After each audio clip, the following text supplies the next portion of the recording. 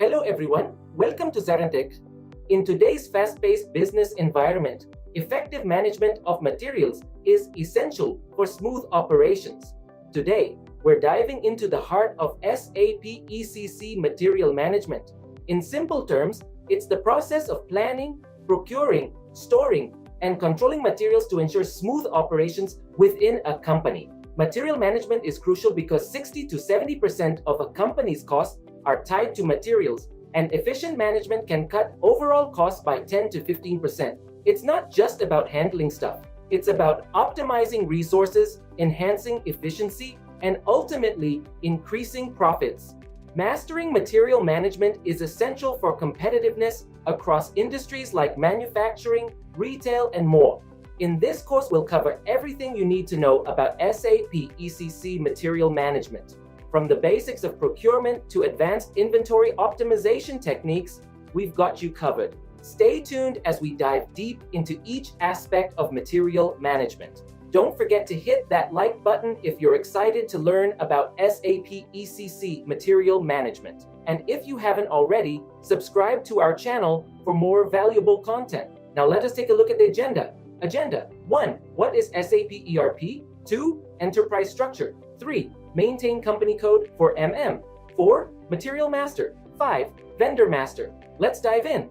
We'll start our session with the basic concepts and some basic SAP introduction for our process. So this PPT is only for the demo purpose. I will explain all the theoretical concept in deep in next session. So for our today's session only,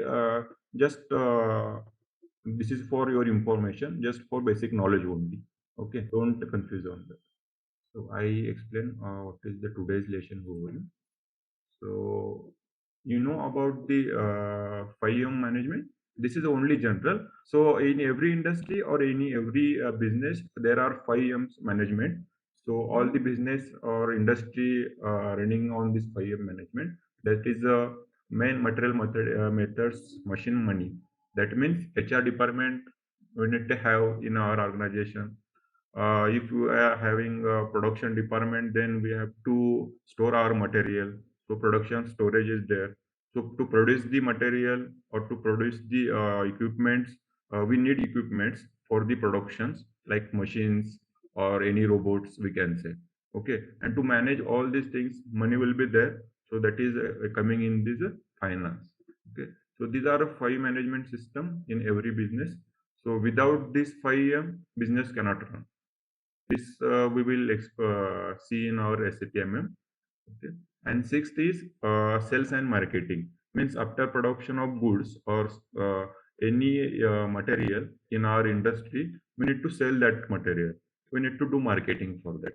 Okay. So this is our only basic. We will see theoretically all the concepts. So next slide.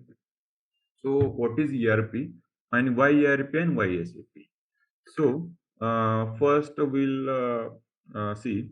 So ERP means the enterprise resource planning. Means SAP is one of the ERP software we can say, and in every organization, ERP needs to be implemented to handle their regular businesses. Okay. So let's say one example means Tata Group we can say.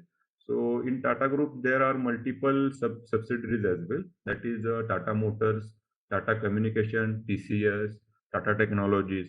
Okay. So Tata Group is a one company, and there are a few subsidiaries of Tata Group.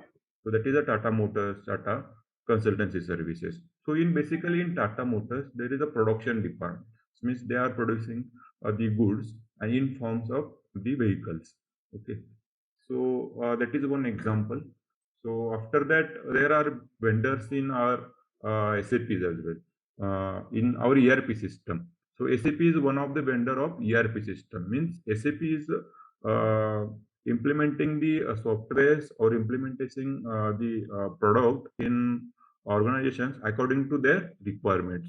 Okay. So Oracle same like SAP. There is Microsoft Dynamics and Infor as well.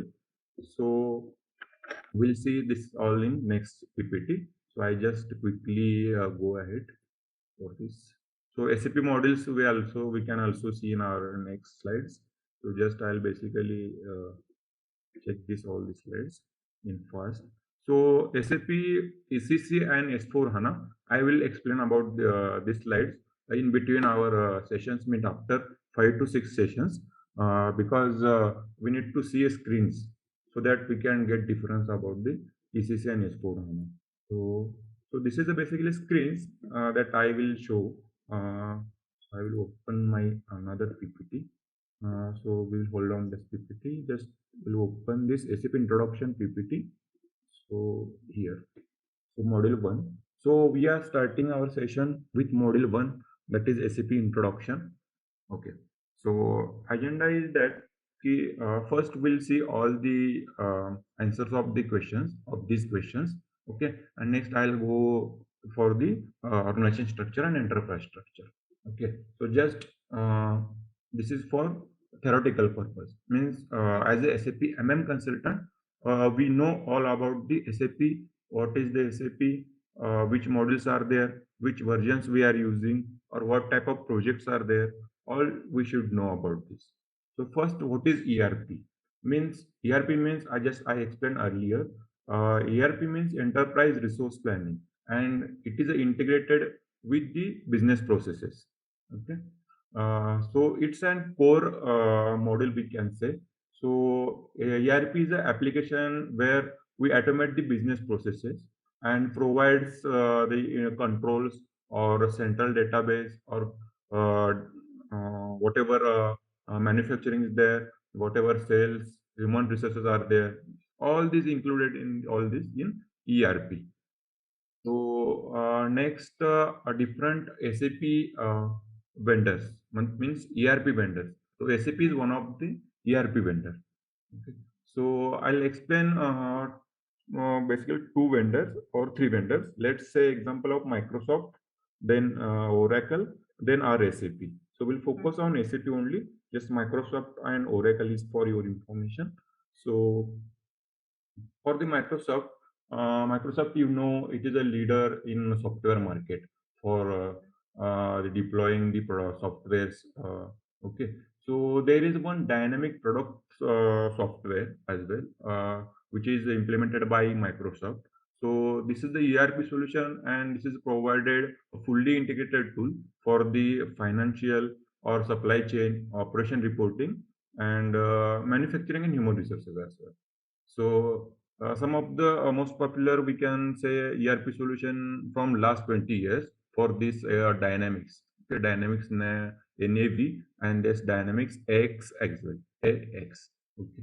So prior to the SAP launch, they have launched this Dynamics. Microsoft Dynamics product, nothing but there are some procure documents number, document types, which we will see in SAP. That time you will get to understand about the SAP, our document types, and what is the document Microsoft offering. Okay, Dynamics. So coming to the Oracle. So Oracle is one of the means largest SAP largest ERP provider in world we can say, and according to our SAP. Okay, so this is the software which gives us to the SCM, CRM means CRM, no, customer relationship management. Yes, yes, yes. Yes, yes. And HCM means human capital management. So these are offered by the Oracle. So supply management also offered by Oracle. So coming to our SAP.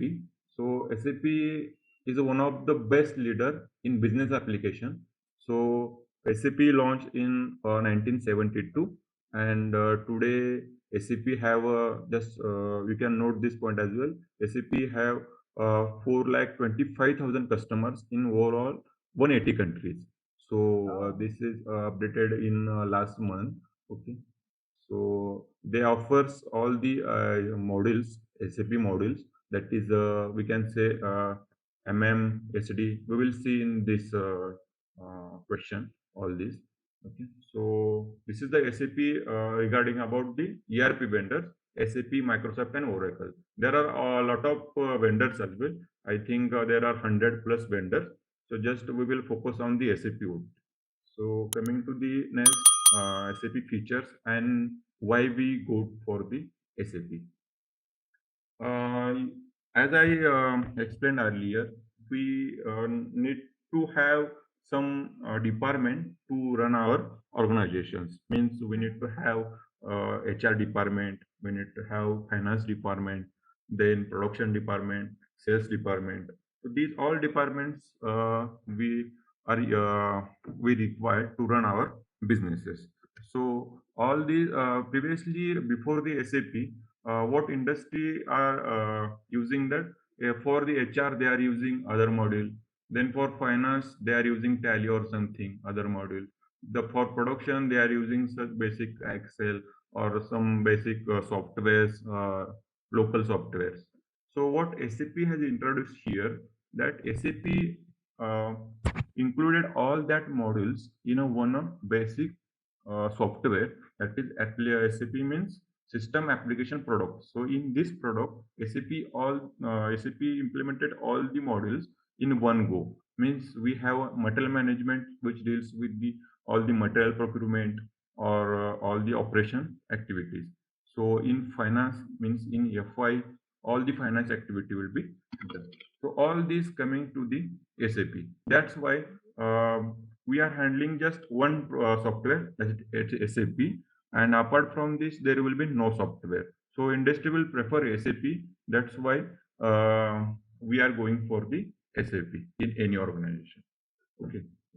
They are just integrated with the supply chain management and finance.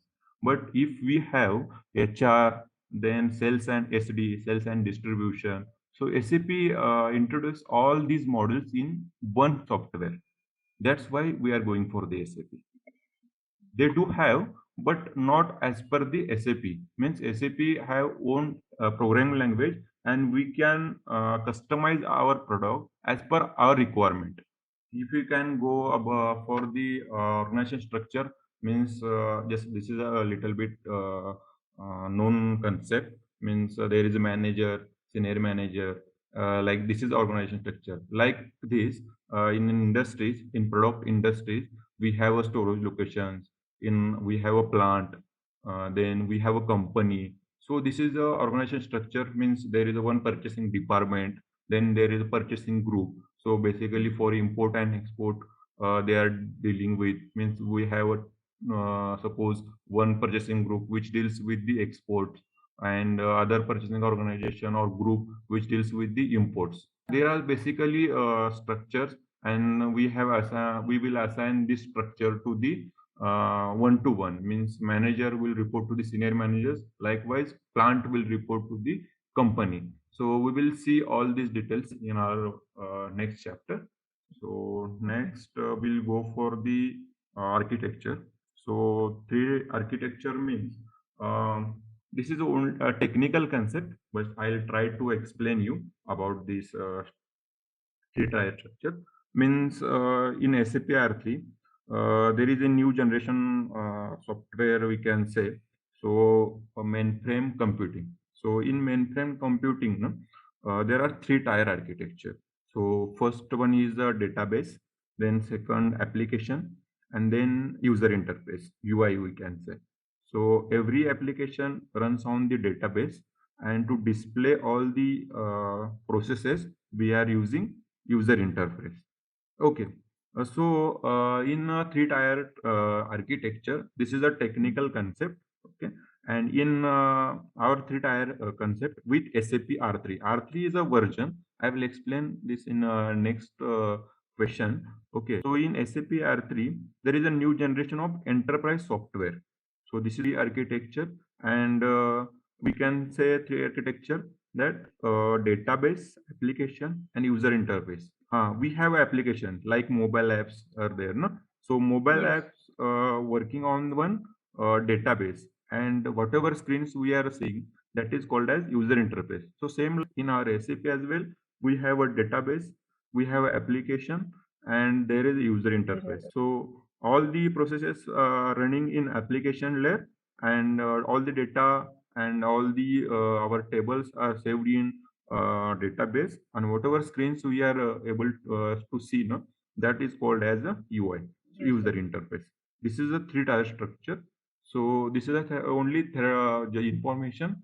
All this technical concept we will see in our technical chapter, which will explain after this lecture or after this completion of the training. SAP model I explain. So there are a few SAP models, means SAP MM, SAP SD, then SAP Finance, then controlling CO we can say, then sales and distribution SD, then HR, then warehouse management WM, then quality management also there QM, and production planning PP, and also MM material management.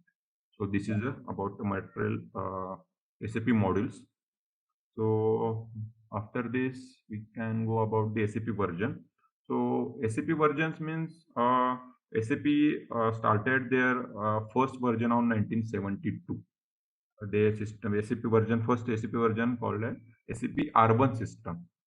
So I'll explain about this in next few minutes.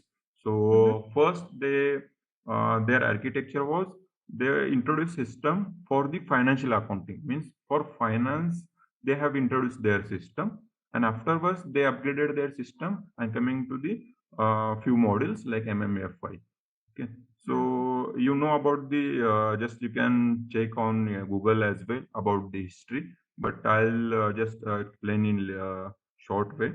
So there IBM, five IBM peoples were there. They introduce system. They comes together. They analyze the businesses, analyze all the industries, and yeah, develop this model. So after that, they comes with the R2. They upgraded their system. Then comes with the R3, then R32. They just introduce FI module first, and then they comes up with the MM, SD, PP. So after that, first they were introduced version R1, R2, R3.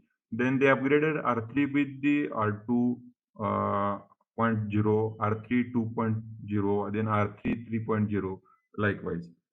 In R1, there is only a FI module. Then in R2, they just basically comes with the supply chain and logistic and HR, means MM and SD and HR. So in R2, they have introduced. There is only FI model in R1, financial accounting model. One by one, they introduce their models. So after that, in 2004, they comes with SAP Central Component, means ECC. So you can note down this version SAP ECC, because everyone nowadays using ECC, and after this ECC, SAP comes with the HANA. So HANA is the database. So comes with S4 HANA, simplified for HANA. So everyone is converting from ECC to HANA. So we will see that after this completion of training. So in SAP ERP, ECC, they comes with the 5.0, because before the 5.0, they were R3 4.7. So after 4.7, they comes with the ECC 5.0 and then ECC 6.0. Now they are all businesses are running in 6.0. So in 6.0, they come up with the CRM, SCM, and PLM, which is integrated in our SAP. So means customer relationship management, we can integrate it in SAP, and supplier relationship management as well. So this is all about the 6.0, and there is one after this 6 point package 7, there is package as well. So currently some businesses are using 6.0, and some businesses are upgrading their 6.0 to package 7, means there are packages as well. So package 1, package 2 in 6.0. Okay. So I'll open one notepad as well to explain you. So in SAP 6, ACC 6.0, there were package 1, then package 2. So up to package 7. So all businesses are working on the SAP ECC 6.0 on package 7. Okay. So we are in our SAP language or in functional language, we say SAP ECC 6.0 EHP7. So SAP every year SAP launches their new package. After ECC 6.0, they now they are on ECC EHP7. Okay. So after this, there is S4 HANA. So you heard about the S4 HANA something, I believe. So this is all about the SAP versions. Then SAP application industries means which industries are using SAP. So Mahindra, Tata Motors, and in IT, Vodafone Idea is also using, Jio is also using SAP. These all industries are using the SAP. Recently, Google has come with the SAP. Their news comes with SAP in SAP. So they are introducing their existing system and upgrading their system to SAP. So, and after this, Microsoft is also on the way to implement the SAP in their organization. So there is a big market for the SAP in next 2 to 3 years. Businesses are running on the ECC 7.0 HP, but HANA is one type of a database, and they come up with this S4 HANA, simplified for HANA. So we need to have a version that is ECC 6.0 EHP6 or EHP7 to convert our existing system to S4 HANA. So before going to HANA, if I have on ECC 5.0, so I need to upgrade my system from 5.0 to 6 or 7, and then I will go for the 7 to HANA. Okay, so about the projects. So this is the main concept in our training. So in SAP language, we can say S4 HANA means simplified for HANA. HANA is the database. So our application is simplified for the HANA database. So in short, we are calling S4 HANA. Now everybody is on ECC, and some businesses are upgrading their system from ECC to HANA. So about the projects. So there are 6 to 7 project types in our SAP. So first is you heard about SAP implementation project. Okay. And then SAP support project, then SAP rollout project, then SAP upgradation project. Okay. So mainly this is the 4 type of project which we are working on daily basis or in industries. Okay. So what is the SAP implementation project? So there are two subtypes of implementation project. That is a greenfield implementation and brownfield implementation. Okay. So greenfield implementation means if one we can take one example of one industry. Okay, let's say ABC. Okay, so ABC industry is a product-based industry, and they want their system upgraded. They want SAP implemented to be in their industry or in their businesses. So they approaches a vendor and ask them for the SAP. Okay, so I will show you one PPT in between our training. Okay, so that I will explain all the implementation phases. So implementation means new implementation, means customer don't know, client don't know about the SAP, what is the SAP and how it works. Okay, so we just go there, just ask their requirement, we'll explain our SAP about the SAP, how it will work, and if client agrees, then we'll start the implementation this SAP from SAP software installation to the live project. This is the implementation project. So we can say it's a greenfield implementation. There is a no platform.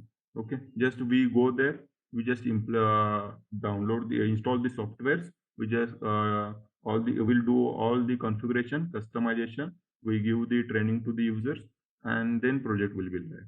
So they will use this SAP throughout their business.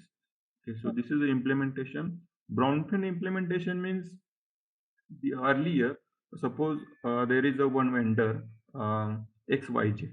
So XYZ vendor is using SAP, but they are using only module.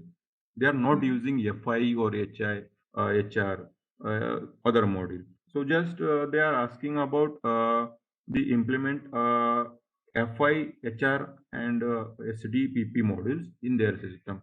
So this is a one type of upgradation we can say, but this comes in under brownfield implementations. Means they have some basics or they have some platform, SAP platform, and they want their modules to be increased. That's it. Uh, So after this implementation, they need support. Means you are work on the support projects, no? So you know very well about the support. Means already system has implemented in their industries, and in on daily basis they have queries. So we are just supporting that queries. That is like a support. Means in support also we just develop small queries or small T codes as well as for SAP concern. So we are just resolving all the queries on daily basis. So there is a support project. Okay. After the support project, rollout project is there. Means in rollout, suppose I have one company, Tata Motors. Okay. So Tata Motors have plant in Maharashtra, in Gujarat, or in Karnataka. Let's say. Okay. So they have implemented SAP in Maharashtra, and they don't have SAP in Gujarat and Karnataka. Okay, so they want SAP to be implemented in Gujarat and Karnataka as well, but they are already using SAP in Maharashtra plant. Okay, so this is called as SAP rollout project. We just have a base plant base in Maharashtra. So just like this plant, we are just creating new plant in Gujarat and in Karnataka. So everything is same, means configuration, customization, everything is same, but address will be different. Means in Maharashtra there will be different address, in Karnataka and Gujarat there will be different address and different employees to work on that production or in work on that industry. uh, After rollout, upgradation, means we just discussed earlier. We are just upgrading our project from 5.0 to 6.0 or afterwards 6.0 to HANA. Just we are upgrading our system from old means we can say we are just updating our app like mobile. We are just updating our old app to the new or some if we are using WhatsApp, then WhatsApp sends us update for the particular period. So SAP comes up with these updates every year. So we just upgrade that system from old to new. That is called as SAP upgradation. So SAP project phases. So SAP project phases means uh, if we are working on one client, okay, let's say we are working for the Google. Okay, so we as a ZaranTech, we are working for the Google projects. Means we are vendor for the Google, and Google is our client. Okay, so after the discussion, we will get the project from the senior management. So as a SAP MM functional consultant, we work on the phases. Okay, so that is called as implementation project phases. So once we got the project, we will go for the project preparations. Means we just first know about the industry, what Google is working, what are their requirement, or what they want to be implemented in the SAP. So this is all about the project preparation. Means just prepare our project. So after that, we just collect all the requirements from the client and note it down in one print. We can say this is as blueprint, business blueprint. Okay. So there are some. I will show you one business blueprint in next lecture. So you will get to know about this.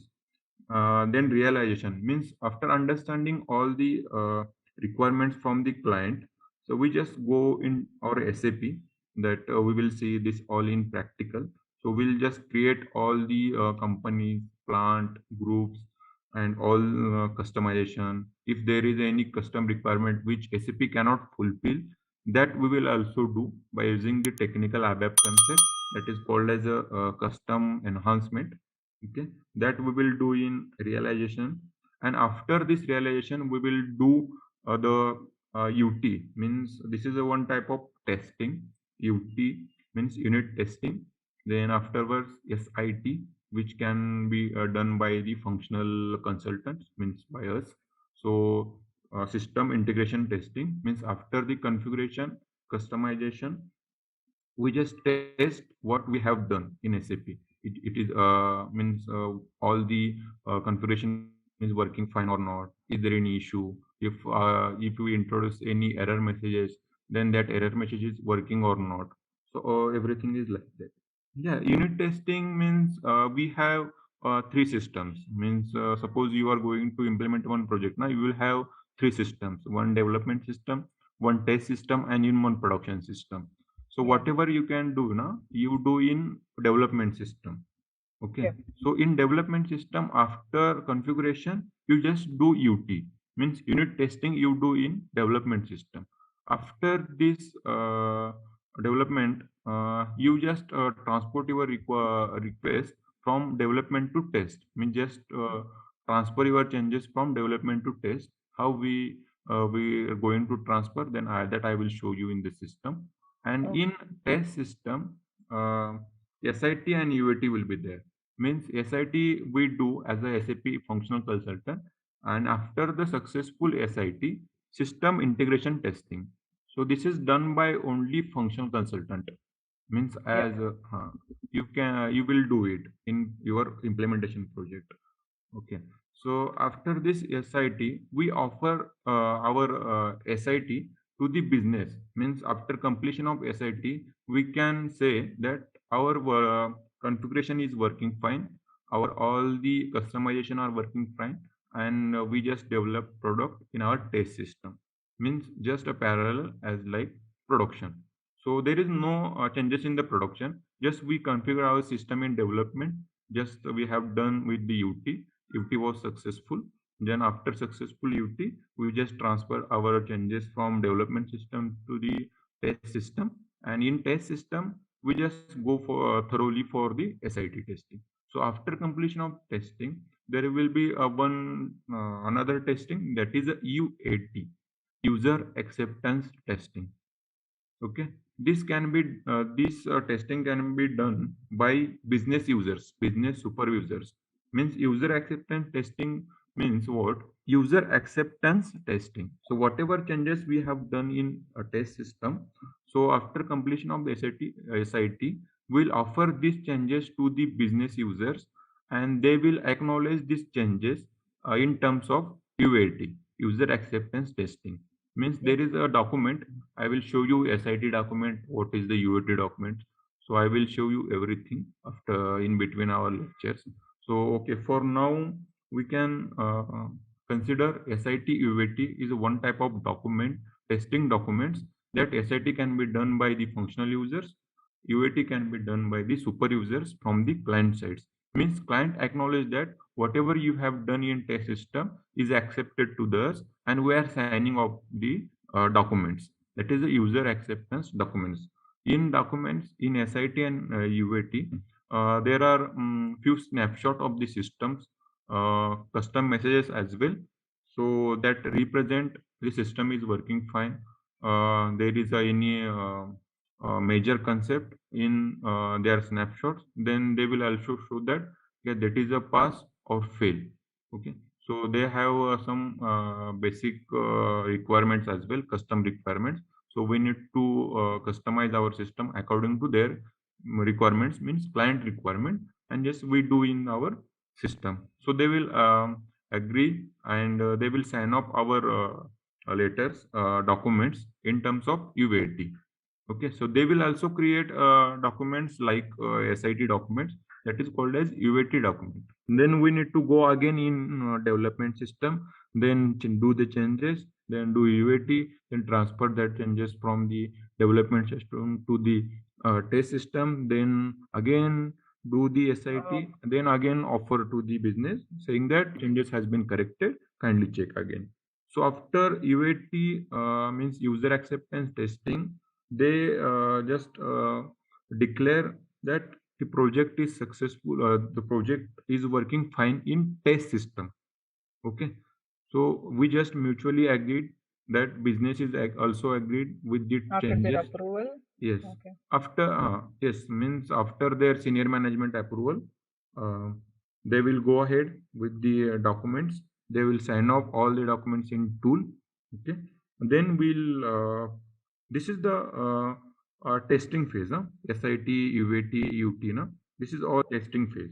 So after testing, we just decide at what time or at what day we need to implement this all the changes into the production system. Means there is a third system after development and after test there is a one production system as well. Just second. No? So in production system we just deploy the changes. Means we can say go live for that. Okay, so we decide go live date. Means so that in that on that particular day we just deploy all the changes whatever we have done in the test system. We just deploy all the changes in the production system. Means from that day business will use that our SAP system, production system, and starts their business on our SAP. Okay, got it? So this is the project phases, all the pages. So after go live, there will be support project. After go live, so in before go live, there is I miss one phase, that is a training phase. So after Okay. the implement SIT UAT, we just create user manuals for the end users. Means just we have developed the system according to their requirement. This system can be used by end users, business end users. So for them, we just create training manuals how to use SAP system, whatever systems we have configured. We just take all the snapshot of that system and just create one manual. And in that manual, we just enter all the T codes, all the snapshots, all the theoretical and basic concepts, how user can use, and after this error, which screen will appear. So if any error comes, what you need to do. All this basic knowledge will be there in manual. So after this manual, just we uh, go for the go live, and after go live, business user starts using our SAP system. So once go live is done, okay, after that we just support their systems. Means there will be a 3 months, 4 months, or 6 month blind support. Means whatever business users are using the systems, they will get some errors, or they will not understand what is this T code or what to do after these transactions. Okay, so they will just raise their concern to the support Mm-hmm. team. Okay, so some businesses I just saw some businesses using ticketing tool. Okay, so just business users raise their tickets, their error, uh, and their snapshot, error snapshot in that ticket, and ticket uh, comes to the support team. So just we as a support team, just we will open that ticket, and then we'll see what is the error, and then we'll provide that resolution to the users, and and that issue get resolved. So you also aware about the support projects. Some businesses are using Remedy as well, BMC Remedy for ticketing tools. So we generally say incident. So user raised a request or user raised incident for that issue. We will also see that. So we don't have server access right now. So this is all about the SAP introduction. So we just we have gone through the all the PPTs, means the demo PPT and the agenda and all for all these questions, and hope I given all the answers of the all these questions. So coming to this PPT, so I'll just go through this PPT and explain you some basic concept. Rollout means suppose we have implemented SAP already. Okay. In that SAP we have implemented MM as well. Okay, so in MM there are plants and company codes. Okay, so as I have taken one example, no, Tata Group. Okay, so in Tata Groups they have plants in 3 states. Okay, and in 3 states they have implemented SAP MM module, and in MM module they have implemented one plant in Maharashtra circle only. They want that circle to be extended in next state. Okay, that is called as a rollout project. Means we have already plant working in Maharashtra. Same like that, we need to have a plant in other state, means Gujarat or Karnataka or maybe others. Okay, and in brownfield, we can say a system conversion. We can say means in human language, I can say suppose we have a ERP implementation like SAP, okay, in our project, and there we have first implemented the greenfield. So brownfield means we have some basic parameters are there. Means we have a platform about the SAP. Just we are introducing some other modules in that. In nowadays, we are just converting our ERP system to S4 HANA system. Okay. So basically, I will tell you one basic concept which can be asked in interview as well. What is the difference between greenfield implementation and brownfield implementation? So they will ask you about the greenfield implementation or brownfield implementation. Then tell me what is brownfield or greenfield implementation or difference between both of these. Okay, so you just tell them that if suppose we have to we need to implement suppose fresh SAP software to the client, then that is called as a brownfield implementation. Means there is no platform. The client have a blank ideas. They just wanted to implement SAP in their industry, and they come to you about asking about the SAP implementation. So just they require SAP to be implemented in their industry. Okay, so this is called as a greenfield implementation. Means there is a no platform. Just from license purchase to the support, just they want SAP. So we just purchase license from SAP. Just we go there, just implement, install our softwares. Then we gather their requirements.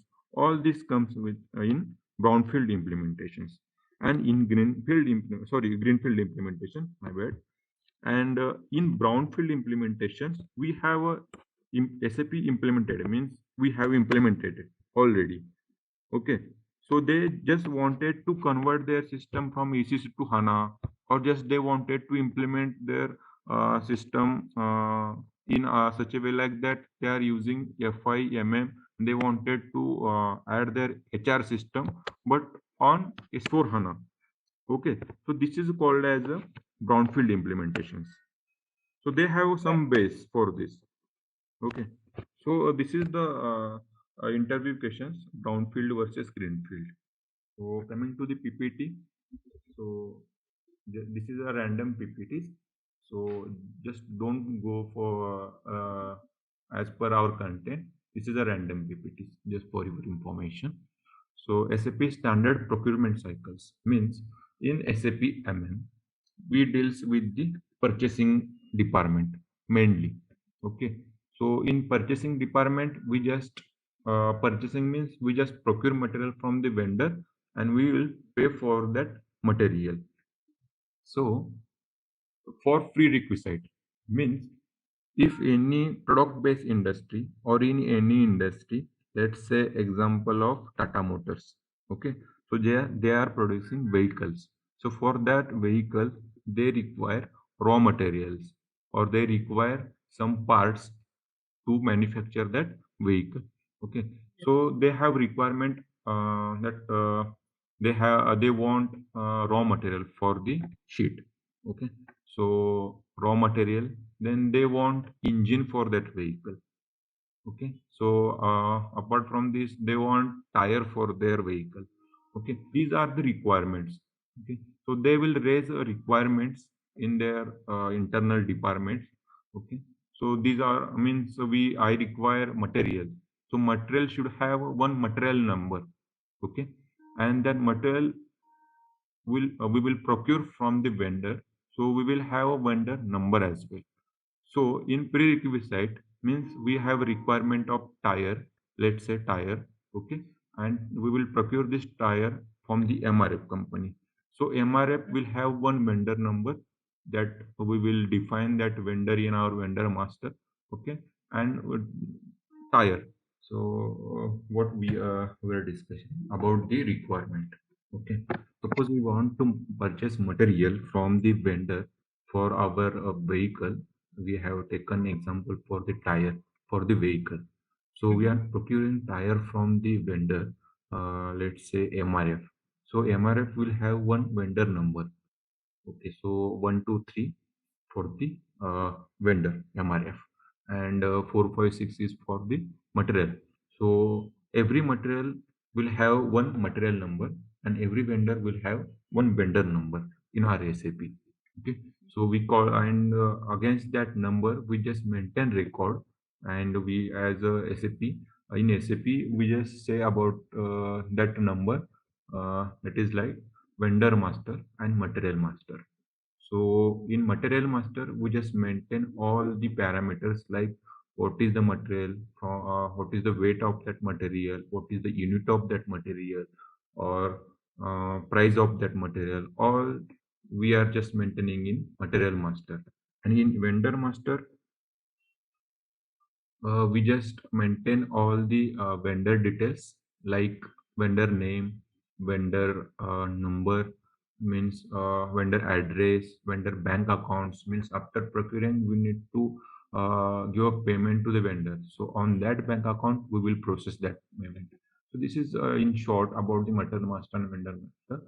So after this, we just maintain info records, means there is a one record we are just maintaining in our SAP MM, like where we just maintain material, vendor, and plant.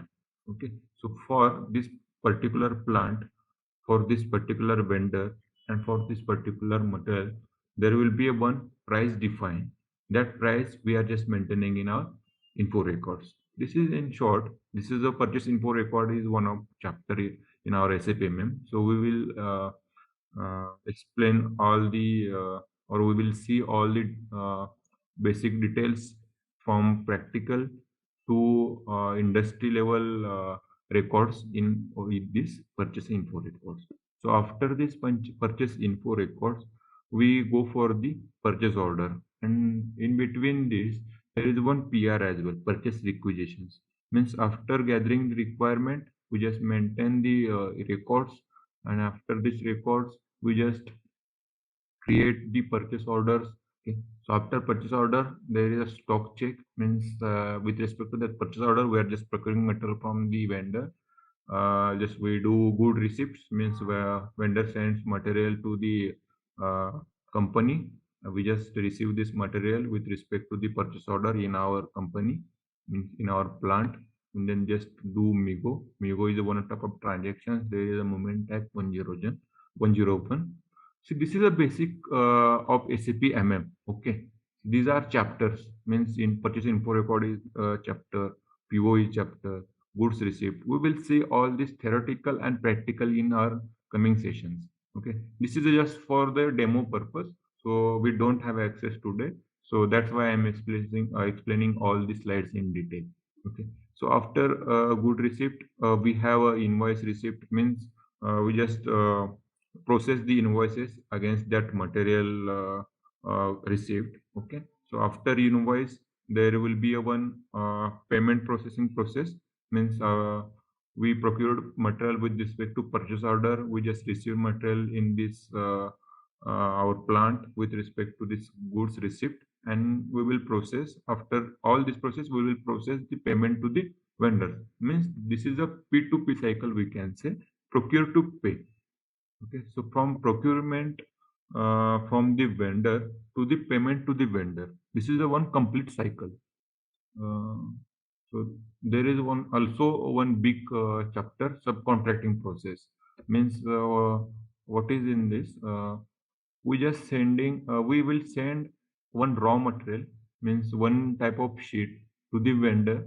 Vendor will process on that sheet. Means vendor will receive some semi-finished products, and vendor will process that sheet into the finished product. Means suppose we have sent one sheet and they just received that sheet, and by using the machines, we can what we can say, there are some machines, now pressing machines. There are some machines in markets which we are using for the pressings. Means we just they just uh, produce the sheets in form of the shapes. Okay, means let's say one example, car. So car have one door, right? So door have a shape, right? Multiple cars have shapes. One door is having a L shape, suppose. Other one is suppose O. Let's say example. So by using that press machine, we are just converting that sheet into the shapes. Okay. So we just send material, means raw material in form of sheet to the vendor. Vendor receives that sheet. So they will just receive that sheet. They just convert that sheet into the shapes and then send back to the company. Means vendor just do converting of that raw material into the finished product.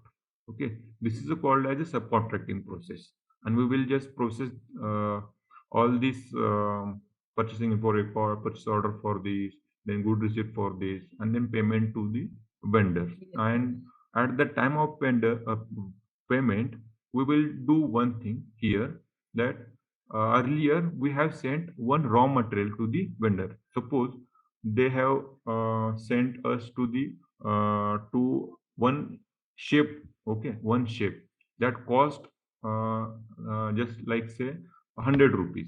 Okay, so out of that 100 rupees, for the 50 rupees we have sent already to the vendor in terms of sheet. Okay, that sheet cost 50 rupees. So we have sent 50 rupees sheet to the vendor, and vendor has converts that sheet to the finished product. Okay, and they send back to, and they charge us for that converting process is 50 rupees. Okay, so there is some converging charges of vendor. So there is a 50 rupee charges. Okay, so total PO will be 100 rupees, 50 plus 50, but we will only um, release payment from our end to the vendor is only 50, because other 50 we have sent to the vendor, right? You are getting na this subcontracting process. I will explain this in one separate PPT.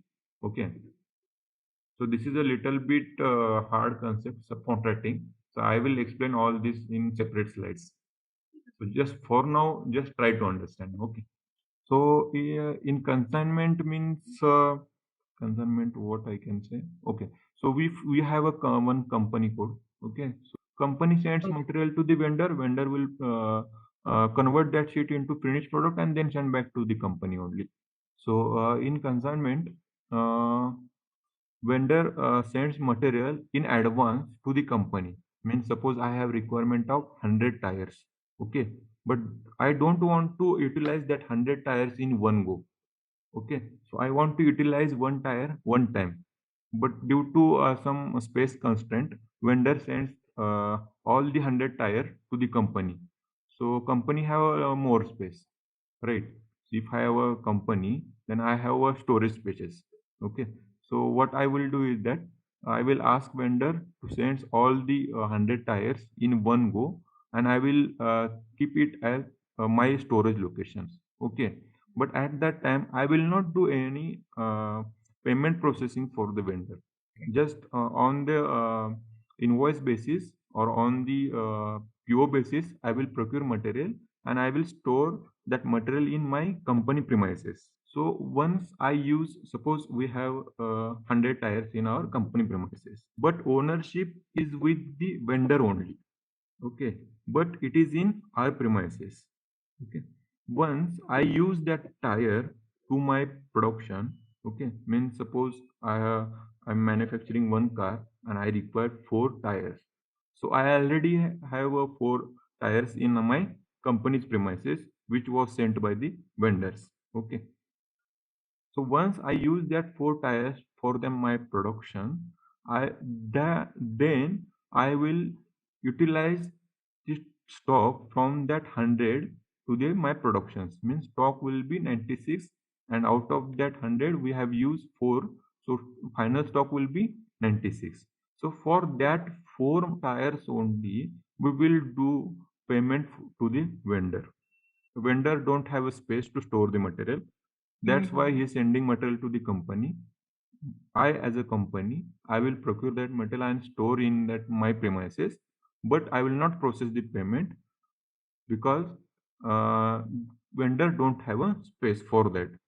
This is basically for the consignment. If they don't have a space, or I don't want to take follow up every time to the vendor for procuring the material, because suppose I am manufacturing one car, and let's say tomorrow I want to manufacture 2 cars. Okay, so I will require 8 tires totally. So vendor at that time vendor will only send daily 4 tires on daily basis. No, if I want to manufacture 2 or 3 or 5 vehicles, in that cases I already have a stock in my premises. Let's say now I take example of Amazon. Okay, Amazon. Okay, so you are from vendor. Okay, Amazon is a one company. Okay, and I am from the customer side. Okay, so what you will do that you produce materials in your premises, means in your company. Okay, just you will produce and you will not store that material. What Amazon will do, Amazon will procure all this material from you and store there in their warehouse only. Okay, warehouse में रखा. After that warehouse I will place my order. Okay, so what Amazon will do, Amazon will process my order and they will send my pens to me via courier. Okay, so there are two payment processes. One is already paid or cash on delivery. Okay, once I pay to the Amazon, then only Amazon pay to the you. Okay, so but before that ownership is you only, no? So after payment or after delivery, after delivered to the material to the customer, then only Amazon will pay to you. Before that, you will not get payment from Amazon. If suppose, let's say example, you sent a few hundred pens to the Amazon, and Amazon trying to sell that pens, okay, to the customers, but there is no customer which are interested we who was interested to buy your pen. Okay, then what Amazon will do that Amazon will return your pens to the you, means there is no payment, just a give and take. So I'll explain this consignment process theoretically and practically in our next session. So coming to the, I'm just spending more time on this PPT because of the server only. Okay. So just try to understand these PPTs. So it will help us to understand our next chapters. So scheduling agreements. Okay. Scheduling agreements means this is all about the purchasing. Okay. Completely deals with the purchasing activity. Okay.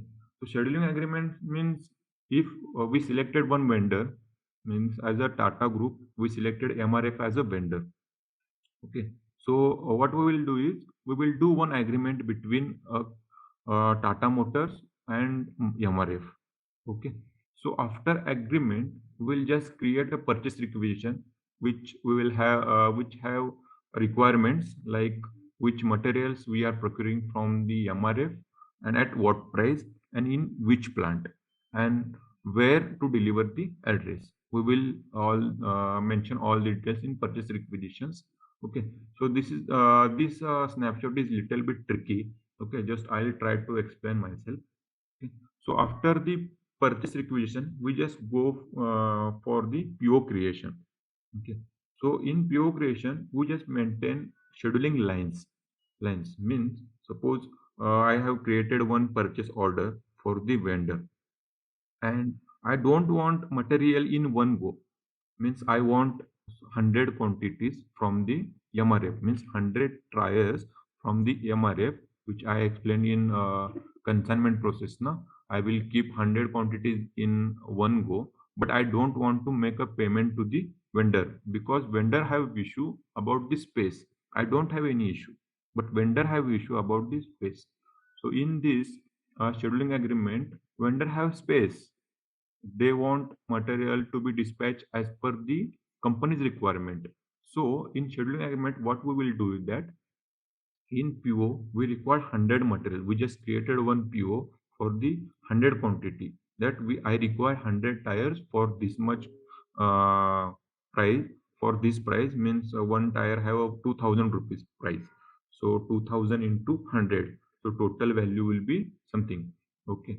So for this price, I will procure material from you. Okay. So I'll just create that PO in the system. Okay. So after creation of system, I'll maintain scheduling lines. Means I will create one plan for the production means suppose I'm producing 10 vehicles, okay, on monthly basis, but I want to produce one material from for on one vehicle on 5th of the month. Okay, so let's say example of October. Okay, so October plan will be 5 October, 2 vehicles, 10 October, 2 vehicles, 15 October, 3 vehicles. This is my plan. So this is my production plan. So we are just procuring material for the production only, right? So production department will create one a production plan and will they will send you to procure these materials. Means we are just producing or manufacturing these vehicles on this date, and we require this material on this date only. Okay, so this is a one type of inventory management.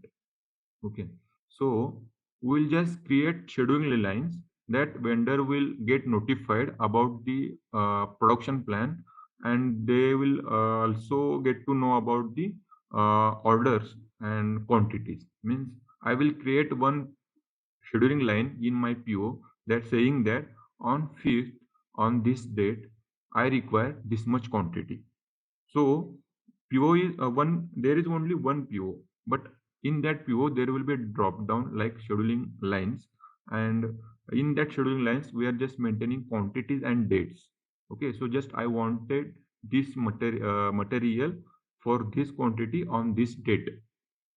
Okay, so vendor will send you 4 quantities on 5th October. Then on 6th, they will not send anything because they don't have a scheduling line for that day. So they will send only material on 10th of the October. Are you getting? Receive material on 5th and will issue that material to the production. Then production department will manufacture that vehicle by using that material on 5th. Then no there is no production in 6, 7, 8, 9. Then at 10th October they will also try to manufacture, but we have to give material to the production. So for that we have already created scheduling line to the vendor. So vendor will also responsible for that. They will also send the material to the company, and will just issue that material to the productions. Means day wise procurement in scheduling agreement. MM is basically deals with the purchasing activity. Means procure to pay. Without procurement there will be no production, and if you want to procure the material, we have to pay for that. So next is third party procurement. So third party procurement means what? Suppose we are just uh, manufacturing vehicles in our plant, okay, and we are just procuring engine from XYZ vendor. Okay, so let's say example of Tata Motors. Tata Motors is manufacturing one truck, and for that truck they want engine, and the engine they are procuring from the vendor XYZ. But XYZ is manufacturing or producing the engine in their own company.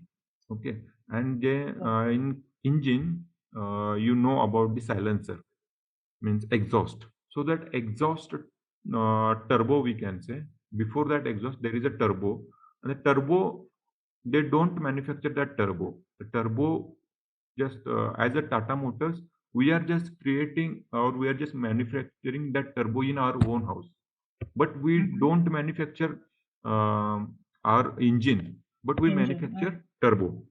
Okay, so what we will do, that we will give a turbo to that vendor. Vendor use that turbo, okay, and send complete engine to our company. Okay, so in here in turbo, we are not just creating or manufacturing in our company. We are just giving one sales order to another vendor like ABC. Okay, so just we are paying for that vendor and asking them that this is a material, this is the turbo design, just manufacture this turbo design and send to the XYZ vendor who are manufacturing our engine. Okay, so that ABC vendor will send that turbo according to Tata Motors requirement to the vendor XYZ vendor will create or will manufacture. So because of some practical now, so I have done practical in earlier lecture, that's why I am saying about the create and manufacturing. So they manufacture engine by using that turbo, and then they send that engine to the Tata Motor. So there are three parties included in this process. Okay, AB is manufacturing or producing turbo according to our requirement. There are two vendors, ABC and XYZ. Okay, so XYZ vendor is manufacturing engine. Okay, and ABC is manufacturing turbo only. Okay, so ABC is sending turbo to the XYZ, then XYZ is using that turbo in their engine, and they send total engine to the Tata Motors. So we are not giving any material to manufacture that turbo. He procure his own material here. He is using their own material to manufacture that turbo. Other vendor, we can say. So ABC's vendor XYZ is one type of another vendor who is sending engine to us. So in this process, what we will do is we will process payment to the XYZ vendor. Okay, and we will ask that ABC vendor against the sales order that we will process payment for you as well, for the ABC vendor. Okay, but don't send material to the us against our payment. You just send that material to our XYZ vendor. So we'll just process one sales order and purchase order to that ABC vendor. ABC vendor will receive payments against this material, but they don't send material to us. They directly send material from their plant, that is ABC, to XYZ, and XYZ will send material to us. So before proceeding payments to the XYZ vendor, we will minus that turbo price which ABC sent already earlier to the XYZ, because we have already paid that turbo price to the ABC, and ABC has sent their turbo to the XYZ, right? Out of that total engine quantity, we will subtract or we will minus that turbo price. This is called as third party procurement and payment process. So this is the SAP concept where we create the sales order, purchase order, then supplier, then invoice, billing. Okay. So after deploying or after delivering the material to the XYZ, means here is one concept I missed out, that ABC will send the material to the XYZ, and they will send one invoice or billing document to the Tata Motors that I have sent material to your XYZ vendor according to your requirement. So by using that billing, we will process payment to the XYZ. That I will explain all these details in my separate PPT. Okay, this is not a complete PPT. These are basically concept of purchase orders, the types of purchase orders we can say. So our SAP MM start with enterprise structure. So this is our officially first chapter, and as per curriculum, this is the second chapter. So I will explain enterprise structure here. So coming to the enterprise structure, this is our first chapter. So we are here. Okay, so we have completed this basic introduction of SAP. So coming to the enterprise structure. So in enterprise structure, so enterprise structure is the structure that represent an enterprise in the SAP ERP system, means like organization. Okay, so it is subdivided into various organizational units, which for legal reasons or business related reasons or grouped together. And an enterprise structure defines various levels in an organization. Yes, I will explain these levels in next PPT. And these are levels are placed according to the some hierarchy. Okay, means when in every organization we have plant, we have company, we have storage locations. Okay, so these all levels are placed according to their functionality or hierarchy. So in enterprise structure define various organizational units that represent an enterprise. Means enterprise structure means industry structure or organizational structure or business structure we can say. So in enterprise structure there are organizational units, means enterprise units, which represent that enterprise structure.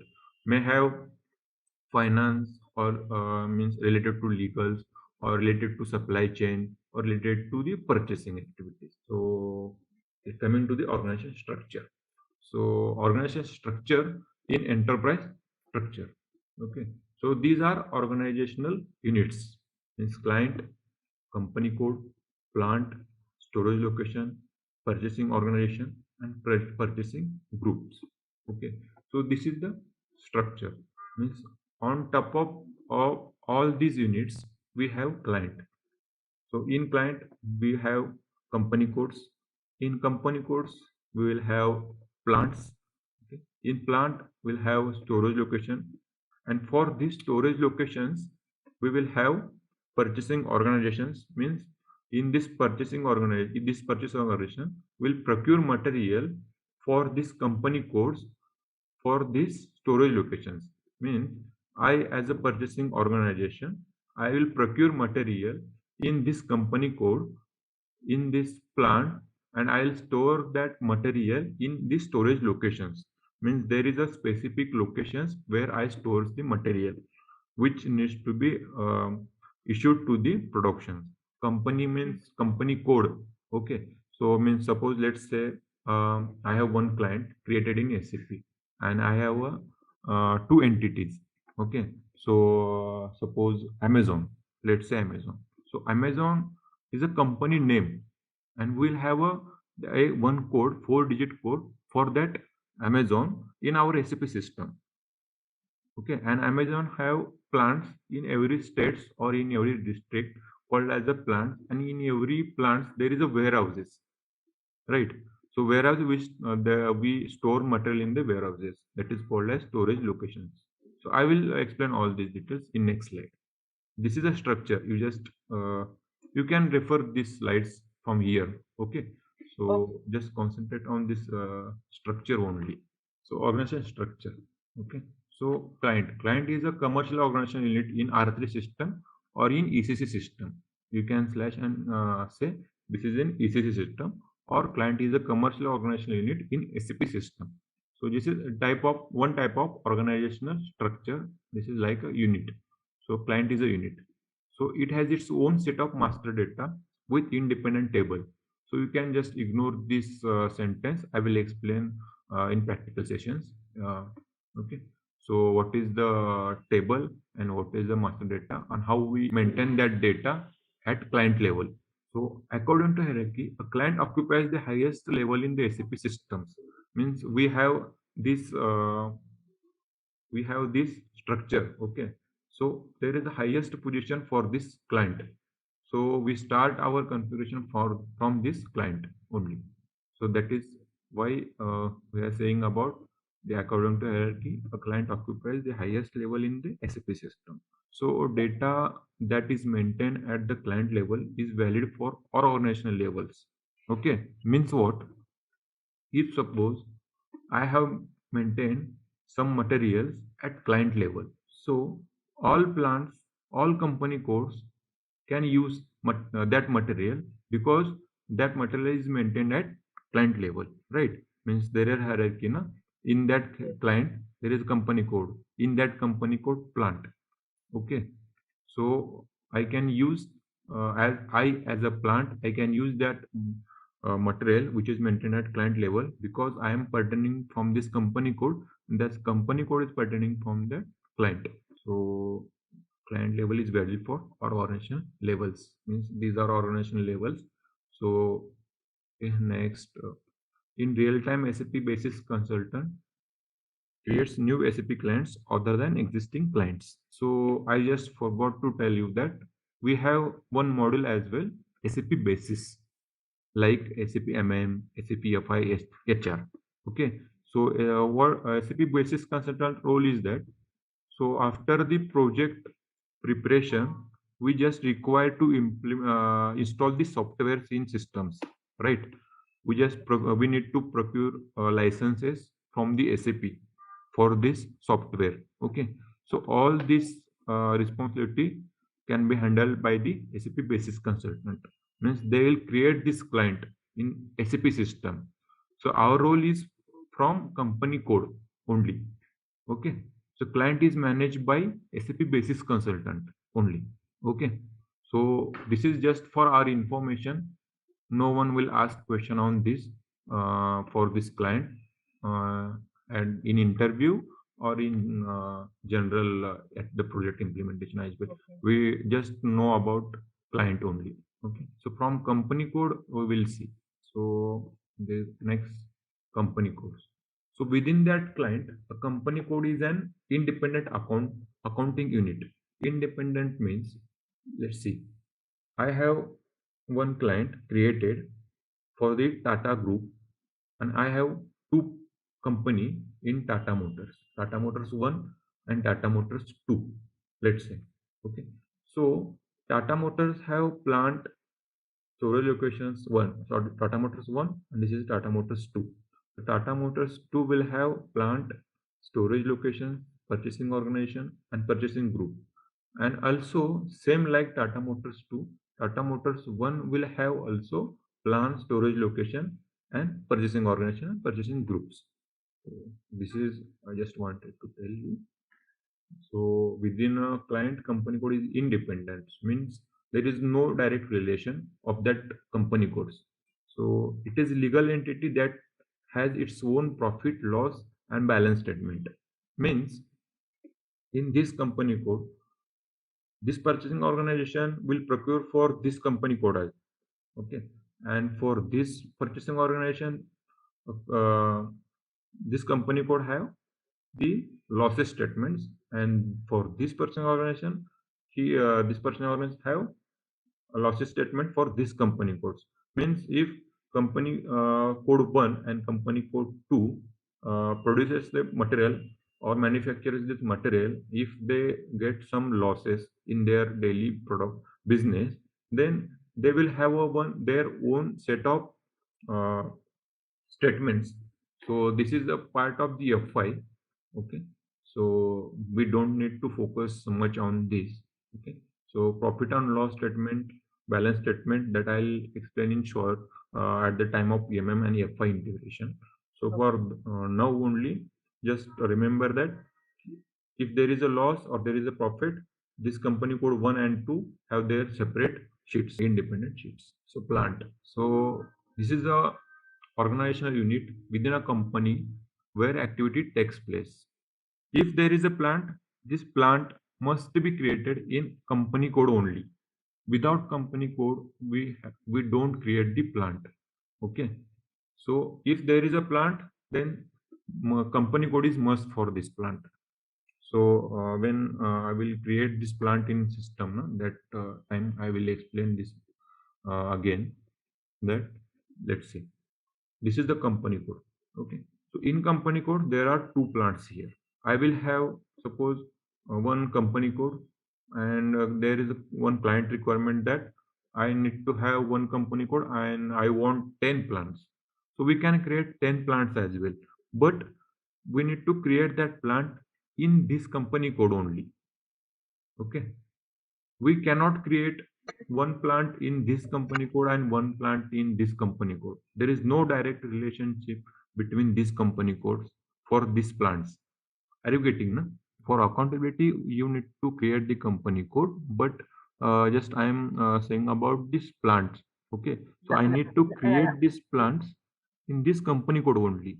If plant one I have created in this company code, then there is no relation of this plant one to the this company code. Company code is only responsible, or this plant is only responsible for this company code only. So plant will produce goods and make goods available for the company.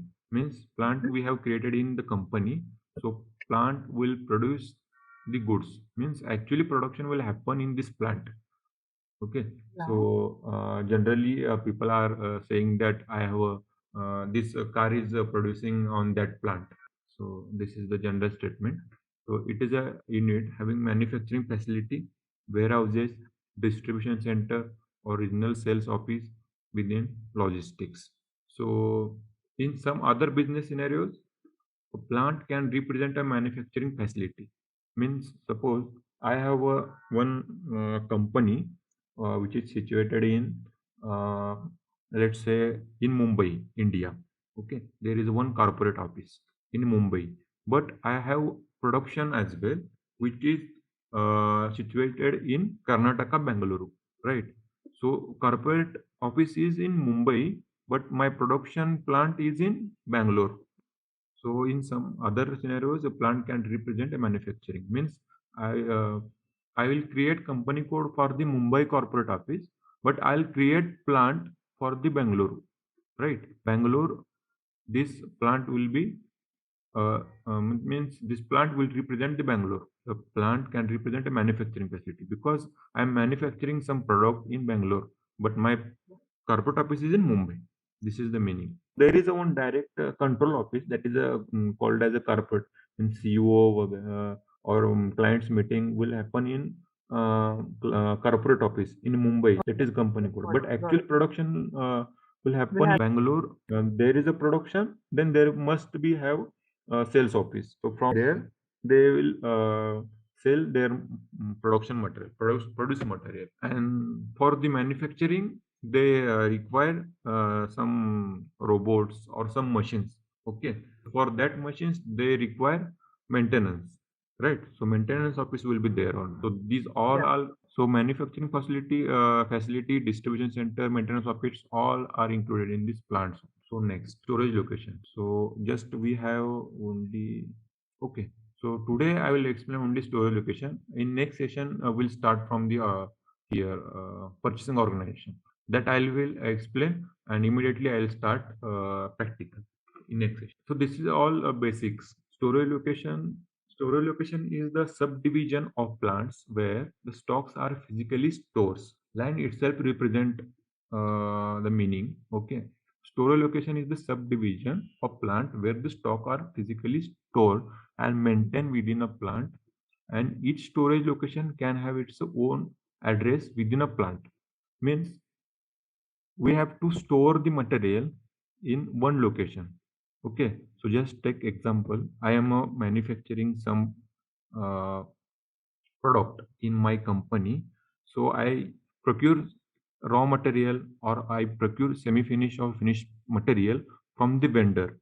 Okay. Once I receive material from the vendor, I need to keep that material in one desired place. Okay. One specific place that is called as storage locations. Means I procure some tires from the MRF in Tata Motors, and I keep that tires in a particularly storage location, and that has a one address. Okay. So in plant only. So here you can see in plant there are two, three, four multiple storage locations. Okay. Suppose I have one plant, let's say plant one. Okay, so in plant one, I'm manufacturing one vehicle. So for that vehicle, I need tires, I need doors, I need engine, or I need chassis. Okay, so all these materials means semi-finish or material needs to be assembled. That materials I'll keep that material in the storage locations. Means in this storage location one, I will keep chassis. In this storage location 2, I'll keep tires. So whatever materials are there, na, I will keep all this material in different storage location within a plant. So storage location is an organizational unit which actually differentiate between different material stocks in plants. Means one storage location have one material, other location other material. So this is the most important sentence. Storage location is a place where stock is kept physically. That's it. You just remember this sentence. That's it. Plant can consist of multiple storage locations. All data is stored at storage location level for a particular storage location. Means plant can consist of multiple storage location. Just I explained earlier. No? Suppose I have one plant, so I will have multiple storage locations as well. Because for the manufacturing, I need multiple components, right? Suppose for manufacturing of vehicle, I required thousands of material components. Okay, so basically, I will create um, 10 or 20 or 50 storage location, and I will keep my material as per my the location or best locations you can say. Okay, this is one part of the EWM, that is warehouse management. There is one separate module, so we will focus on the storage location only. So we will create storage locations in plants and we'll keep our material in the storage location. That's it. Because as a part of EWM, we will manage all the materials at storage location level, and there will be a huge concept. So we will not go for that. We'll just, as a MM, a functional consultant, we just limit it to the storage location within a plant. So this is the screen where we create the storage locations. I just forgot to show you the screen as well. So here I will show you this practically in next session. But just we will create the plant. There is a name of plant. Okay, there is a language, which city this plant is situated. Okay, so control code, so country code, tax code, everything will be there. Okay, this is the company code. First we will create this company code. There is a company name as well, and this is the material management view. Okay, for company codes we will not create this for now. We will create this at the time of purchasing order when we get the error. But for the information, I just pasted this snapshot. So this is all about the organization structure. Just I will. So enterprise structure. In enterprise structure, there is organization structure, and this is the organizational units, client to purchasing group. We just saw client, company code, plant, and storage locations. Okay. In next lecture, in first 10 minutes, I will explain you a purchasing organization and purchasing group, and then we'll directly go for the practical session. Whatever I am explaining you in practical sessions, no, that is one part of SAP implementation, SAP MM implementation. So this training is completely based on the implementation only. Because once you implement this project, no, after implementation, we will get idea about all the SAP MM, and then only you can support to the implemented project, right? Without knowledge of implementation or without knowledge of the system or without knowledge of this configuration and customization, how we configure the system, no one can support to the project. Before going to support, we have to knowledge of for all this configuration and customization. That I will explain you. So we saw about the SAP. Okay, so about the SAP introduction and a little bit on the enterprise structure. Okay, and also we have gone through the demo PPT, demo purpose due to unavailability of server. Okay, so no need to go for revise that demo PPT. Just I will explain in short about this agenda for which I explained in last lecture.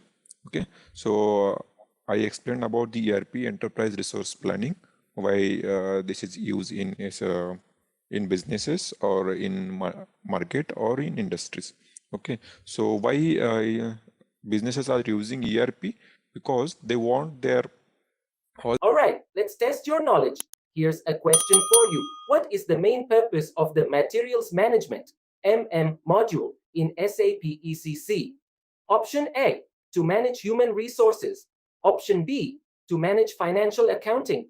Option C, to manage the procurement and inventory of materials. Option D, to manage production planning. Take a moment to think, and when you're ready, choose the correct option. Remember, each choice holds a key to unlocking the answer. Good luck! Type the correct answer in the comment section. Hey there! Ready to become a supply management whiz? Our SAP ECC Material Management course is here to guide you. You can learn at your own pace on our platform. In this course, you'll dive deep into SAP ECC Material Management. It's like a toolbox for planning things, from making sure we have enough products to get them where they need to be. Our course covers everything from the basics to advanced tricks. It's crafted by experts who know their stuff. Your instructors are seasoned pros, ready to guide you through and answer any questions you may have. And guess what? Our students love the course. Folks just like you have found it incredibly helpful. The best part, it's budget friendly. This fantastic learning opportunity won't cost you an arm and a leg. Ready to become a SAP ECC Material Management Pro? Sign up on our page now. For more details, head over to ZaranTech's website. The departments included in one software. Example, suppose I procure material from the vendor and I stored in the storage location, and there will be a one entry that I have received this material from the vendor. But if I am sitting in my office location, then how will I get to know about that? Vendor sent the material to the store, and store is received or not, the quality of material is good or not. Okay, so I need to call the store person, then store person will confirm me about the quantities, about the quality, okay, and about the timings. Okay, if suppose I'm trying to reach the store person but store person is not reachable, then what I will do? Then there is no option, right? If we have a system like SAP, that once I receive the goods from or any material from the vendor, I will enter all these documents in my SAP, okay, at that time, and office person means purchaser or anyone who is sitting in the office location, he will get to know about that entry. Okay, so I not to go for the call and ask about that material is received or not. Okay, so the linkage should be there. Okay, so the SAP comes up with this concept. Okay, so store person is from the extended warehouse management. We can say warehouse management as well. Purchaser in form of material management. Okay, and likewise MM and warehouse, we have FI HR models as well. If I receive material from the vendor, then store person will enter all these documents, all these entries or posted good receipt in our SAP system. Store persons where I receive that material. Suppose I am sitting in my office premises, my plant will be in other location. Okay, my office location is in city and my plant is up far away from the city, because plant nothing but factory. Okay, and material vendor will send material to the factory only, not to the office location. So I as a purchaser, I as a manager, okay, I am sitting at company's location, means in city. Okay, my location, my office location is in city, and my factory location is in MIDC, we can say. Okay, so there is a linkage, right, in between modules. So SAP included all these modules in SAP ERP package. We have seen different ERP vendors, Microsoft, Oracle, SAP. Okay, so we are just focusing on the SAP. So SAP features, why we have to go for SAP? Because SAP come up with all the modules included in one ERP package. That's why we are going for the SAP. Okay, structure of any organizations means any organization structure like plant, company code, storage location, there will be some hierarchy. that is followed in every organization. Next, what is three-tier structure? Means every application have one some database, UI. Okay, so three-tier structure means application. So application layer will be in between those of two. Okay, database means where we store our data in terms of in SAP we store data in terms of tables that we will going to see in our practical session today. Okay, so application layer, user interface layer, and then database layer. SAP MM, FI, EWM, PP, HR. Okay, these are the SAP modules. Then SAP version, we discuss about the ES, ECC, EHPs. Okay, S4 HANA. Okay, these are the versions of SAP. Okay, R3. Then SAP application industries means which industries you are using these SAPs. Okay, so currently Microsoft is implementing. Before that, Tata, Mahindra, that company has already implemented that SAP and they are running on the SAP only. Microsoft is also implementing and Google already started implementation. So there will be a big future for the SAP. Whenever SAP is there, then that project MM and FI will be there for sure. Not sure about the other models, but HR, MM, FI will be there. Like first, in between this, first priority to the FI and MM. If someone saying about the SAP, then there will be a MM module will be there, FI module will be there. SAP types of projects in SAP means we discuss implementation, rollout, support projects, upgradation project, right? Then SAP project phases. So there is a methodology. SAP methodology means accelerated SAP methodology, that old conventional methodology, which is used in ECC. Okay, so there are a business blueprint. First, we gather the requirement, we put it on the document called as BBP, realization. Okay, then final preparation, and then go live. Okay, in final preparation we are doing in SIT, data migration, like that. Okay, these are the SAP project phases we have seen, and now we will see introduction to SAP screens, and we are calling the transactions. So this is all about the last session. So, and there enterprise structure I will explain in theoretical or in practical session. Okay, so this is a login pad. Just this is a server. Okay, so just double click on this server. Okay, so we'll get this welcome screen, we can say. Okay, this is the IDEA GCC 6.0 EHP 7 package, where we have client 800. This is the user password. On language means SAP have multiple languages, so we choose EN language, English language. Okay, to enter here user password. So after login, we'll come here SAP Easy Access screen. Okay, this is the SAP Easy Access screen. So basically, end user will have access to the SAP Easy Access screen, and consultant means we as a functional SAP MM consultant. In particular scenarios, we have only display access for this screen only, and depending upon the authorization, we have change authorization on business requirement or business approval. Okay, this is the screen. Then see here, this is the EH7 800 client, means ERP EHP enhanced package 7 and client is 800. User, I am logged in as a MM user 1. Okay, this is the program for this SAP Easy Access. Okay, and transaction code means T code that I will explain you. This will show here. Response time, just ignore this one. Okay, we need to have only system, client, user, program, and T code only. Okay, this is the our SAP Easy screen, where end users will have a complete access to this screen, but consultant have access depending upon authorization after business approval only.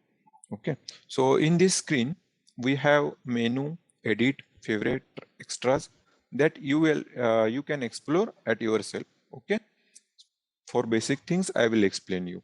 Okay, there's no need of this menus, but you can explore yourself and just let me know if you can carry. Okay, this is we are aware about this print, find. Okay, so page up, page down, so you can see afterwards. Okay, coming to this blank white field. Okay, where we enter our command. Okay, means T code. So that is called as a command field. So we can say for this field that command field. Okay, where we enter T code. T code means transaction code. That I will explain you in our path. Okay. So after this, coming to the SAP functional consultant configuration. Okay. So we have one T code SPRO. Okay. So just I'll tap here SPRO. SPRO means what? SAP project reference object. Okay. Just enter SPRO and click on enter, or just click on here. Okay. I will press enter. Okay. This is the screen, customizing execute project screen. Okay. So only SAP functional consultant or SAP consultant will have access to this screen. Means for this T code SPRO, AMD user will not have any access to the SPRO.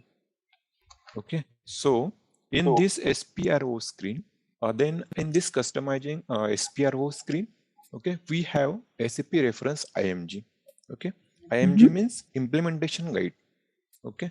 So whenever we create the project, we create in SPRO SAP reference IMG, means in SAP project reference object and their implementation guides. So I'll click on this reference IMG. So just remember this path. This is the IMG screens, means this is the implementation guide where we create our project, where we do configuration, where we do customization. Consultant 90% or we can say 95% will work will on this SPRO IMG screens. So whenever you are going to implement project, okay, that time you will have only to access to the SPRO and some basics codes according to business approval. Okay, change approvals. Okay. Here, this is the screen. Okay, then this is the path. Click on here. Okay, just I click on SAP Gateway. Okay, I will explain you enterprise structure simultaneously. Okay, open enterprise structure here as well. So we have started a practical session for the enterprise structure. Okay. Meanwhile, I will or simultaneously I will explain all about SAP basic settings. Okay. So we already seen about the organization structure. This is the organizational unit, and this is the organizational structure. Okay, enterprise. So we have seen what is meant by client, what is meant by company code. Okay, so just we remain about the purchasing group and purchasing organization. So we'll directly go for the creation of the company code from here. Client we do not create in our SAP as a MM functional consultant. Client will created by the basis consultant only. So our role is from the company code. So in company code, there is a 60-40 role of functional consultant. I mean 60% FI person will involve and 40% our involvement will be there in company code. But for this training, we will go for the company code as a 100%. So we'll create company code perspective of FI as well. Okay, so coming to this screen. Okay. So first we'll create company code, means in SAP reference IMG. Okay, in IMG. Okay, click on enterprise structure where we define our structure. Okay, so there is only one option, enterprise structure. You may go through the document about the path and all. Just remember for this enterprise structure, then we need to define our company code. Just click on this definition, means we are defining company code. Okay, company code is basically belongs to financial accounting. Okay, so finance role will be there. So just for this, so financial accounting, then here we need to click on edit, copy, delete, check company code. Okay, so once I click on this, there will be a new screen saying about the choose activity. Okay, so where I can see copy, delete, check company code and edit company code data. So usually we click on the company code, check company code, because we are creating new company code. So if I already have a created company code, then I click here and go for the edit for that company code. For now, just we are creating company code. So I'll double click here. This is the organizational object company code. Before going to create company code, I will explain little bit about the path navigations. Okay, so every time we not going for the path, okay, so we'll have a transactions codes. Okay, so there will be a lot of path. Means in enterprise structure we have a definition, financial accounting. This in logistic general we need to have a plant creation. Okay, so every time we don't remember this path, right? There are 1,000 paths in SAP reference IMG. So every time we can't remember, right? So there are T codes. So by using that T code, we can directly access this company code activity. Okay. So for just click on additional information, click on the additional information, then display key, and then click on maintenance object. Okay, this will take a little bit time. Okay, so this is the additional information. So just expand this. Okay, so in edit company code, delete check company code data, mean here the additional information is this SIIMG. This is the path.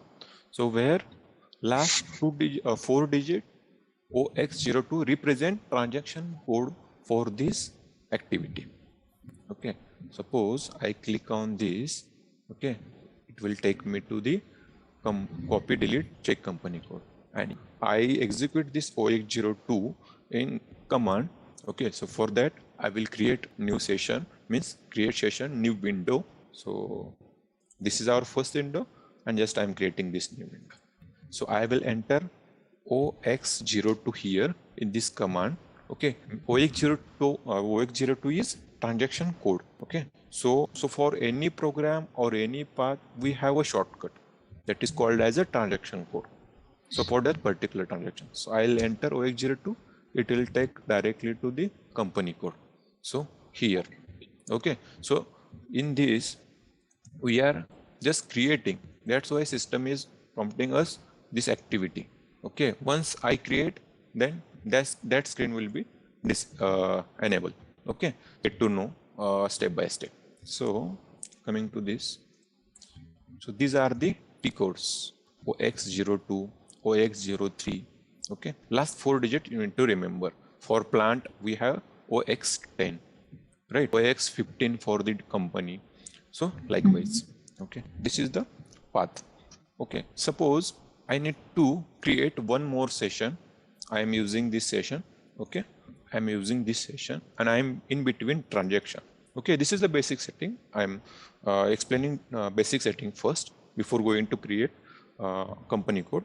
Okay, so need not to remember this basic setting, but we use general settings. So for the simplification only.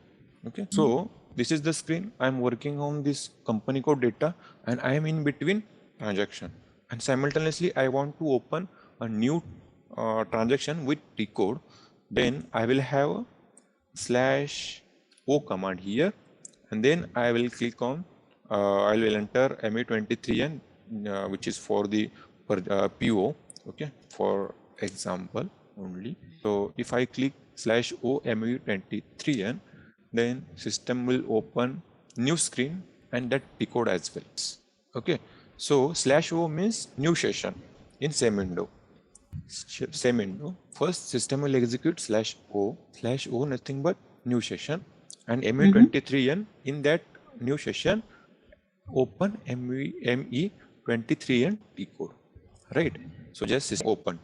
If I want to cancel this session or just coming to the back, so just I need to enter /n here, /n. Okay, just click /n, means just to the original SAP access screen. So just remember /n, okay, /o, and there is one /ex. This is for your general information. So we need to know about that. Okay, so /nex, nothing but exit the screen. Exit the screen means system will log off my all the sessions in one go. Okay, I will not do that for now. Okay, so this is for the /NEX. /NEX, I will also put some notes here and will attach this in our training material for your information. Okay, SAP project reference object. Okay, then I told you IMG means implementation. Then okay, then /n, this one is for the new session, no? And this one is for to close current session, current transaction, you can say, to log off the sessions /NEX, sorry. So next we'll go to, so coming to this our SAP screen. Okay, first we'll create company code. Just click on this, copy, delete, check company code data. Here we will going to create one company code. Okay, so this is the objects. Okay, this the display or change means we can display the records, we can change the records. Okay, the copy organizational object, this is the replace, delete. We can check organizational object, this is the PR release transport, and this is the business object, and we can reopen other object as well. So here just click on copy organizational object, click on here as well. So from company code to company code means we are just creating one company code with reference to other company code, because we don't have that much knowledge from FI side. Okay, there will be a consultant in our project, but right now as SAP functional consultant in our training, we don't have a complete knowledge of FI. Okay, create company code with reference to other company codes by copying some organizational object. So here I will select one of one of the created company code. We can select projects as well. We are creating company codes with reference to some existing created company codes. In some rare cases, we are going to create company code, but in real-time projects, you will not create that company code. FI person will create that company code. So I'll just create a company code by using existing. We need to select. Okay, so we'll select this one. ID as AG Germany. So SAP has given one standard company code, that is a 1000. Okay, so we can use this as well. I'll take one INR because we need currency as well. So INR will be easy for us. Okay, so okay, I'll take ideas as well because this is standard, and someone has created these company codes may have some issues. Okay, I think so. Company codes, 2 company codes. Okay, we need to create first company code. Okay, so by using this 1000, we'll create our company code. So what will be the our company code? Let's say training, MM training. Okay, so MM material management training. Okay, okay, just click on OK. So the system will pop up here, just GL account in company codes. Only copy the GL accounts if you want to allocate the same to account that target company code as to the source company codes. Means system is prompting here that you want to copy GL accounts which is used at the time of the payment from the existing company code to your company code. So just click on yes here as well.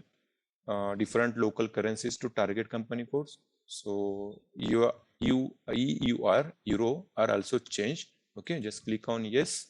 Okay, so I will enter here my INR. Okay, so just will convert EUR to INR. Okay, so for our understanding purpose, earlier we are using reference company code 1000. Sorry, company code 1000, right? So 1000 has already created in system. Creating our company code in INR. Click on here. Certain data was not copied. Just click here. Okay, there are inconsistency in ledger.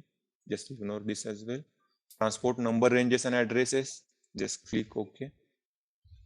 Okay, do you really want to transport number ranges? Then you need to click no here. Okay, we don't want to transport number ranges. This is a FI, basis part. So we'll don't think any issue in our company code. So just click on no here only. So there will be a copy function in backend. So you can see here. Number ranges means whenever we are going to create any company code or any configuration we are doing, okay, in our project, then that project will save in one of the customizing request. Okay, so I will explain you about the request. This request, this is nothing but a TR, transport request. Okay, so I will explain you here. TR, whenever we are doing changes in SPRO, system will prompt as a TR. Okay, TR means what? Transport request. Transport request. And there are two types of transport request. One is customizing and one is workbench. I will explain you about the customizing workbench. System is prompting for the customizing request. Means whenever as a functional consultant, whenever we are going to create any project, any company code, plant, or any configuration in the system, system will ask for the customizing request. Means whatever changes we have done in our project, that project changes will save on this request. So there are landscape concept is there. I told you about the development, quality, and production. That I will also mention here. Landscape. Okay. So dev, quality, Q, and PRD. Okay. Development, quality, and production. Okay. So I am doing changes in development system. In every project, there are three systems: development, quality, and production. Okay. So as a functional consultant, we are doing changes in development system. And suppose I created company code in development system right now. Okay. And I want that company code in my quality system. Then how we will transfer that company code from development to quality system? By using this TR. Okay, so whatever company code which we have created, will save this company code in this TR, and by using some T codes, that is SCC1. Okay, by using SCC1, by using the code, we'll import that TR from development system to quality system. This means I created company code in development system, then just import that TR to quality and production system, so that system will automatically create company code in quality and PR production system by using that transport request. So every time we no need to create that company code in quality and production system. Okay, so this is the our customizing request. So coming to the customizing and workbench request. Absolutely. Yeah. After UAT confirmation, customizing. Okay, customizing is a client independent. Okay, and workbench, we can say this is a client dependent.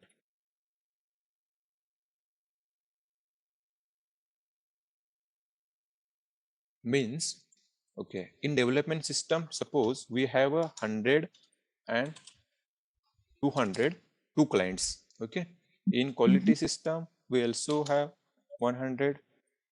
These numbers will be will change according to project requirement or according to basis configuration.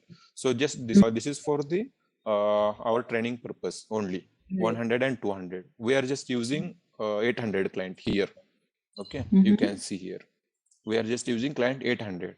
But in real-time project, we have 4-5 clients according to requirements. Okay, so let's say we have three systems: development, quality, production, and having 2 clients in each system: 100, 200, quality 100, 200. Okay, and there is only one client, production 100. Okay, whatever changes or whatever development I am doing in development, that will be on 100 only. Okay, and after changes or after configuring system, I will check that changes, means I will do UT, unit testing, in this system 200 system. Okay, means in every suppose we have a 5 consultant team. Okay, so you, me, and there are 3 other consultants as well. Okay, and we are doing configuration simultaneously in our product. Okay, so suppose you created company code, I created plant, some other consultant created storage location, and we have to test that all the changes in our development system. Okay, and then there will be a lock-up system, means there will be one log entries in the system when I am using that one object in multiple screens. Okay, that I will show you. Okay, so for that I am creating my company code here, and I will test that company code in 200 system. Okay, so for that I need to import tr from 100 to 200. First I'll create company code here. We'll save that changes in our tr. We'll copy that tr from 100 to 200 and we'll test there. And that testing is called as a UT, unit testing. Same here as here. Okay, we are doing SIT in 100 system and business are doing their UAT in 200 system. Okay, so suppose we are created company code. Just take one company code example. Okay, so we have just transferred our changes from development system to quality system. So we have done SIT in our system, means we have created purchase orders, purchase requisitions, contract, payment transactions, everything we have done in 100. Okay, we don't want to share that existing testing scenarios with business users, because business user need to have a test that system independently without referring any our PO. Okay, okay, suppose I have created one scenario here. Okay, in some cases what happen, if I created SID document by using one of the PO in this system, then business users will do that testing in same in 100.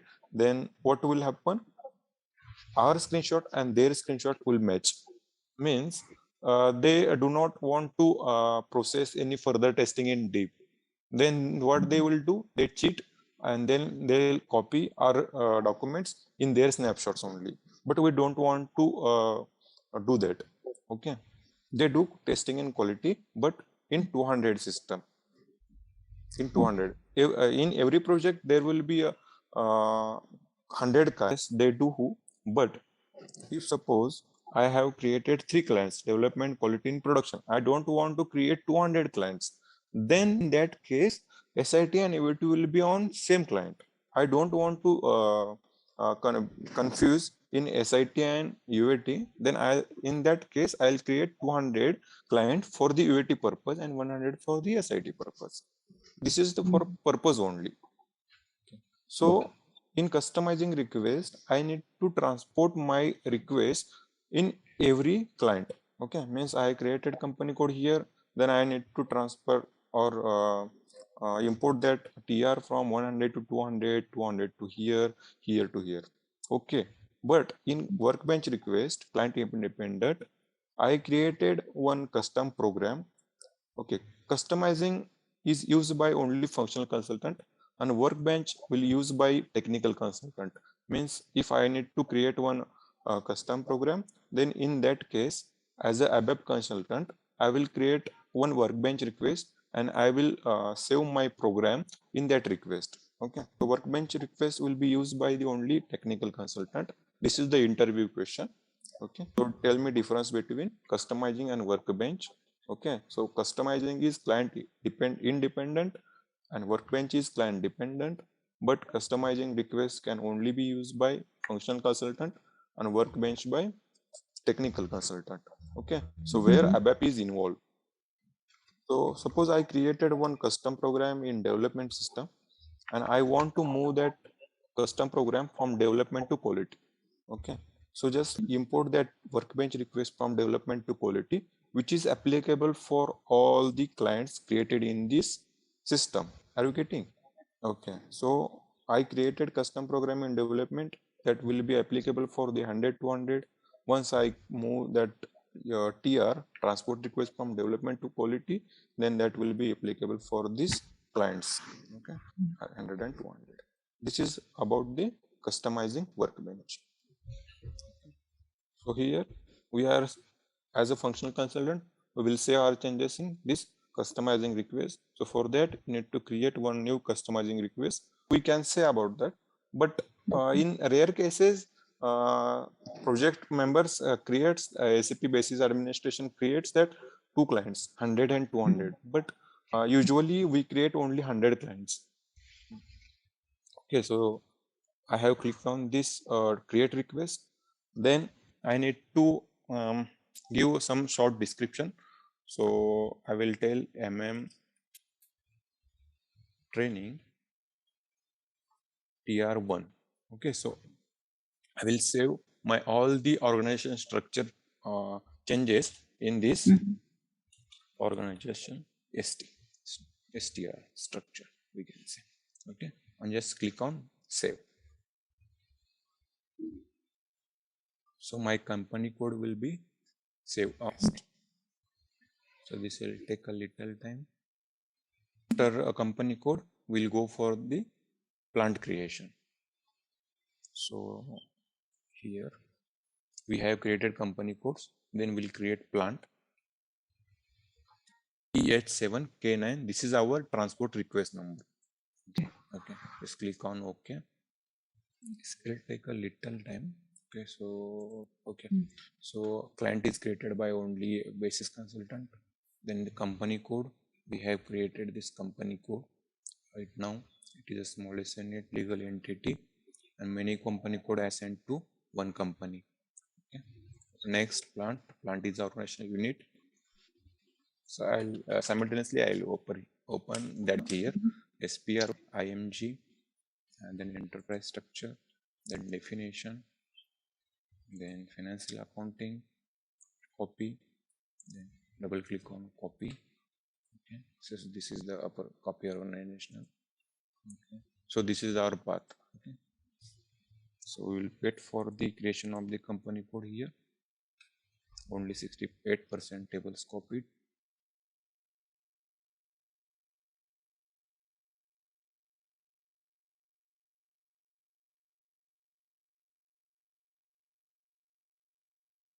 Okay, meanwhile company code is creating, I will tell you one other way of creation of company code. Okay, same here. Okay, so so just click on the edit copy delete check company code and double click on this edit company code. Here we can see already created company code, right? Can create first company code and company code address here, and then we can go for the copy of organization elements from existing to our new. Okay, that is also. So this company code. Okay, this is our company code. Okay, MM. Okay, so we're just copying from 1000 to MMTT. Just click on. Okay, same process. Okay, enter interval without overlap means I think there is some error, overlap error. Okay, so cancel that. Okay, so an error occurred, ranges number ranges, because we are copying from the 01 object, that is 1000 company code which I already created. Okay, so I will do that. You can ignore this interval exist error in real time because server is new, right? So we need to have all the configuration. So basis perspective as well. So simultaneously I will create one other company code here. So we'll create two company codes. Company code, okay, MMHY, okay, and currency will be INR, right? Okay, this is the okay. After giving a company code name and currency, just click on address. So address will be this MM training company or MM training company. Search term, we are just giving MM TT. Okay, so country I will give as a India. Okay, so this is sufficient. Okay.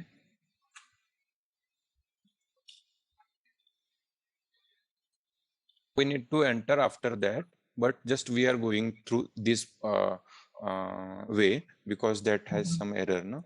That's why company code MMTT without one number in the object. This one completed activity, copied to MMTT. Okay, that I will. Okay, that process has completed, but having some error. Okay, so we will avoid that error in here. Okay, so I will give name, search term I have given. Okay, fine. So this one, just click on save. Okay, this is my customizing request where I need to save my company created company code here. Okay, click on OK. Okay. My HY01 is created right now. Okay, here we can see HY01. I will also see about MMTT whether it is created or not. See, this is created. Okay, but everything is copied in this MMTT by using that 1000. Okay, we need to change that all the name and currency and everything. Okay, and the path which we have created right now, this is also okay. I have created first company code and its address, and then I am clicking here. Okay, now you can click here on okay, I will show you again this copy organizational object. Just click here. Just now we will copy all the organizational elements from 1000 to our HY01. Okay, just click OK. Okay, do you want to data already exist? Is saying. Okay, so just click on yes, then yes, then yes. Okay, currency will be INR. Then click yes. Certain data was not copied. Just ignore this. So there are two ways of creating company code. Unfortunately, we got some error. That's why you will see this. Okay, we want to just remember to enter no here in number range management message. Do you really want to transfer number in this? Okay. Okay. So meanwhile, I will tell you a path for the plant creation. Okay. So we have created company EHY01. Now we are going to create plant.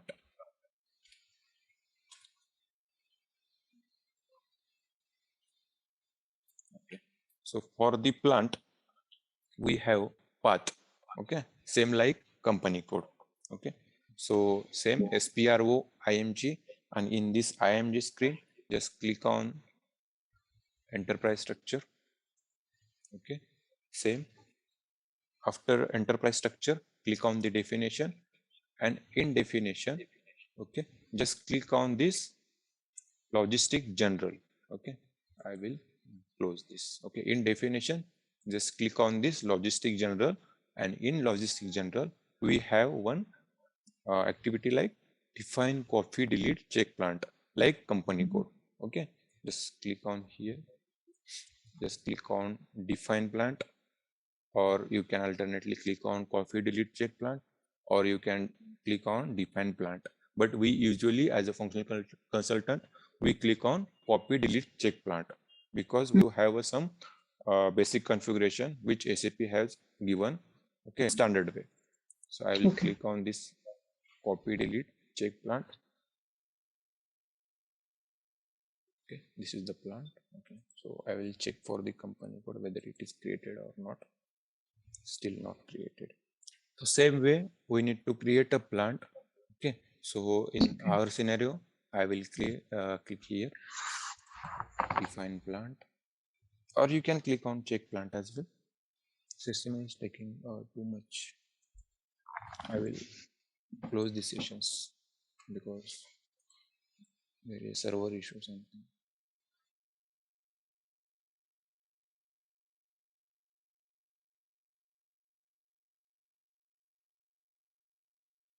In real time also company will take this much time. I already told you that this is a finance work, 40% rule is there.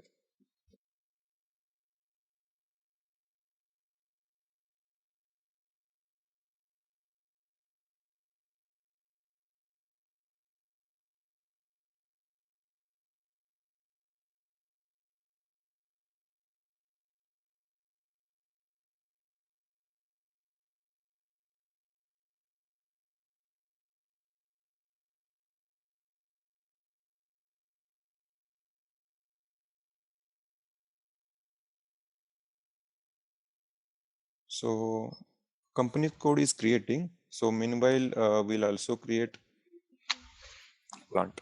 Okay. So I will close this session. Okay. So here company code is creating. So okay. So for the plant, we have path, enterprise structure, definition, logistic general. Just click on define, copy, check, delete plant.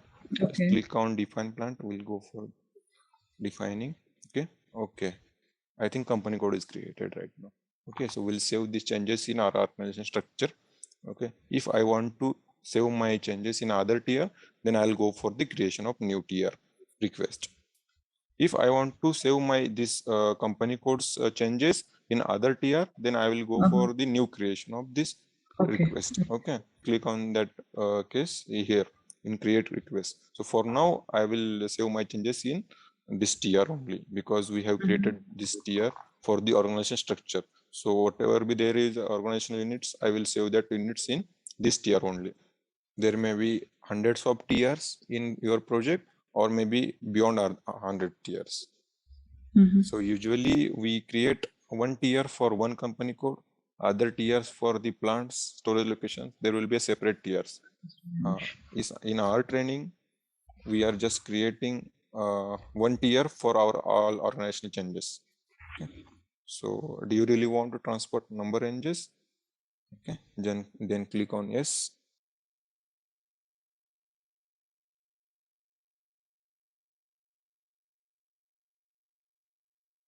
So intervals without overlap. Just click OK. Just click OK. Okay, interval without overlap. Again, system is asking. Okay. Then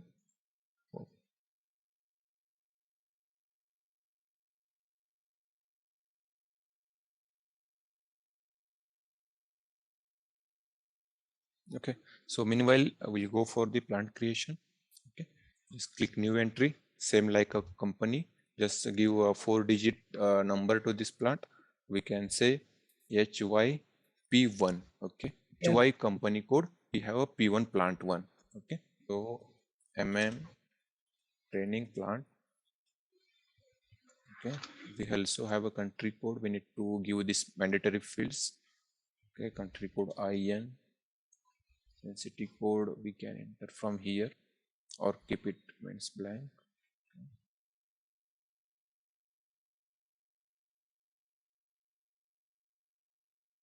So factory calendar, there is a standard factory calendar.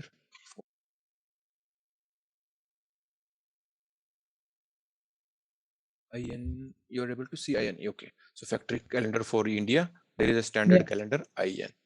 Okay. Just click on OK. Okay. System will show you IN does not exist, means country code does not exist in table. Just click F4 here and just find country code. So for India, we can search.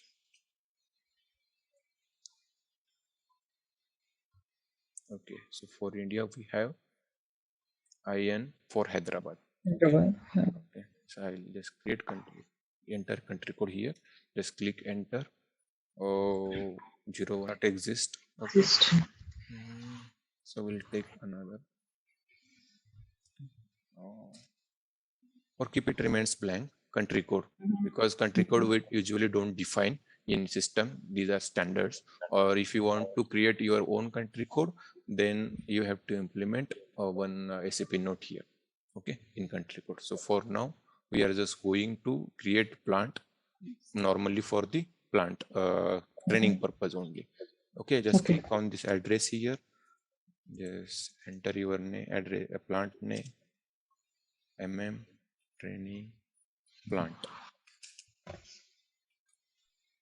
Search term to MM plant,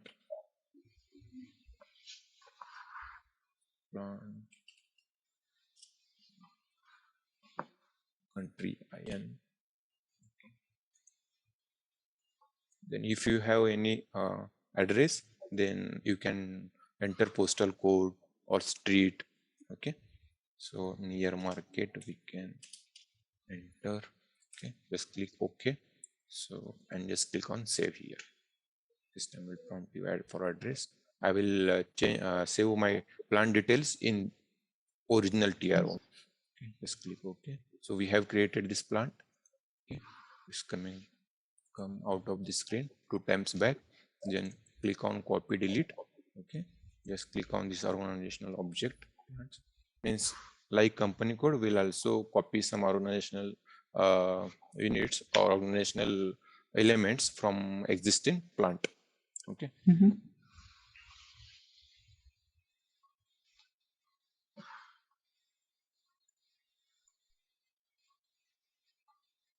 Just see company code 1000 completed to HY01. Okay. So means we have created HY01 our company code.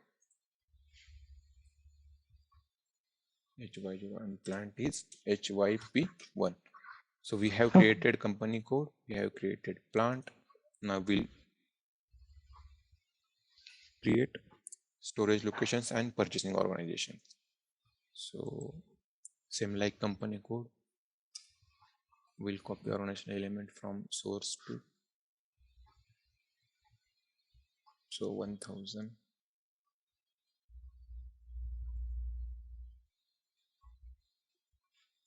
Take any plant.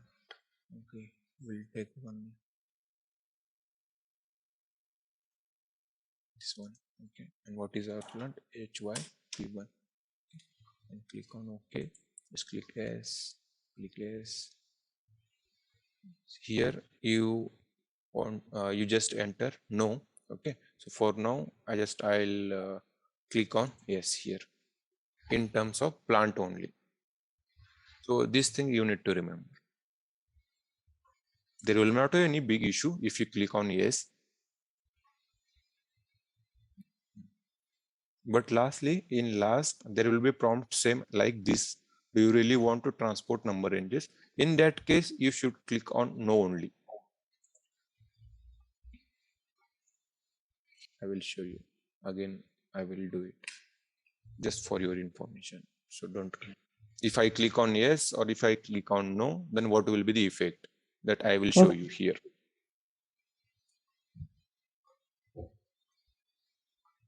So now system is giving this information message, so I cannot do this. Or you can try it yourself.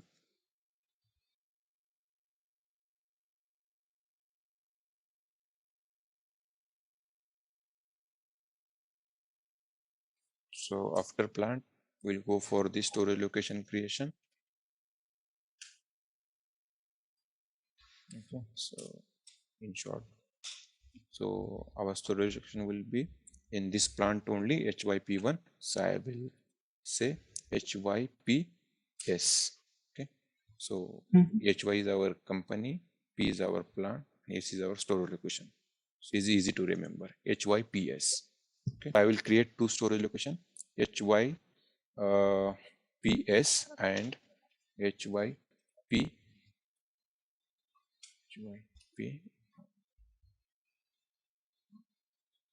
location, HYPS and HYPL.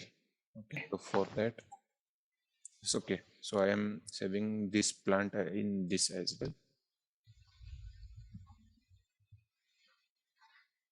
So I'm just creating company code, plant, storage location, and saving this all these changes in my only one tier. Put that one tier from development system to quality system, then there will be all changes in quality system.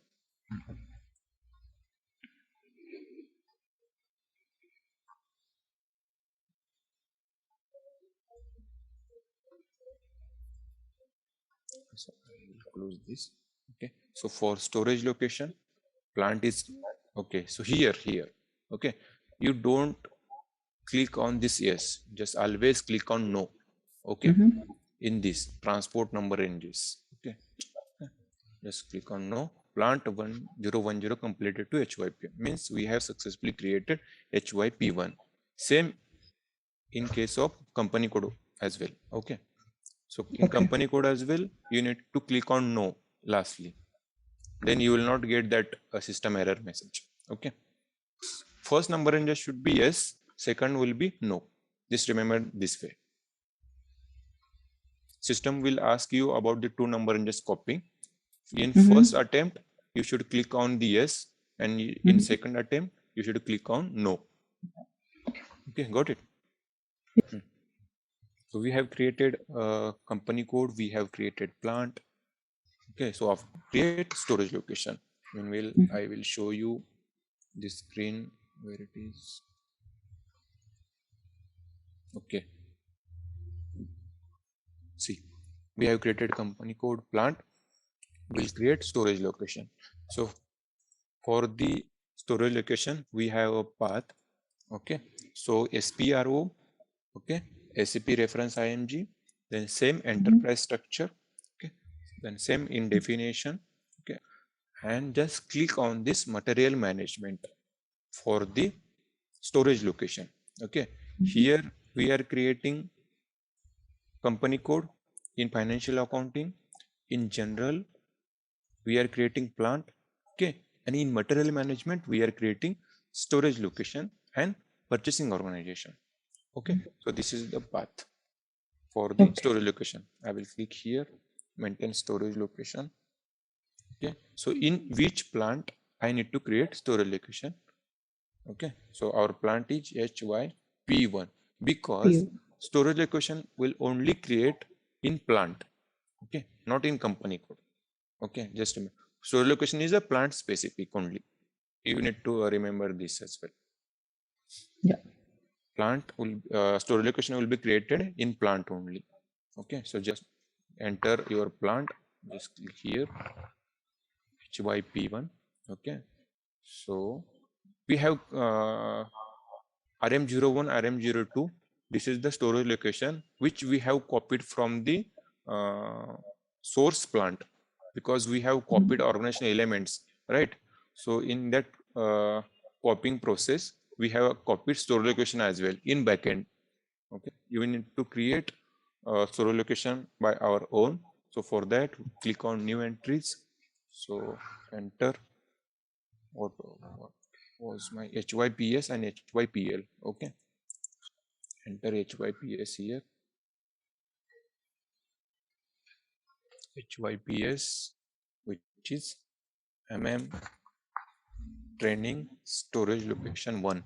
Okay, and HYPL MM training storage location 2. Okay, just enter, press enter.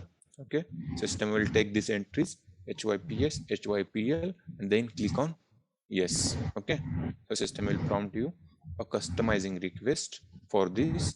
Okay, so if you want, you can create. Our storage location has been created. Okay, see this one, HYPL, HYPS in this HYP1 plant. Okay, so here we have created company code, we have created plant, we have created storage location in this plant. Okay, we will create purchasing organization and purchasing group. Okay, so what is meant by purchasing organization? Purchasing organization is responsible for the purchasing activity in your company or in your plant. Okay, this one. So purchasing organization is an organization unit. This is a one type of organizational unit under company or plant that is responsible for the procurement activity according to requirement. Okay, it is responsible for the external procurement. Means there are two type of procurement: internal procurement and external procurement. If we have two plant, okay, I have company code and I have two plants, and if plant is procuring material from the another plant, which is under same company code, then that is called as the internal procurement. Means I am just buying the material from the company code which is created under the same company code. If I want to procure material other than the plant, means from the external vendor, then we can say that is external procurement. Okay, means I am buying material from the external source. Purchasing organization can be at the client level, which is also known as centralizing processing organization. I will explain you what is meant by centralizing plant specific and company code specific purchasing organization. Creating the purchasing organization. Purchasing organization can also. All right, let's test your knowledge. Here's a question for you. Which of the following is not a key component of the MM module in SAP ECC? Option A, purchasing. Option B, inventory management. Option C, sales and distribution. Option D, valuation. Take a moment to think, and when you're ready, choose the correct option. Remember, each choice holds a key to unlocking the answer. Good luck. Type the correct answer in the comment section. Hey there, ready to become a supply management whiz? Our SAP ECC Material Management course is here to guide you. You can learn at your own pace on our platform. In this course, you'll dive deep into SAP ECC Material Management. It's like a toolbox for planning things, from making sure we have enough products to get them where they need to be. Our course covers everything from the basics to advanced tricks. It's crafted by experts who know their stuff. Your instructors are seasoned pros, ready to guide you through and answer any questions you may have. And guess what? Our students love the course. Folks just like you have found it incredibly helpful. The best part, it's budget friendly. This fantastic learning opportunity won't cost you an arm and a leg. Ready to become a SAP ECC Material Management Pro? Sign up on our page now. For more details, head over to ZaranTech's website. So be at company or plant level, which is known as a company specific or plant specific purchasing organization. Okay, that I will show you in next. Okay, so we have created. Okay, so for purchasing organization, we have a same path like our storage locations, means SPRO, IMG, enterprise structure, definition, material management, and just this one, maintain purchasing organization. So this maintain purchasing organization. Okay, if okay, let's say I have a purchasing organization as a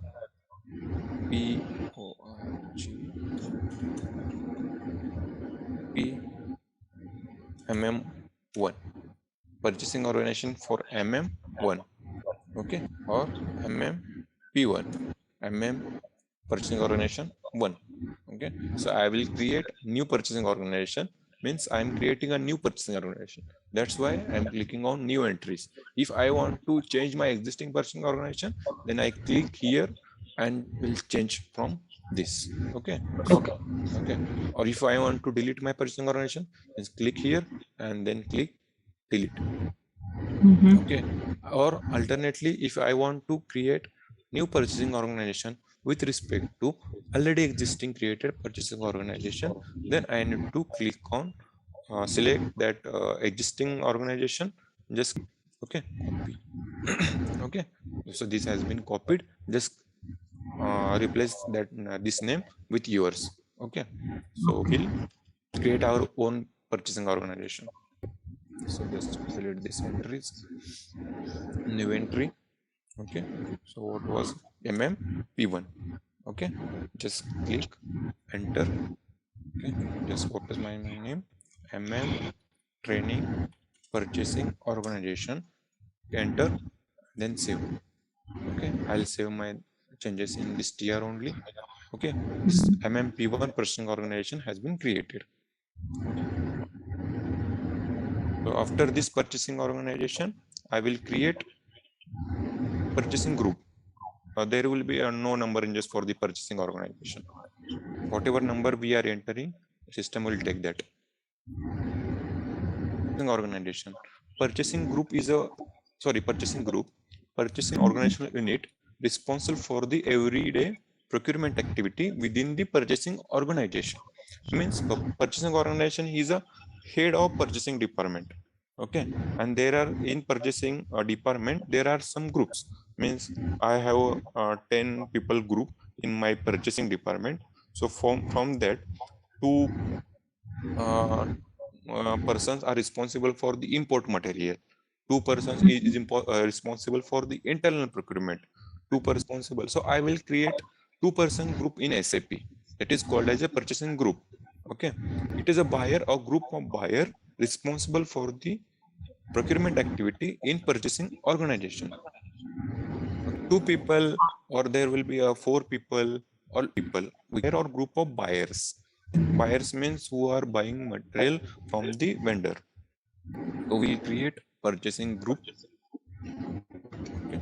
So for purchasing group, there is a path that is a IMG, SPRO. Okay. I will create SPRO, then IMG.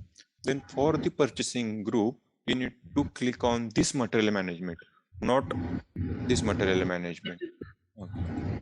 You need to remember this. Okay, just click here, material management. Okay, in material manager, just click on purchasing, click purchasing group. This one, create purchasing groups. Okay, I'll create that purchasing group here. Just click on new entries because we are creating new purchasing group. Is the number MMPG. Okay, so entry already exists PG1. Someone created with PG1 and EMG1. We can say material management training group 1. This also someone created. So MM1. Okay, so system is taking this one. So MM training purchasing group PGRP. Okay, and just click on save. We'll save this one here. Means MM1 is our purchasing group. Okay. MM1 is our, okay, I will save this reverse MM1. Okay. So after the creation of these organizational units, we need to assign these units to each other. Some hierarchy. Okay. Right. So here we have created company code, we have created plants, storage locations, purchasing organization, and purchasing group. So we need to assign this plant to company code. Okay, this purchasing organization to the company code or plant. Okay, so this assignment will be done by function consultant only. So of assignments, so where it is this piece? Okay, this one. So for assignment, there is also path assign plant to company code. Then same SPRO. Okay, IMG. Every time we need to go via SPRO IMG. So till IMG path is same. So SPRO IMG is same for all. So from here only you need to click on enterprise structure here. So after definition, we need to assign organizational units to each other. Click here, assignments. Okay. So in financial accounting, click here.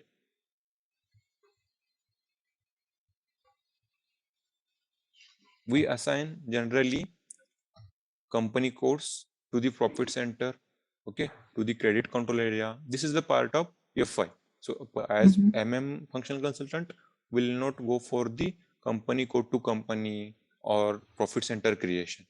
Okay, so we'll go to logistic general and we'll assign our plant to company code. Okay, so just click here.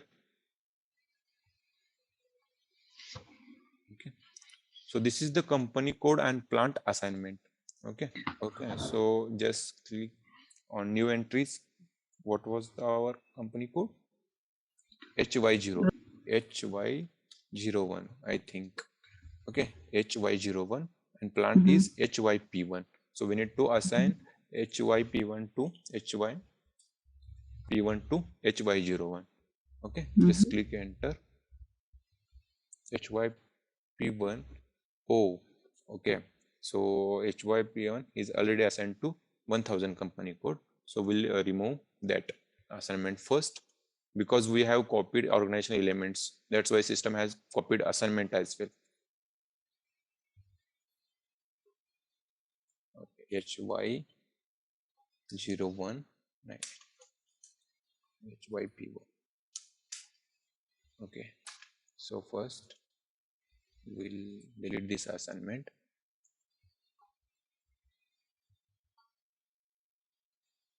Number of entries deleted. Save. Okay, now we'll assign HY01 to a HYP1 plant. Just click enter. Okay, so this is our plant name, training plant, and this is our company which we have created. This will here. Okay, and then click on save. Okay, data was saved. Means we have assigned our plant to this company code, right? Yeah. So this is the plant and company code assignment. Mhm. This one. So after assignment of this plant to the company code, okay, so we'll assign purchasing organization to the company code.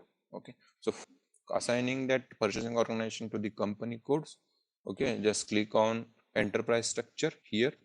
Okay, so click on then material management here, where it is, okay, material management, and then assign purchasing organization to company code or plant or standard or purchasing organization. So here there is a concept, and which is most important for the interview as well. Okay, so if we assign our purchasing organization to the company code, means it is a company specific purchasing organizations. Centralized, we can say whatever plants which we have created in the company code, that is called in that plant can be purchase any material by using this purchasing organization. Okay, if I assign my purchasing organization to the plant, then that is called as a plant specific.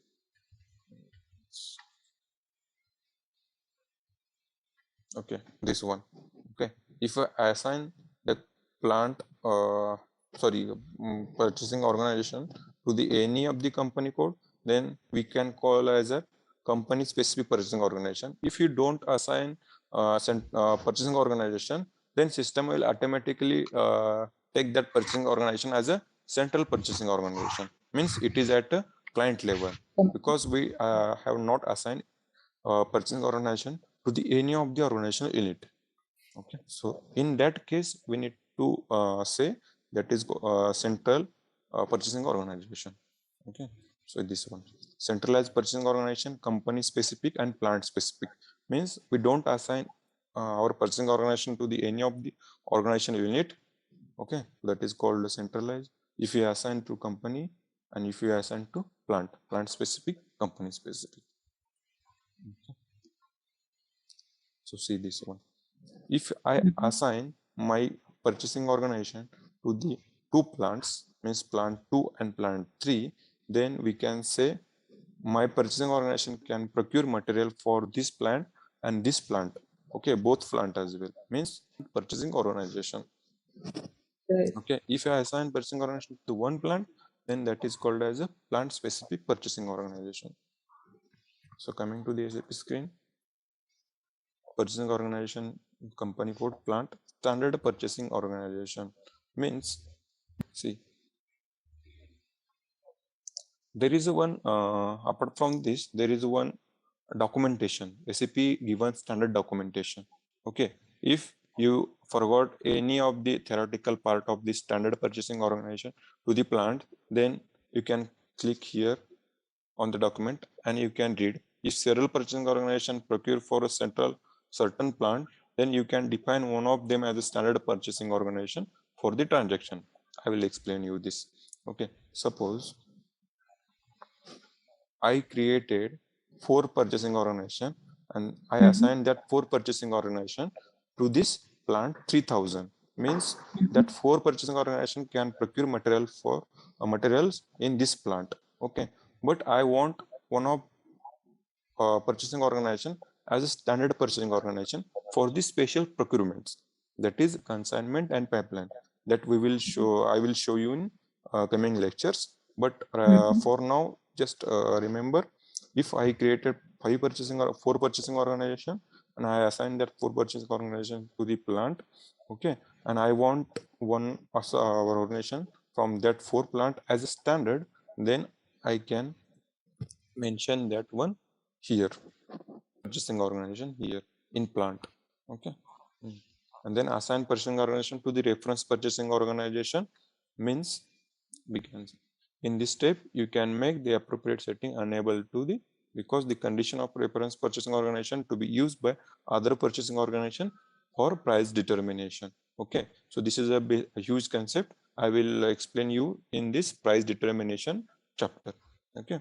So for now just ignore this, okay. So I will assign my purchasing organization to the company code, okay. So what was my company code? HY01.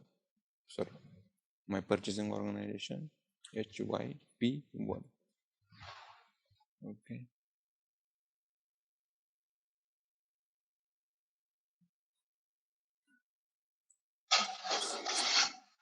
Purchasing organization MMP1 we have created, no?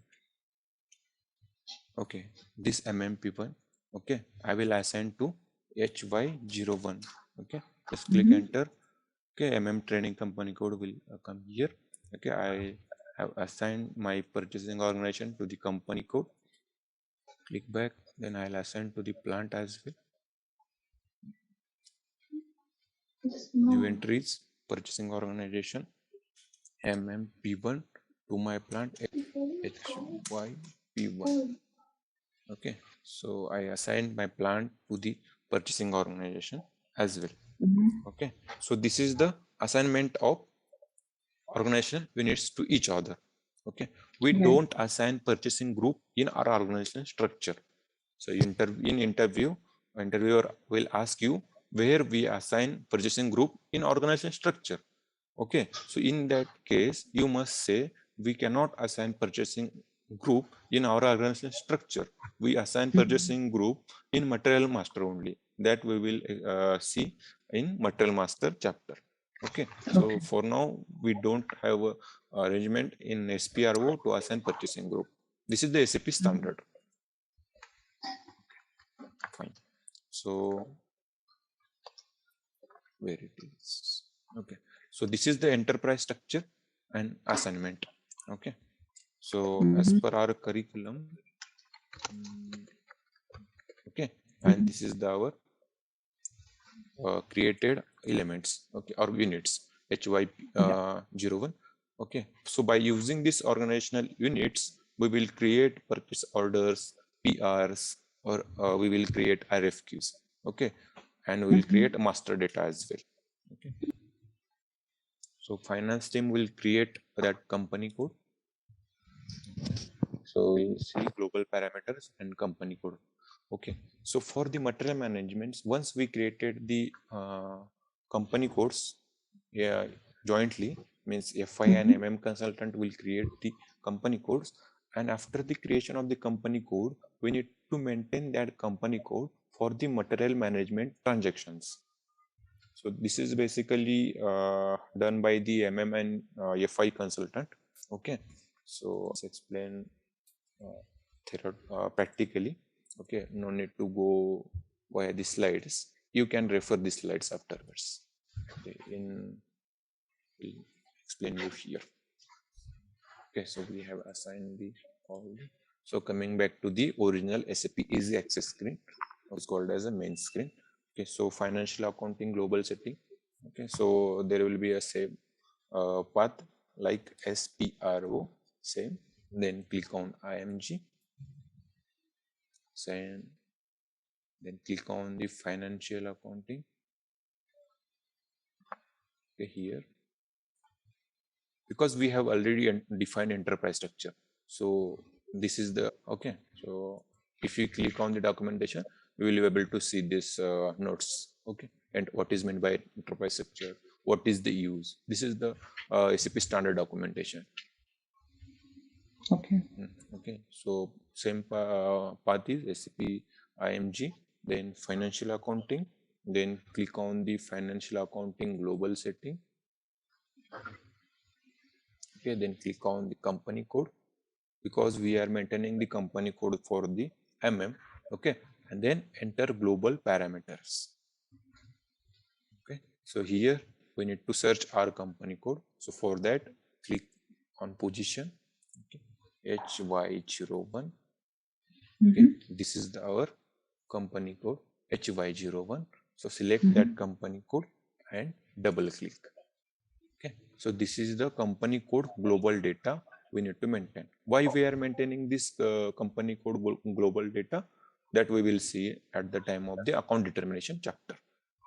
So for now, just enter chart of account. There is a one standard chart of account INT1. I also share search here. There is one standard, this one chart of account for international INT1. Okay. Then fiscal year variant here, fiscal year variant. Just click F4, F4, or you can click on this drop down as well. Fiscal year variant. This is the V3. V3 means, I will show you. There is a fiscal year variant means there is a financial year. Okay, so we have a financial year from April to March, means 1st April to 31st March.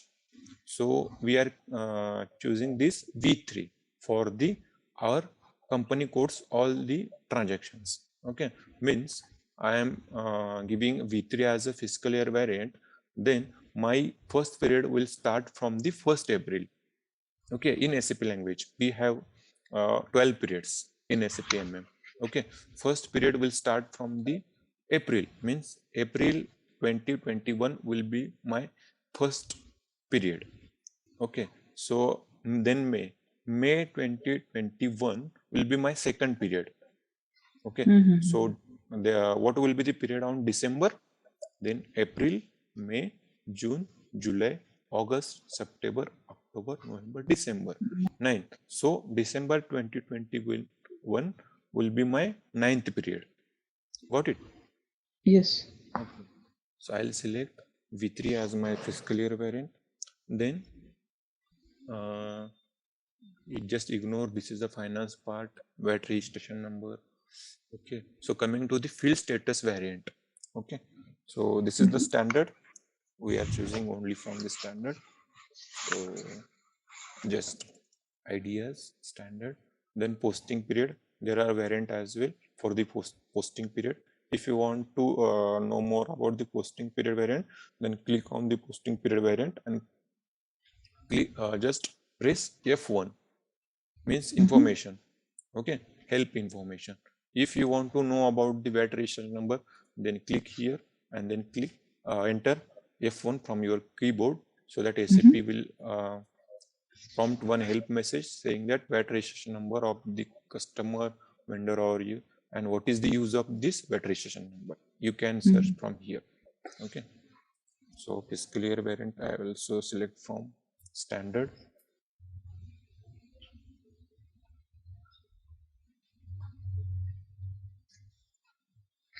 I think someone has deleted standard.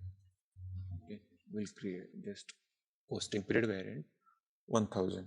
Okay, so just after this press enter. Okay, if there are any errors, then system will give a throw that error. If there is no error, then system will accept as it is, or record as it is. Okay, so after this click on save. Okay, I just press by using I saved this record by using Control S. Okay, so I just forgot to click on this save. Country not found in country table. Okay, so I'll check again because we have not entered country. Okay, this one, send city and country. Okay, so again I will double click here. Okay, this country and this language key currency, we need to maintain this in company code. Okay, so in additional data as well, if I'm able to, okay, just ignore this. Very good job.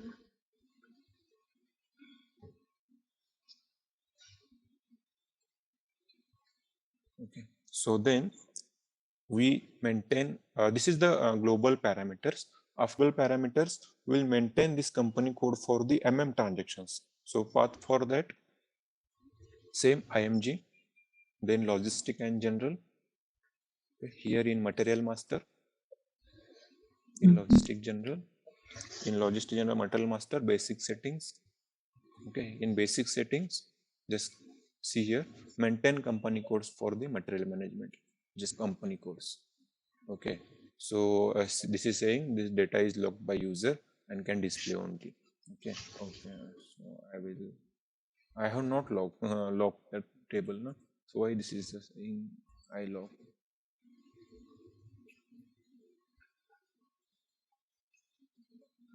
Okay,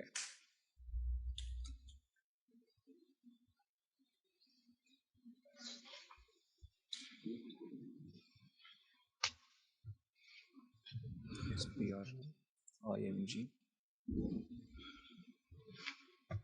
logistic general, material master, basic settings, maintain company code for the matter. Now it is editable. Okay, just click position HY01. Okay, so this is our MM training, and by default this is a taking 10th period. Okay, 9th, April, May, June, July, August, September, October, November. So period should be 8, right? Just click here, year 2021 from April. Okay, so for year 2021, 7 to 12. Okay, month, previous period month is taking because we are entering year 8, so previous period will be was 7. Okay, 7 to 12 right now. It is remaining only 5 months is remaining. Then okay, just click here, save. Just will save this our records here. So data was saved. Okay, so we just maintain this company code for our material management transactions here. Okay, that's it. Okay. So this is the financial accounting global setting configuration. Okay, this only 2 configuration which needs to be created after the company code creation only. Okay. And for the documentation you can go through why we have choose that period. If you want to choose another period, then you can do as well, that as well. Okay, and for the theory purpose you can refer these PPTs and assignments here. So in today's lecture we have seen screen navigations. Okay, TRs, landscape. Okay, and enterprise. We have created the organizational units. We have assigned that organizational unit to each other. Okay, and we just maintain financial accounting settings for our company code HY01. So after logging in the system, we need to enter our T codes here, that is SPRO. I will also upload this PDF, this documents in our content. So we need to enter our T code in this command field. Okay, SPRO. This is our reference executing customizing object, and we have a reference IMG implementation guide. Just click on this implementation guide. Then we have enterprise structure assignments, definition assignments. Okay, so here in financial accounting we are maintaining the company codes. Okay, so after definition we are assigning that company codes and plans to each other here in logistic general. So this is the enterprise structure. Then financial accounting, here we are maintaining our company codes. Okay, so global parameters we are maintaining. Okay, so we have created our purchasing group in material management purchasing here. Okay, creating purchasing group. Okay, so we have created purchasing group here. Okay. Then purchasing organization we have created in where it is financial accounting enterprise structure. Okay, definition and company and copy. This one is material management here. Okay, we have created storage location and purchasing organization here in material management, and we have assigned purchasing organization to the plant and company code. Okay, and we have created the storage location in plant only, and we don't assign purchasing group in our organizational structure. Okay, so this one is for assignment. Then here we have assigned this purchasing organization to the company codes, purchasing organization to the plants. Okay, if you are creating company code by your own, just remember we are just clicking on yes in first attempt of transport number ranges, and then no in next number ranges. Okay, otherwise you will get an error message and you will be stuck there. First yes and second no. Okay. Okay, I will check why that error was coming. I will tell you after in next session. But till time, you just remember this one. Company code and plants. Yeah. Yes. Okay. So you need to create first company code from here. Where it is? Okay. In financial accounting, coffee check. So before going ahead, edit company code. Just click new entry here. Just create company code from here and then go for the organizational elements copy. Okay, so after creation of the company code and address, just click here, then click organizational object, then give one reference company code 1000 or something and your company code here. Okay, same for plant. That's it. Okay, so we have completed our organization structure, its assignment, and this financial accounting global setting. Okay, so in next lecture we will see master data and procurement cycle. So we'll try to complete these two chapters, master data and procurement cycle. So about the last session, we have seen SAP MM basic settings and configuration of enterprise structure. Okay, in that we have seen how to define the organizational units, that is company code, plants, storage location, purchasing organization, purchasing group, and how to assign that plant, purchasing organization, and storage location to the company code and plant respectively. Okay, so what is our company code? SP01. Okay, so we've created as a template JP SR01. Okay, let me open SR01. Okay, so Hyderabad, India. Okay, and you maintain address as well. Great. Okay, then what is your plant? SRP1. Okay, so Subbu plant 01, right? So SRP1, CR Nagar SRP1. So you have created two plants. So you're not able to assign this plant to company code, right? Okay, so about the navigation, team will upload the assessment and assignment details here soon. Okay, so they are just uploading. So in that assessment or assignment details, you will able to see the path of the all the transactions. Okay, so meanwhile you can assign your company code to plant by using T code OX18. Okay, so you can write it down, T code OX18. So now I have logged. Okay, so in OX18, just click here. Okay, change. Okay, okay, now I'm in display one. Now I change this. Okay, and then search for your plant SRP1.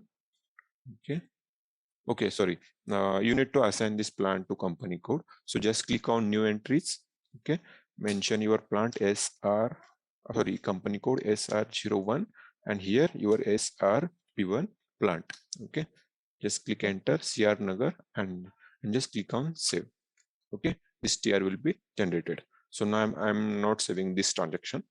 Okay, so I will come back from this. Okay, so just write it down, T code OX18.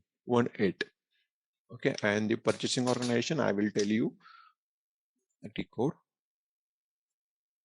So no need to go via this path as well. And usually in real-time projects as well, we are using the T codes. Okay, in few assignments or in few configuration, we are going to this path. Okay. Assignment, the material management. Okay, then click here, additional display key, maintenance object. Then we'll be able to see here if transaction code exists. Yes, exist. Okay, so purchasing organization to company code. Note it, OX01 is a transaction code, and for the purchasing organization to plant, OX17.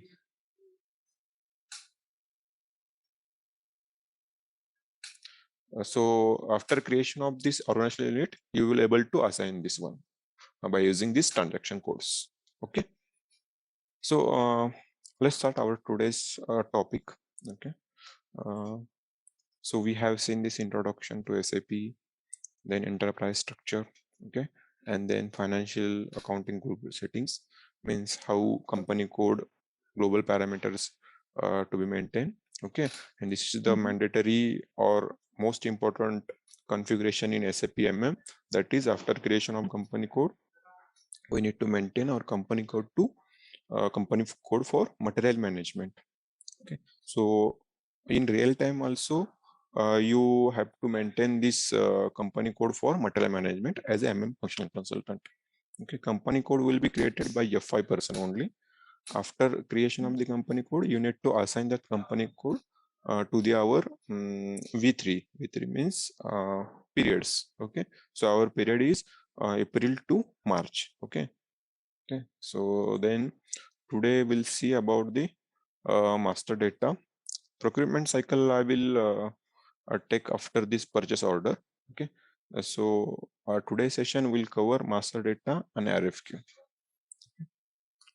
Okay, so disclaimer. So we'll see about the master data. Means we have master data for material, vendor info record, and source list. Okay, so coming to this fourth PPT, SAP master data. Okay, so in our SAP and particularly in MM, we have most important 4 types of master data. That is material master, vendor master, PIR means purchase info record, source list. Okay, and apart from this, we have 2 master data, that is quota arrangement and service master. But most important are only these 4.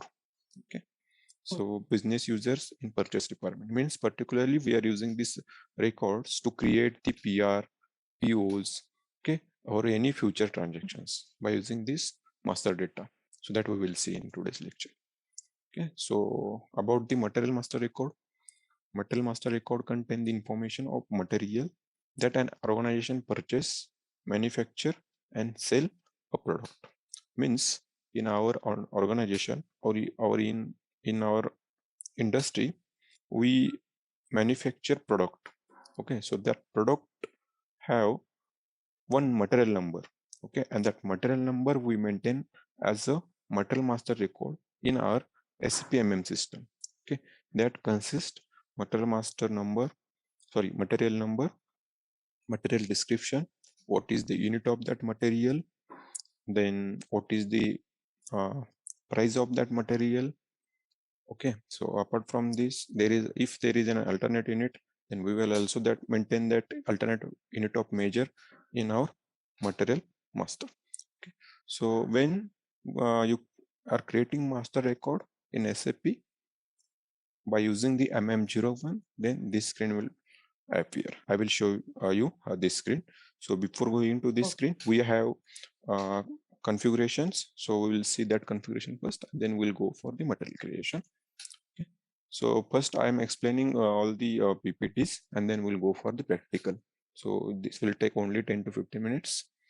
Okay. So in SAP MM module, material master data refers to all the material master record which are stored in SAP system. Means in SAP, there is a material, then that material must have master record, and that master record can be maintained by function consultant in SAP, okay, or by MDM, means material master data management.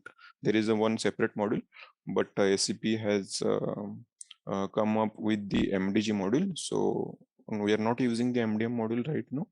Okay, so as a consultant, we only maintain material master record. Then the material master is the central source of information for a material related to several application area, that is purchasing, storage, account, sales, etc. based on material type. Means for any material there are some material type. Okay, means one material having multiple plants. Okay, in multiple plants we maintain the material, but before going to create the material we need to give material type. Okay, what is the material type we will see next slide. Okay, so in material master we maintain the views like purchasing view, accounting view, sales view. Means in purchasing view we maintain all the data related to purchase. Okay, in accounting view we maintain details regarding to finance. Finance means accounting here. Okay, and in sales view we maintain sales related data. So material master data is maintained at plant level. Okay, and accounting information is maintained at valuation area level. Means we have seen in one company code there are several plants. Okay, so if I have one material code, then I can maintain that material code in various plants. Okay, means in one plant, okay, let's say in Maharashtra plant we have maintained one material, and I maintain same material in Karnataka plant, but I maintain price for that material uh, in Maharashtra, that is 100, and it is possible that material prices vary from Maharashtra to Karnataka. Then there will be a 120 price in Karnataka. So there must be any difference or maybe same. Okay, that price difference we can maintain at a plant level. Means in plant I can maintain 100, in other plant for the same material I can maintain other plants. Okay, depending upon various factors. Okay, so next, what is material type? Okay, so for creation of material we require material type. So in SAP material management, material types are the materials which are having the similar attribute are categorized together and assigned to a material type. Okay, means if we have more than 10 materials, and that out of that 10 material 5 materials attributes are same, then we group together that materials, that is meant by 5 materials, and we assign that materials to material type. Means by using the material type we create that 5 materials. Okay, so if I use this material type, then that 5 materials comes into this material type group. Okay, so how to assign or how to check, we'll see. It is a classification of allowed material into material type based on attributes, material attributes. Okay, so in material master, material type controls the following functions. Means by using this material we can control number ranges, field selection, quantity and value, or what is external procurement, internal procurement, which value class are to be allowed. I will explain this, okay, in word here. Okay, as per our process. So there are basically a few material types. Okay, so these are some material types. That is 4 digit material type is there in SAP, not more than 4 or not below than 4. Okay, so DIN IEN means service. Okay, then HALB means semi-finished product. Okay, if we have 15 semi-finished products, then we assign that 15 semi-finished product to this hub. Okay, so likewise ROH means we have sheet in raw materials, in we have sheet, or we have some chemicals, we can assign that as a raw material. Okay, if we have some packing materials, then we assign that packing materials to the VERP. So we have to remember this all because these are SAP standard material types. Okay, so vendor master I will explain. Okay, first we will see material type, material master. Okay, so I'm continuing my some details in this document only. Okay, we have seen this in last. So okay, so you can refer this document as well. Okay, so from here, material master. Okay, so material master. Okay, then we have material type here. Priority, which is material type. Then material group we have. Okay, in some cases we don't have a material, then in that cases we use material group. Okay, how to use that material group I will show you practically. Okay. Then material. Okay. So by using this material type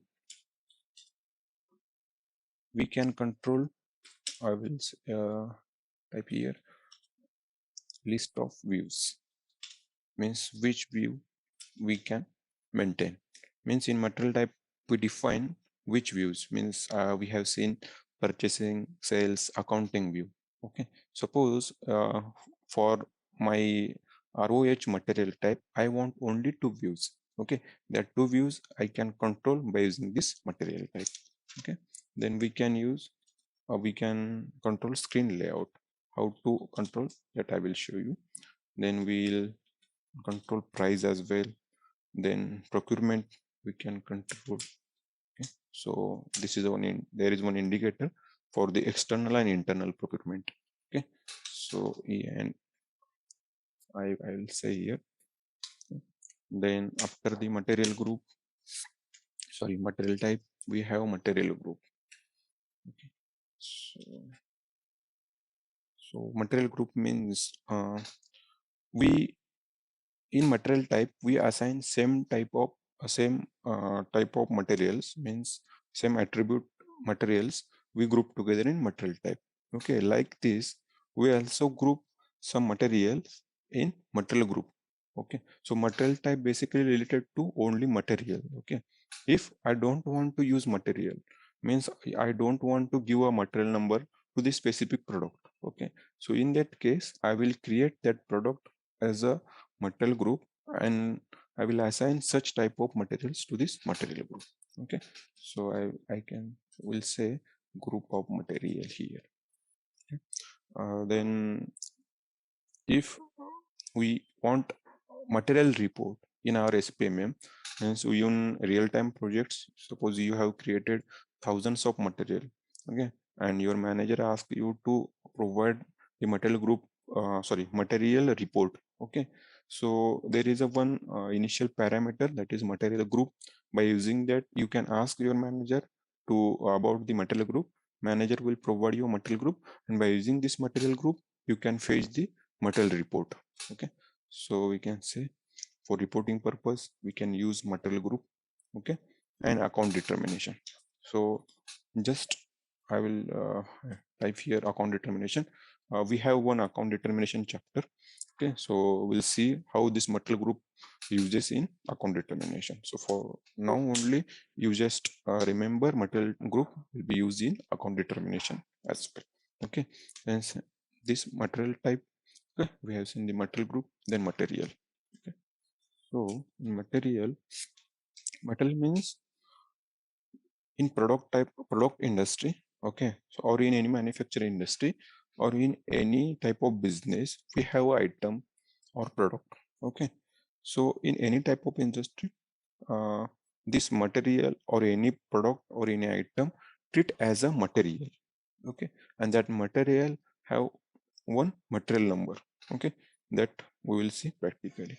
Okay, so material over why this material we create in SAP MM. Okay, so in any industries or in any product based industry we have a stock. Okay, and that stock we keep in storage location. Okay, so to track that stock or to track that item or to track that product we should have in one tracking number. Okay, so in terms of material. Okay, So that product have one material number, and by using that material number we can have a track of that storage location. So we use this material for the stock tracking. Okay, then material contains various information in terms of purchasing, sales. So I can say here only views. Views. What is the views? Purchasing, accounting, sales. Okay. Okay. And in this material, I will explain standard price. And price we maintain in our material. That first I will log in our SAP system and will define the material type. Okay, and how this material type, by using this material type we control the views, screen layout, and number ranges. Okay, so that we will see, and then I will come to standard price. Okay, so coming to our SAP screen here, so this is a SAP easy access screen. So as a consultant we need to go using trick code SPRO. So this is a customizing. Okay, and in SAP reference IMG, okay, this is our IMG menus. Okay, so by using this menu we configure our system. Okay, so here in SPRO IMG, okay, just go to logistic and general here. Okay, in logistic general click here material master. Okay, then we click here for the field selection. Okay, so we can control our material master fields, okay, by using this. Okay, in basic settings, okay, we can maintain our company code for material management, and we also can define material types here. Okay, and we have other third setting for key fields. So here we can define our material group. Okay, so first I will create material type according to our document. So in IMG, in logistic general, okay, in material master, in basic setting, okay, so there is one drop down material type, and in material type we can click on define attribute of materials. Okay, just so execute. Okay, so these are the material types. Okay, so SAP has given some standard material type. So usually we create the material type using the reference of standard material type. Okay, so if I want to create my own material type, then I will create my material type, okay, by copying standard material type. So ROH for the raw material, I will copy this raw material, ROH for raw material. Okay, and I will copy this here. Just I copied. Okay, and I will then give my name as ZROH. Any entry we are creating in SAP, just give them as a Z prefix. I will cancel this. Okay, so coming to the let us save changes. No. Okay, so material type, just click here, define attribute of material type. Okay, then click on position, give standard material type ROH. I'm giving ROH is the standard material type. Okay, so just click ROH and then click here copy as. Okay, so if I click on copy, then this screen will come. Okay, and I will give my name as a ZROH. Okay, so here you can see these are the views. Okay, so if I unselect all these views, means at the time of material creation, system will not allow me to create the material in any of view. Okay, so I think someone has created by using this entry. Okay, so I create this Z. What was our complaint? HYP1. HY. Okay, so ZRHY. Okay, no one has created by using this. Okay, so in this we can control our views. Okay, so there is a purchasing view, MRP view. Okay, so then basic data, then this type of views. Okay, I will select some main views here, and then plan stock I will deselect here. Okay, so these are the views. Okay, you will get to know about the screens. Okay, so field reference. Okay, we will see field reference in field selection tab. Okay, so just I'm creating this view here. Okay, so we'll create this ZRHY material type. Okay, just press enter. Okay, so here just go back. I will show you what was that. Okay, so we have created number of entries copied ZRHY and then click on save. Okay, so customizing request will get created. Okay, so for the organization structure I have created this customized request. Okay, so for the material master, vendor master, okay, for the master data I will create new TR. Okay, saying that MM training master data TR. Then click on save. Okay, this TR will get created and then click here. Okay, save.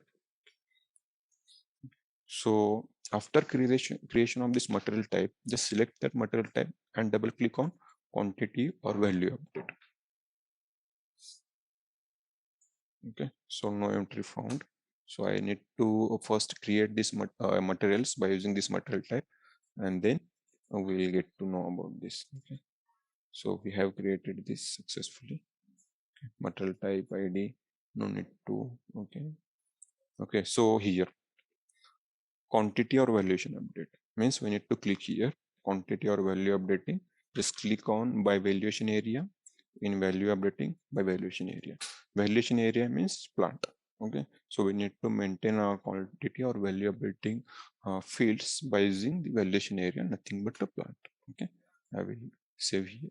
Let's save here. Okay, data already saved. So double click on quantity or value update. Click here. Why this is not showing the plants? No entries found. Okay. Well, I will check that. System is throwing dumb. Okay.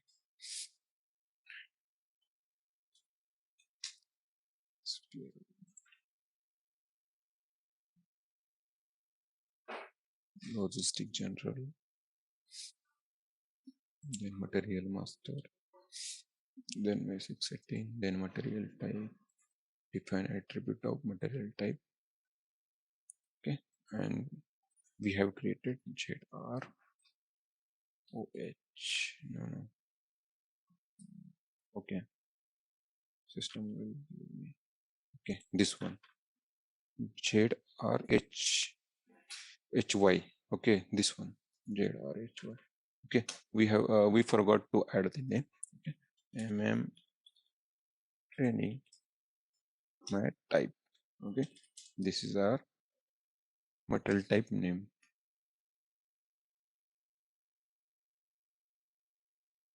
Okay, now plant is coming. Okay, because of system inconsistency. Okay, the system is throwing dumps. Okay, so in that case, okay, you need to go log out your screen from or log off your screen from current transaction and then re-log in and then come to here. Okay, so no need to worry about that. If in your practice sessions you get this type of dumps, okay, earlier it was coming, no, that one red color dump.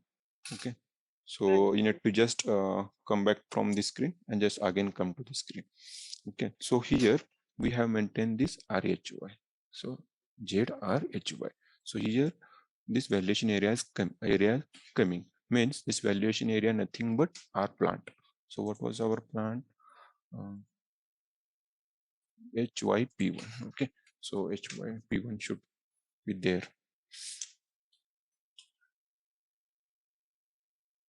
Okay, so this is our HYP1. Okay, once we create plant, then in SAP standard, SAP has given some arrangements like if we create any plant, then that plant will assign in every attributes. Okay, where okay, so after creation of HYP1, system has copied this HYP1 in this material type as well. That's why system has taken little bit long time to create this plant. Okay, so in backend system are updating these plants in each table. Table means we are using these tables to store our SAP data. Means this data which we are seeing here, no, that data is stored in some tables in SAP that we will see what is meant by table and how data is. All right, let's test your knowledge. Here's a question for you. Which of the following is not a typical inventory management process in SAP ECC MM? Option A, goods receipt. Option B, goods issue. Option C, physical inventory. Option D, customer order. Take a moment to think, and when you're ready, choose the correct option. Remember, each choice holds a key to unlocking the answer. Good luck. Type the correct answer in the comment section. Hey there, ready to become a supply management whiz? Our SAP ECC Material Management course is here to guide you. You can learn at your own pace on our platform. In this course, you'll dive deep into SAP ECC Material Management. It's like a toolbox for planning things, from making sure we have enough products to get them where they need to be.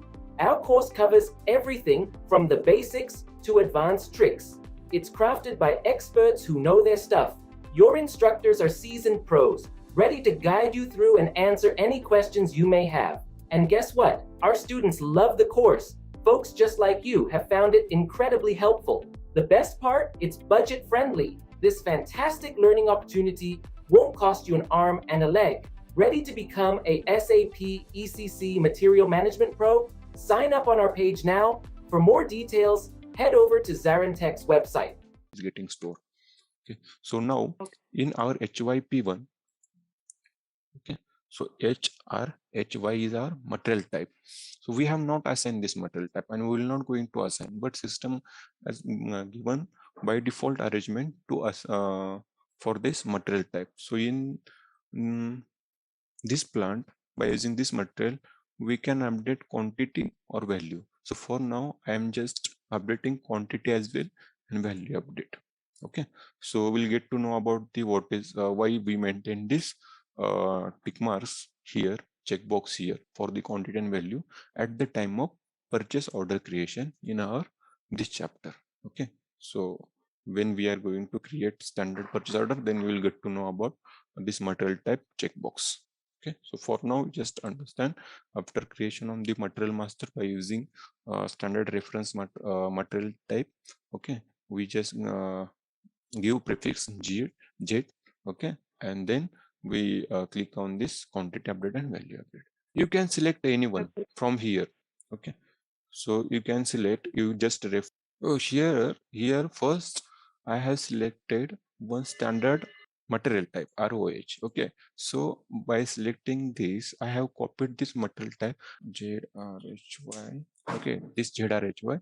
Just click here and double click on quantity and value update. Okay, you need to select only one. Just select this record, double click here in quantity and value update. Okay, so this screen will come here. Okay, just click on position, just give your valuation area, nothing but plant. Okay, so I have given this HYP1 as a plant here. This records has come. Okay, then HYPN and just I have created ZRHY.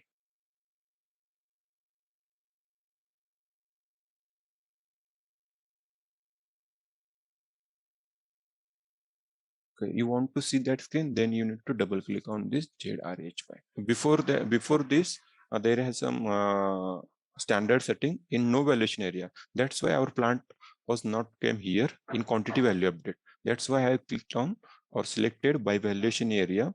Okay, quantity and value. Okay, and after that, by valuation area and checking select box, I have just clicked on here, save, and then I came back to quantity or value updating. Okay, no problem. So we have created this material type. Okay, so I will click here now. Okay, then after creation of material, okay, we need to assign some number ranges to material type. Means we created some material. That material number should have some specific sequence. Means okay, so I have created this material type. I will type here. Okay, so ZRHY. Okay, so here I have selected list of views. Okay, I forgot to type here number ranges. Number ranges. So in real-time projects, there are several material types. Means for this training, we have just created one ZRHY. But in real-time scenarios, you have to create 15 or hundreds of material types. Okay, according to business requirements. Okay, so for the ZRHY, I will give my number should be in within a range that is from 1000 to 99,000. If I am going to create this material by using this material type, then I should give a number from 1000 to 9000, 99,000, 10,000 to 99,999. So system will allow you to create number, okay, so material within this range only. Okay, so I will show you in the system. So path is same in basic setting, material type. Okay, we have created in define attribute of material type. Okay, so for number ranges, I will click here, define number range of each material. Okay, so here for each material, just click here. Okay, so there are groups, intervals. Okay, so I will show you groups first. Okay, so these are groups, means for few this one are the materials. Okay, so material type CONT. Okay, so we need to check where is our material. Okay, so alternately I will create my own group, number range group. Okay, so for that I need to click here on groups. Okay, then click here create. Okay, then training material number ranges group, mat number group. Okay, and what is our number ranges from 10,000 to 99,000. Okay, so I will give my input here 10,000 to 99,000. Okay, and just click enter. Okay, enter interval without overlap means someone has created this number ranges. Okay, so I'll say that my number should be in this range. Okay, 7,000, 70,000. Okay, 70,000 to, so this is also someone has taken. Okay, first I will check the unique number range, because idea system in few trainings they are using this system. Save changes first, no. Okay, then come back. Oh, sorry. Reference range, logistic general, material system, basic setting, material types, number ranges, then intervals. Okay, these are the intervals. Okay, so we'll create one unique.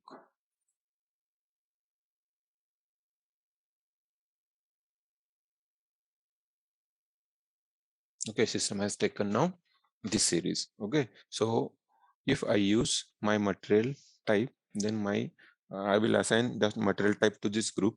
Okay, so if I create the material, then my material should be in this range only. Okay, so now this number range and this group are created. Okay, let's come back from here, then see where is our group here. Or I can search from here as well. Okay, so training number group. So this is my group. And what was our material type? ZRHY. Okay. So first I need to check that one as well.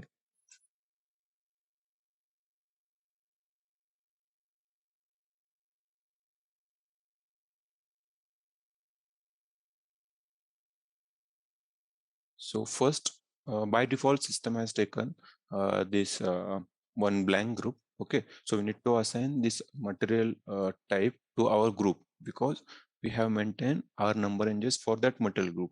Okay, and then we need to assign this material type that material group. So directly we are assigning this material type to that number ranges through material group. Understood? So okay, just click on this material and first select means deselect that material type from this current group. So for this we need to select here. Okay, just click OK. Okay, sorry, I will. Okay, so because there is a no group, then system is allowing us to create assign this directly material type to the group. Okay, so just click here material type group. Okay, and what is our created group? MM training number.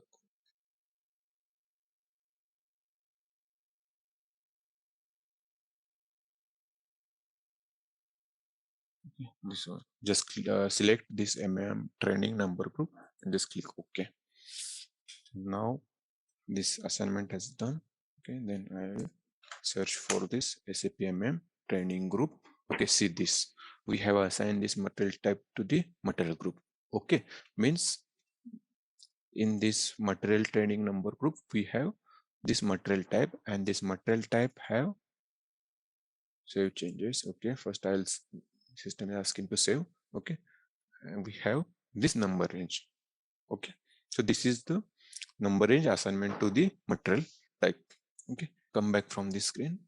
Okay, so we have created material type, then we have assigned these number ranges to our material type. Okay, so then we'll go for the field selection. Okay, field selection. Okay, means in this assign field to field selection group, I will explain. So these are the fields which we are using to create the material master. Means if once we go to create, okay, just forget about this. I just will directly go to material master creation only, and then I will explain this. Okay, so for the material creation, we have a tick code that is MM01. Okay, the creation of the material. So I will give this MM01 in command field in SAP Easy Access. Okay, and press enter. Okay, so this is the screen. By using this screen we create the material master. Okay, so just give industry sector. So I will explain this industry sector means. Industry sector means what? In which industry you are creating material. Okay, so if you are doing implementation in chemical industry, then you can select this chemical industry. Okay, so if you are implementing SAP in mechanical industry, means in automobile industry or any mechanical type of industry, okay, then you need to click mechanical engineering. In food companies you select food and related products. Okay, in telecommunication, okay, you can select telecommunication. In retail, okay, and suppose if you are suppose you are implementing in SAP in uh, one of the industry, that industry not be here, okay, then we go for the industry sector creation. Okay, that I will show you how to create the industry sector if your industry sector is not in this list. Okay, so for now I select mechanical here because we are giving material as a raw material. So what was our material type? Training something like that. Okay, so JK, so my material type come here. Okay, this one, training mat type. Okay, so I have selected industry sector as a mechanical and material type as a material type. And just press enter. Okay, then system will show you this basic data, okay, purchasing and MRP view which we have selected at the time of material type creation. Okay, so first I will select basic data 1 again, purchasing MRP, okay, here only. So system is not allowing us to create the accounting view. Okay, so first I will change my material type and enable that accounting view. Okay, and then we'll go for the material creation. Then it's PRO again.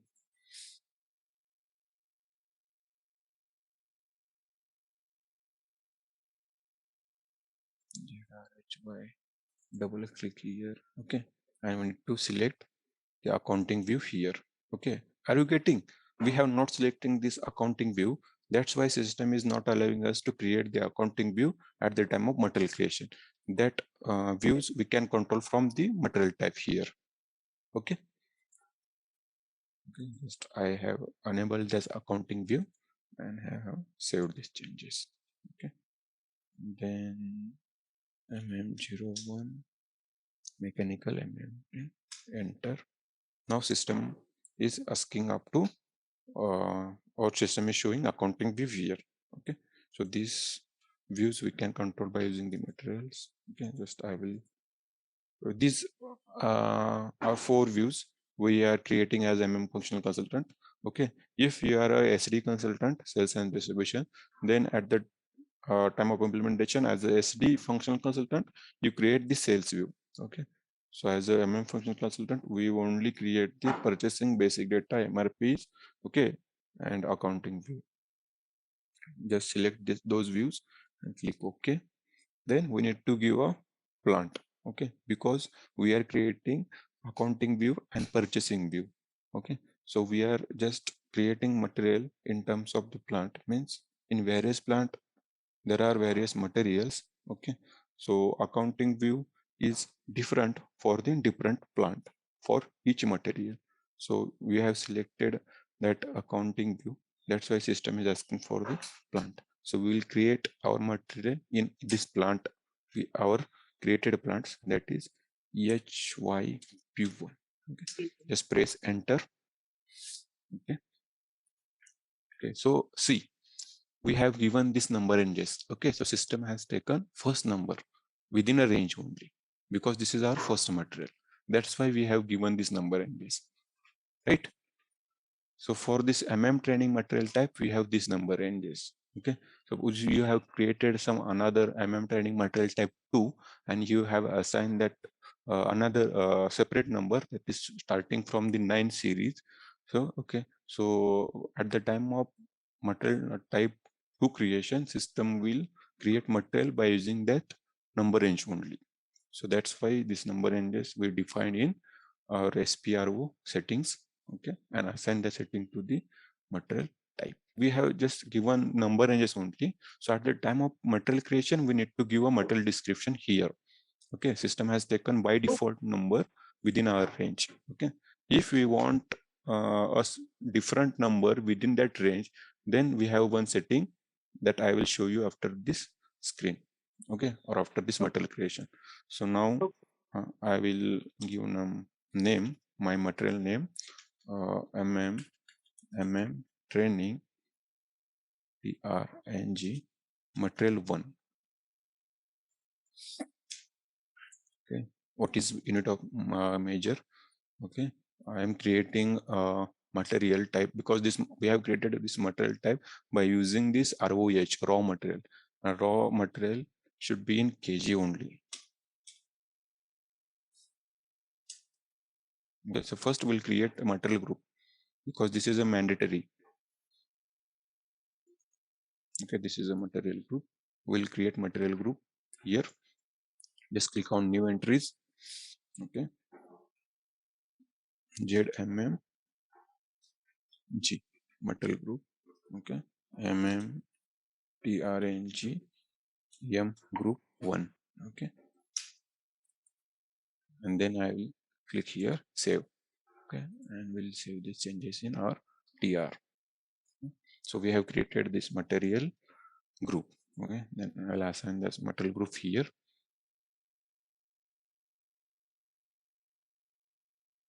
We have created now, that's why system is not taking. Then I will create MM01, basic data 1, purchasing view, MRP view, accounting view. Just press enter. View plant HYP1. Okay, then basic input manager M2 will create here. And now I will give ZMMNG. Okay, system has taken this. Okay, so purchasing group, we have created this purchasing group. Okay, so just remember, we have not assigned this purchasing group in our organization structure. Okay, but we assign this purchasing group in material master purchasing view. Okay, so this is the interview question. So what was our purchasing group? MM1. Okay, so I will MM1 as a purchasing group. Then MRP type, this is the huge MRP type concept I will explain at the end of this training. So for now we take standard MRP type PD. Okay, just press enter, then MRP control I will select from drop down. This is the PP. Okay, PP configuration. Okay, so at the time of MMPP integration I will show you how this MRP controller will be created. So for now I have selected this MRP controller. Press enter. Okay, then lot size also we need to select. Just give any lot size, or you can give EX. Okay, then valuation class, this is the also one type of account determination concept. EX means lot size. Okay, that is a MRP concept, means PP concept, that I will show you that what was that lot size in MMF PP integration. Okay, so for now you just select MRP type as a PD. Okay, so I will show you just a second. I'm giving here valuation class with 3000 raw material valuation class. Okay, just press enter. Okay, so and press enter and then click yes, save. So system will create 7.2 as a field. Plan delivery time is defined as required, does not contain. Okay, means plan delivery field, this field is mandatory because someone has changed this setting, screen layout setting. We will see this as well. Okay, so I will give plan delivery and then margin here. Someone changing someone changed this program, I think. Okay, you can ignore this. Just give me a second. Why this message was coming here, I will check.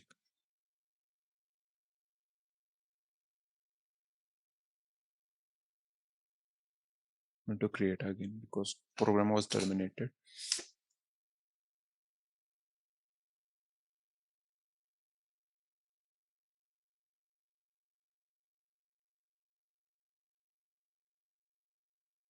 Margin 01, press enter. Because someone is changing this body. Okay, material check was changed at program runtime error. ABAP consultant are doing this program change in backend, I think, and they forgot to save their program. That's why this error is coming.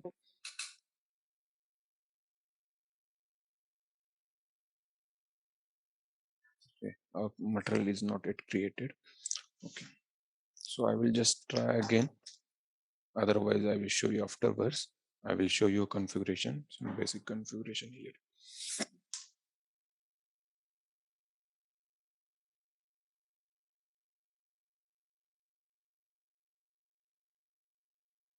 If you want to give a purchasing group which was used earlier, then click on this field and just press space. Okay, so this entry will come here.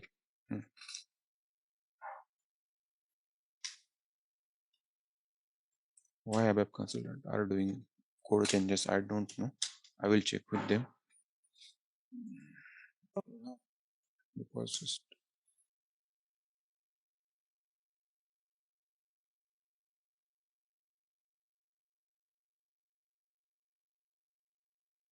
Okay, I will tell you afterwards. Okay, so we have seen this material type, material creation process.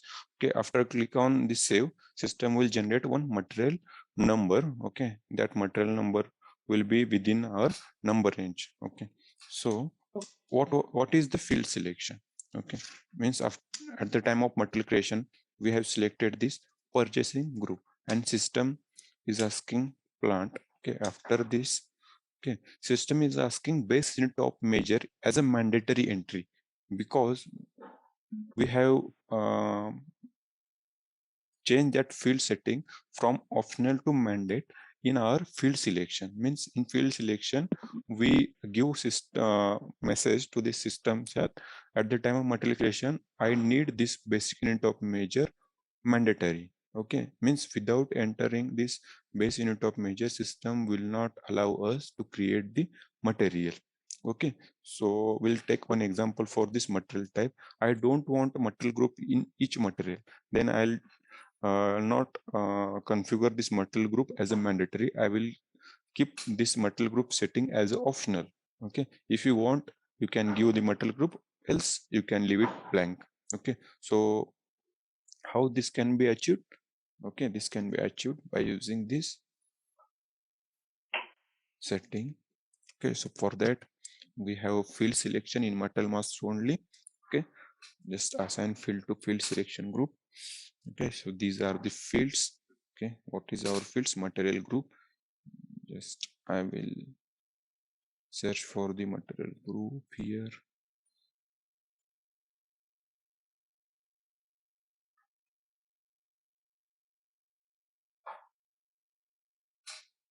So material will be created by end user only. But if end user want this material group as optional, then that setting can be maintained only by functional consultant. Okay, in SPRO only.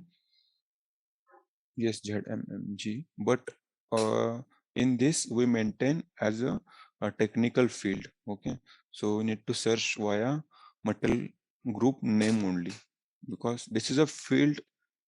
This one is field name, material group, and we have given ZMMG as a material group. Okay, so we need to configure this field material group. We no need to give this configure this ZMMG. Okay, so this field. So we'll click here on this screen field MARA Okay, how I have seen this? Okay, just I have clicked on material group. Just I have pressed F1, F1. Then after F1, just click technical information. System will display in which table this material group will be saved. Then this table name will be is MARA, and what is the screen field name? That is MARA MATKL. So by using this screen field, we are doing configuration here. Okay, so in this, we need to check for the MATKL, MARA MATKL. So if I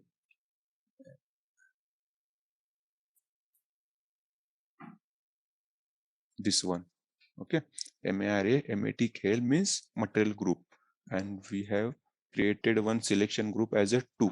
Okay, just click here. Okay, and in this, for this material group, okay, for our ROH, what was our material type? We have copied the standard, no, this one. Okay, we have copied, because okay, I will show you that as well. Just you, I think you just confused little bit. /o OMS2, this is a standard T code OMS2.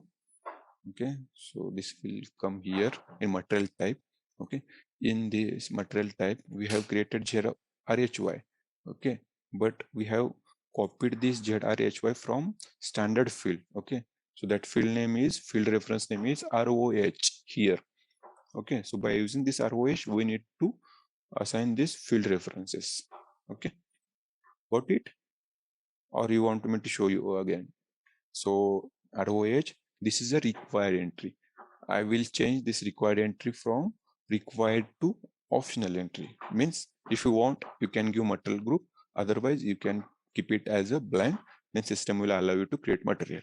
If I click here in required entry, then you have to enter material group as a mandatory entry. Without this material group, system will not allow you to create the material. That setting was only for the field material field only.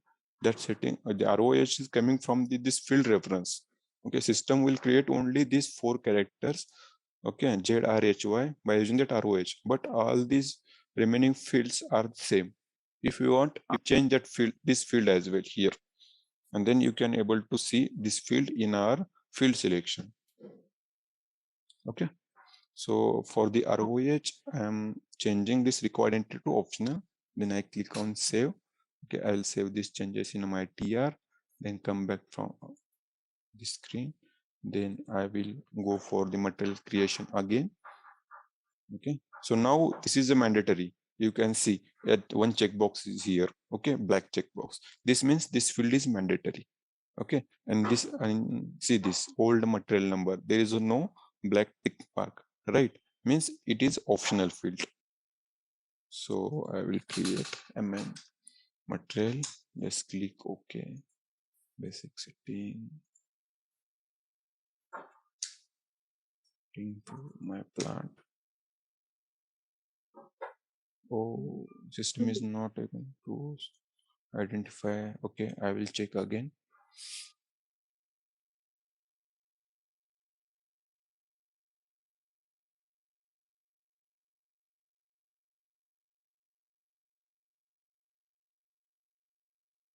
We can directly open that selection group 2 from here, because our material group was assigned to selection group 2.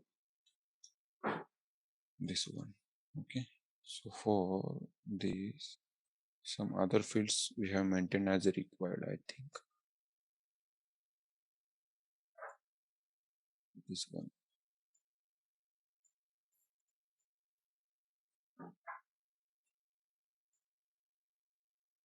So what we will do is we'll create our own material group here.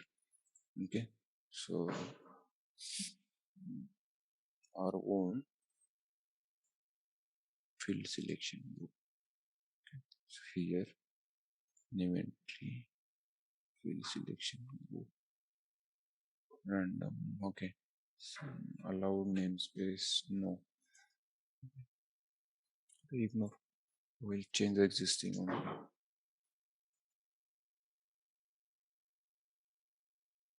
See this one. We have maintained next. Where is next? In this we have maintained these materials mandatory. We need to change this as well. Material group in 02. So no should be there for a required.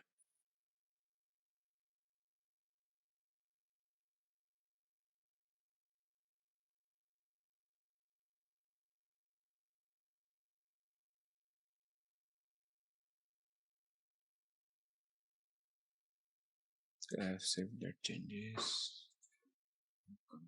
Come again for the material creation.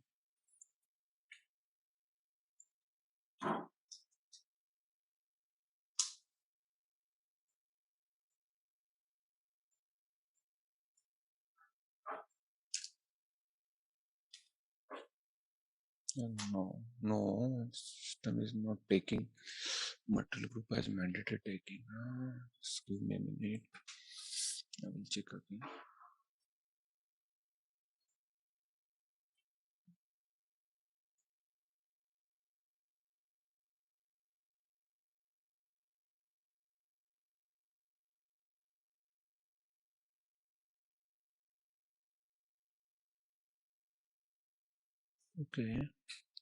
So what we will do is we'll change our material type here. So we'll change material type and we'll assign our own field selection, because multiple users are using this system. That's why they have some changes. That's why.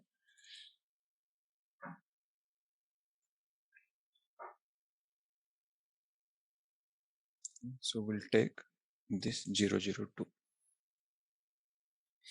Then I'll check again. So for that 002, what is the setting?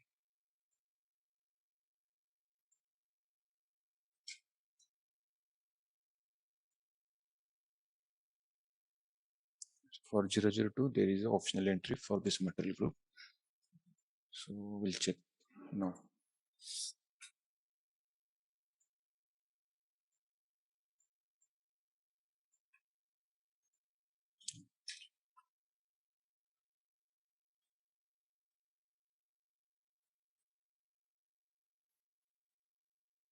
See this. Okay. Now system is not showing that tick mark. Okay.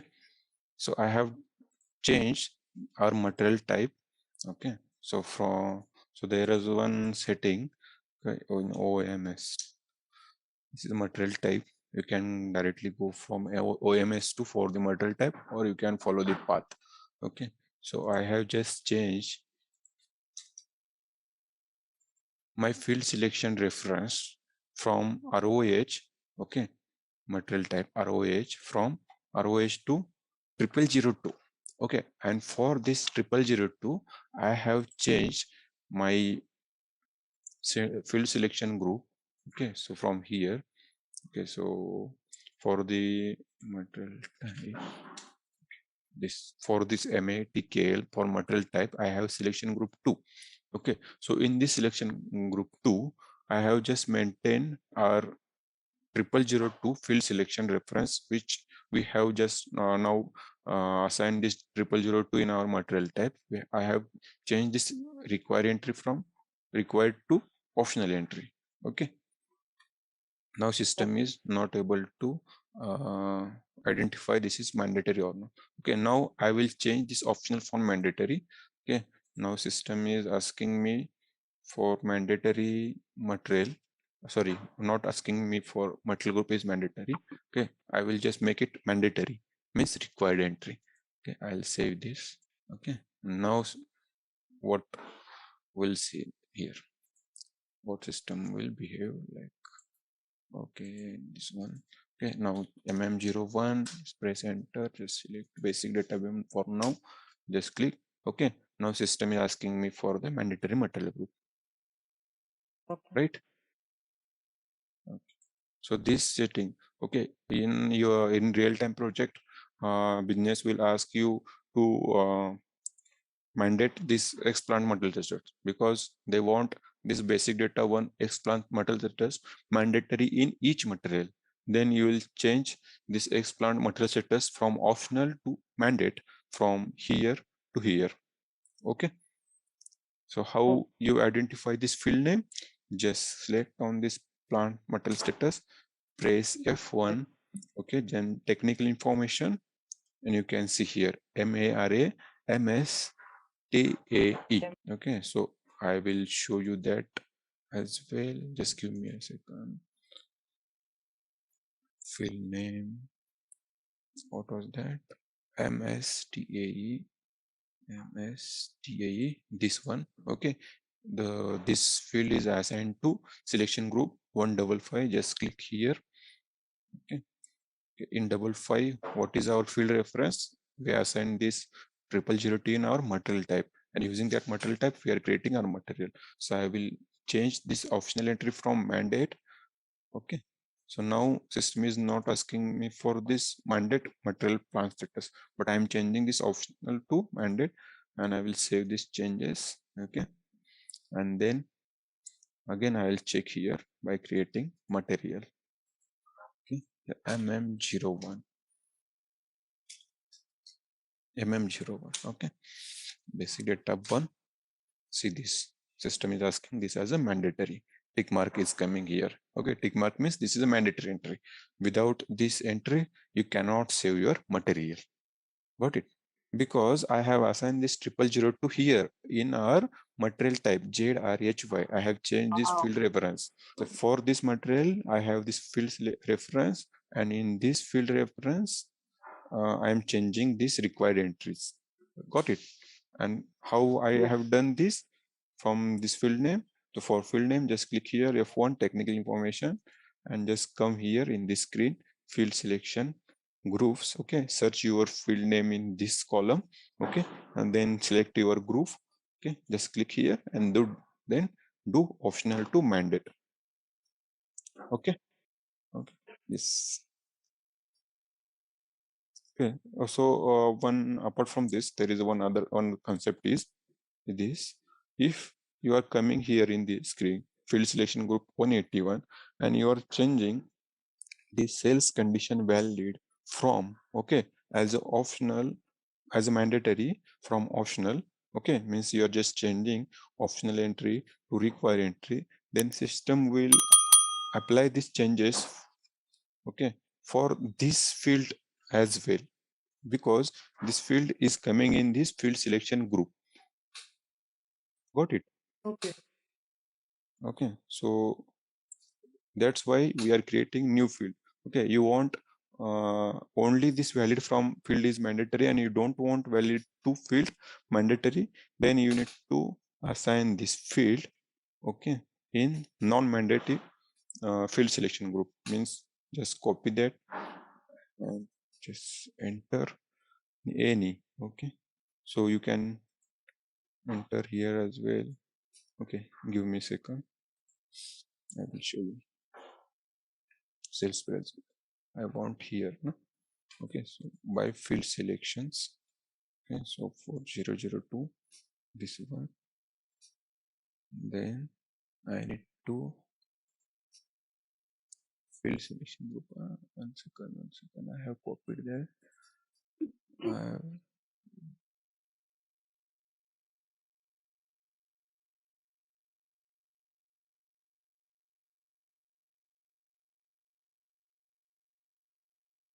Okay, so in that case, you need to now select this valid to option, and just delete your selection group.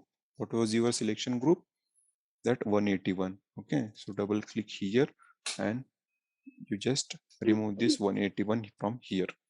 Entry deleted, come back, and then save your changes in this.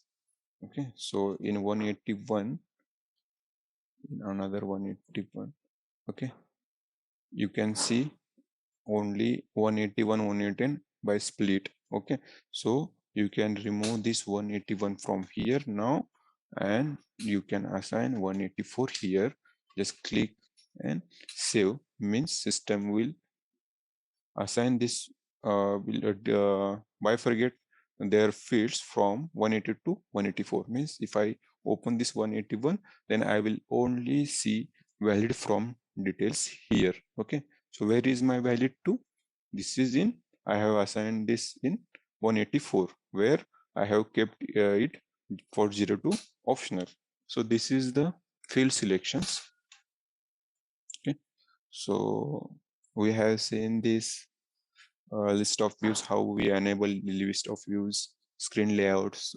So procurement external internal, there is a one checkbox. I will show you in purchasing. System is asking me to give these details. Without entering these details, we cannot go the next screen.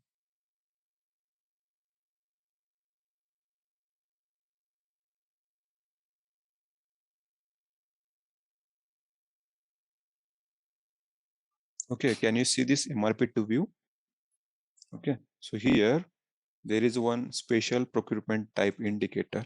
I am just opening this F4. Means this material can be, if I select 10, then this material can be used for the consignment procurement only. Consignment means material, sending material to our premises, then we are issuing this material. We have seen this in demo slide. I will explain you this consignment in coming lectures. There is a one consignment purchase order topic.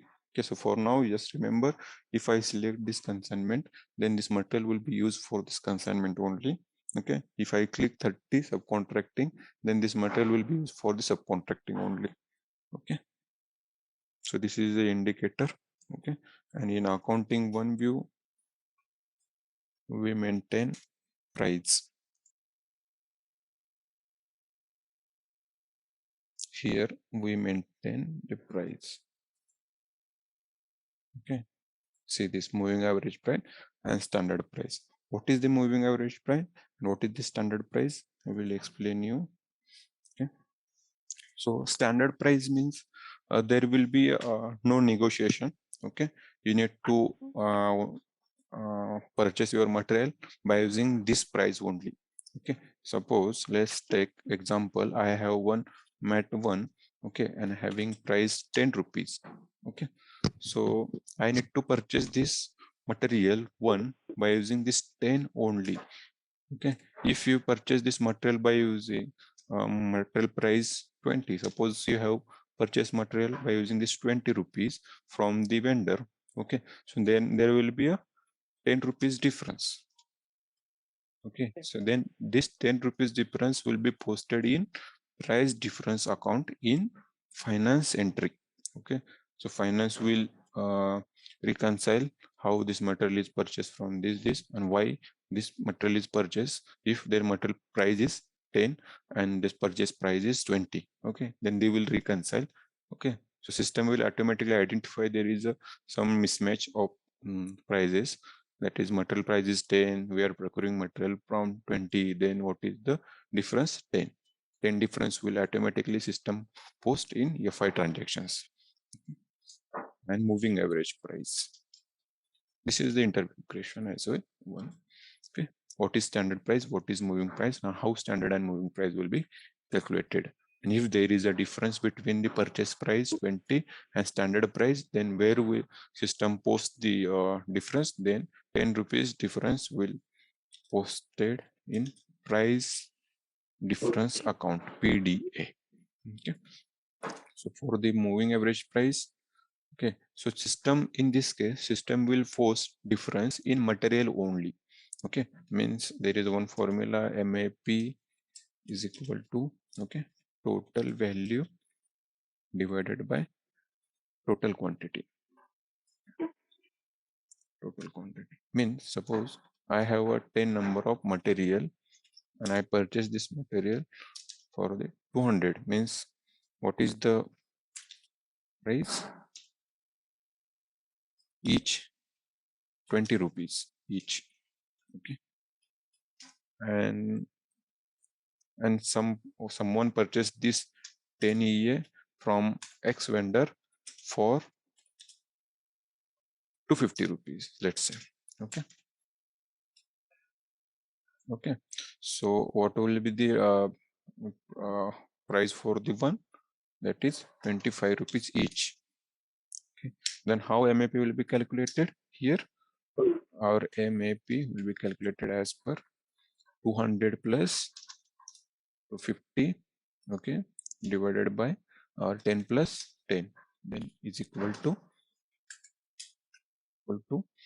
450 divided by 20, then what is the expression? 22.5.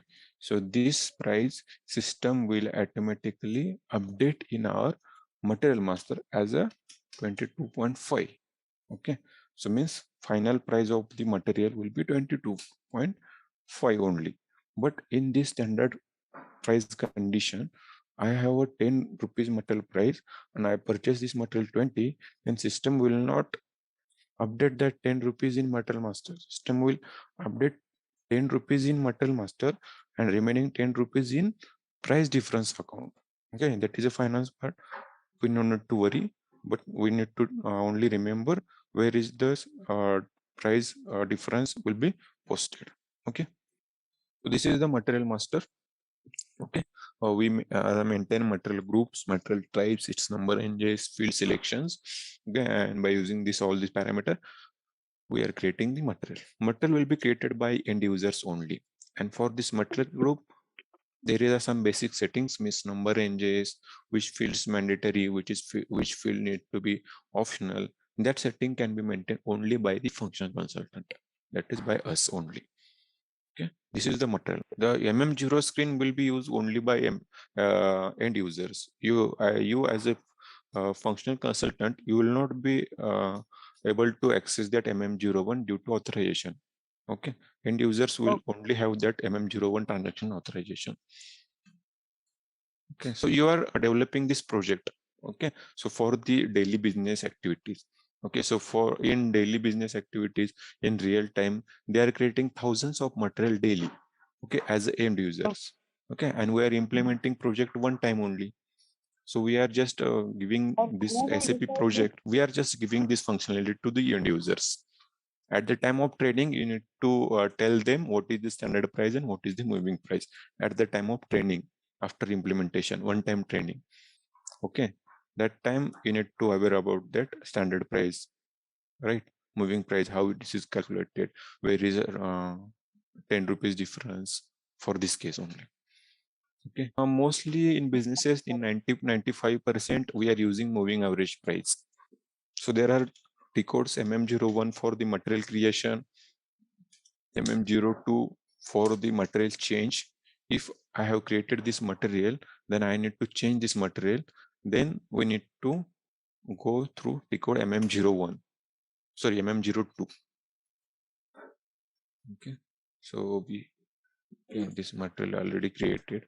Okay, so suppose you want to change that material, then you can use MM02 change material transaction code, and we can change this. Functional consultant or consultant will only have access to the MM03 only. If you want to check material is created is right or wrong in support project. Okay, so then in that case you will have access to this MM03. Okay, you can see MM03. So means there are T codes MM01, MM02, MM03. See this one, MM01, 02, and 03. 1 is for create, 2 is for change, and 3 is for display. Okay, you can remember in these scenarios. Okay, MM01 is for create, 1, 2, 3, create, change, display. Okay, so this is the material master. Just quickly we'll see about the vendor master, because vendor master will not take much time. Okay, so what is the vendor master? Okay, so vendor master record contain the information about the vendors. What is the vendor address? What is the payment terms of vendor? What is the bank account vendor? Because why we maintain vendor master record, or what is the vendor? Vendor is the goods or service provider. We can say supplier as well, because we are procuring material from the vendor. Okay, raw material, semi-finished product, we can purchase that material from vendor. That's why we are saying vendor is a goods provider or a service provider or a supplier. In all cases we are using this vendor. For standard as well, we are procuring material from the vendor. In subcontracting we are just giving raw material to the vendor, and vendor is processing that material, raw material, from that raw material to a finished product sheet, and then they will send back to us. So we'll see in that subcontracting. For just now, we have created the material. Just we'll configure this vendor, we'll create the vendor, and by using this material and vendor, we'll create the purchase order for the consignment subcontracting. Okay, so how vendor master configuration we maintain as a functional consultant. So before going ahead, I will explain quickly these 3 slides. Okay, so we maintain this vendor master address, financial data. Vendor master record is maintained by both purchasing department and accounting department, because as a functional consultant, as a purchaser or consultant, we maintain purchasing data in vendor master. Okay, and for banking related data, it is bank details, payment terms, or any financial data, that can be maintained only by accounting department, that is a finance department. Okay, so in this scenario as well, vendor master will be created by end users, but for that vendor master creation, the basic setting will be done only by the function consultants. Okay, so in material master we have seen material type. Okay, so by using that material type, we are creating the materials. Okay, so same in vendor master, there is a one vendor account group. So by using this vendor account group, we configure the vendor. Okay, so there are standard configuration value: domestic vendor, import vendors, one-time vendors. Means domestic vendor we group together and we assign that vendors in vendor account group. So for imports we have separate vendor account group. For one-time vendors we have separate accounting group, like material type. Okay, when material type vendor account number will be created by only function consultant. Okay, we as a function consultant, we create this material type vendor account group. Okay, so this is the path of vendor master configuration. Okay, so for the vendor master, we only create vendor account and their number ranges. Okay, there is no setting. There is a field setting, but that is not an mandate. Okay, we can see that as well. So path is SPRO. Okay, in SPRO IMG, then financial accounting. Okay, then financial account. In financial accounting we have one account receivable and account payable option. Just click on that. Okay, then financial accounting, account receivable. Okay, we have vendor account. Just click on vendor account. Okay, then we are just configuring this vendor account for the master data, and click on master data. Okay, then preparation of creating vendor master data. Okay, and then define account group with screen layouts. Okay, so we'll first define account group. Okay, what was the, okay, I will write here afterwards. Okay, so first I will create one vendor account group. So for that, click on new entries. Okay, just give vendor account group ZMMG. Okay, ZMMG. Okay, then press enter. Okay. Then meaning we can give vendor and then TRNG. Okay, just click on save. I will save the changes in our master data tier. Okay, now ZMMG vendor account group is created. Vendor ZMMG vendor account GRP ZMMG. Okay, so I have created vendor account group. Okay, so I will click on position, then I will check ZMMG. If you are going to create any entry with yourself, that is called as a custom entry. Okay, and custom entry we usually give as a Z as a prefix in real-time projects. Okay, we can give a name, same name, but we cannot give ZMMG same name apart from this ZMMG in vendor account. If I click new entry and I again create ZMMG, then system will throw me a message entry already exists. But so I will keep this as it is. Okay, we have created this vendor material. Okay, so in vendor master as well we have a number ranges. Okay, so like material master. So first I'll create number ranges for the vendor account. So for that you need to scroll down, then come here and create number range for vendor account. Just click here. Okay, so just click on interval, just press insert, click on insert line, just give a number. So your number should not be there earlier. So is there or not, I'll check. Is there, see. So MT is there, MT is also there. So what MG is there? MG is not there, so I will give MG.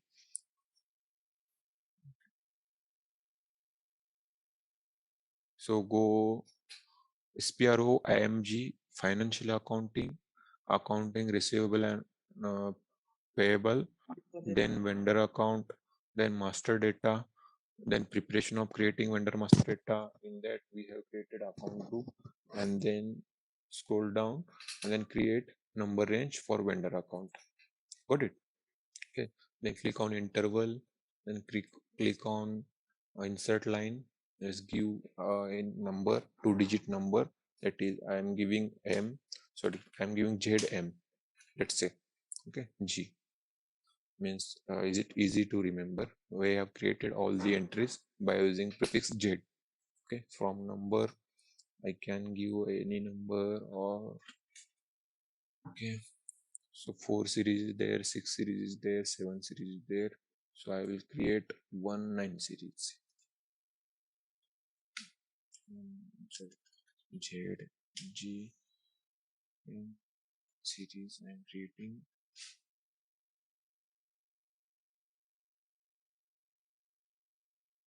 So Alright, let's test your knowledge. Here's a question for you. What is the purpose of the vendor master data in the MM module? Option A, to store information about the company's customers. Option B, to store information about the company's employees. Option C, to store information about the company's suppliers. Option D, to store information about the company's products. Take a moment to think, and when you're ready, choose the correct option. Remember, each choice holds a key to unlocking the answer. Good luck. Type the correct answer in the comment section. Hey there, ready to become a supply management whiz? Our SAP ECC Material Management course is here to guide you. You can learn at your own pace on our platform. In this course, you'll dive deep into SAP ECC Material Management. It's like a toolbox for planning things, from making sure we have enough products to get them where they need to be. Our course covers everything from the basics to advanced tricks. It's crafted by experts who know their stuff. Your instructors are seasoned pros, ready to guide you through and answer any questions you may have. And guess what? Our students love the course. Folks just like you have found it incredibly helpful. The best part, it's budget friendly. This fantastic learning opportunity won't cost you an arm and a leg. Ready to become a SAP ECC Material Management Pro? Sign up on our page now. For more details, head over to ZaranTech's website. I have created ZG, right? Z means last. Okay, ZG I have created. Okay, so ZM also I have created. I will delete it. Okay, I will keep only ZG. Okay, so 9 series to 9 series. Okay, and then I'll click save. Okay, come back again, come back. Okay, so I have created only number ranges. So I need to assign this number ranges to my account group, right? Then need to select on assign number range to vendor account group. Okay, so just click here. Okay, just search for my vendor. So for that I am clicking on the position. Okay, ZMMG, just press enter. Okay, this is my vendor account group, vendor training. Then I'll assign here my number ranges as a ZG. Okay, means I have assigned this number ranges to this group. Just press save my changes in my tier. That's it. Okay, there is only 2 settings. Yes, vendor account number ranges and assign number ranges to vendor account group. Okay, just as a function consultant we only deals with these 3 activities. Okay, so for the creation of the vendor, okay, we have 3 T codes, that is I will explain you here. Okay, so T codes XK01, this is a central T code for the vendor. Okay, if as a MM consultant, okay, you want only purchasing view, then in that case you can use MK01. Okay, and for the accounting view, finance consultant will use FK01. Okay, so for purchase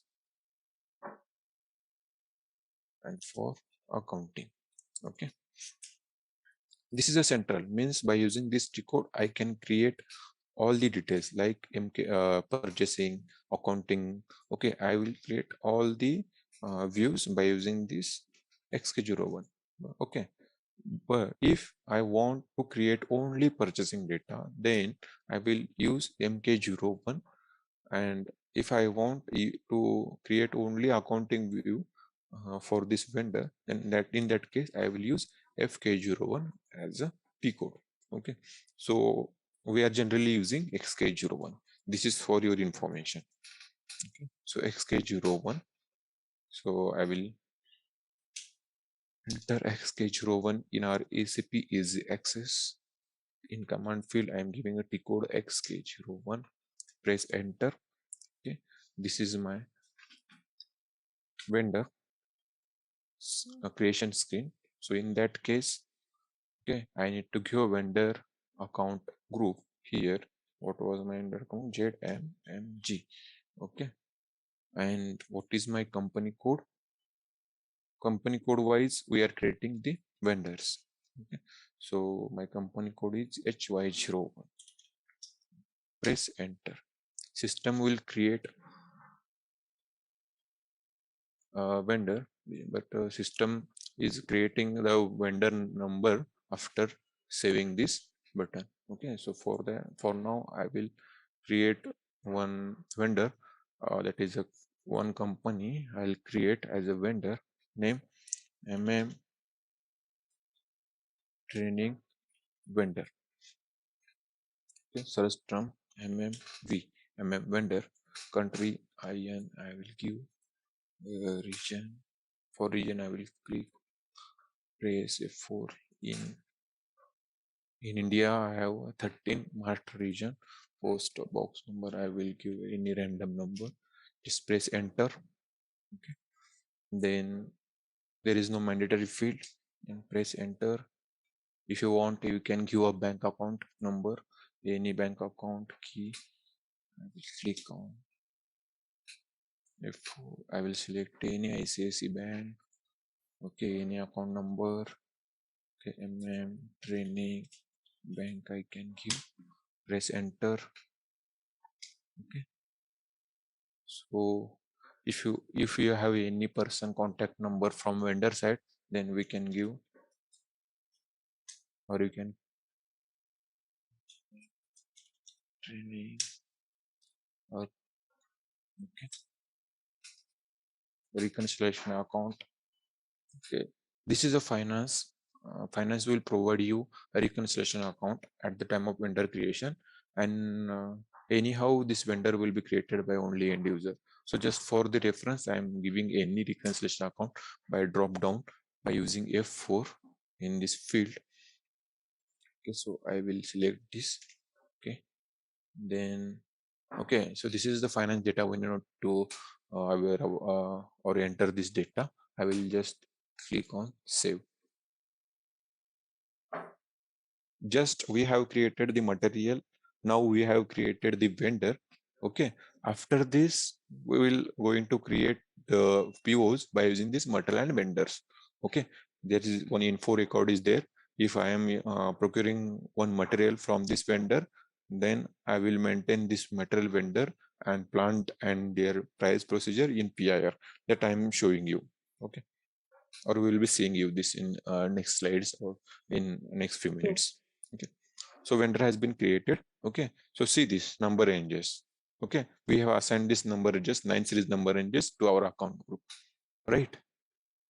So we have created HY in this vendor in our HY01.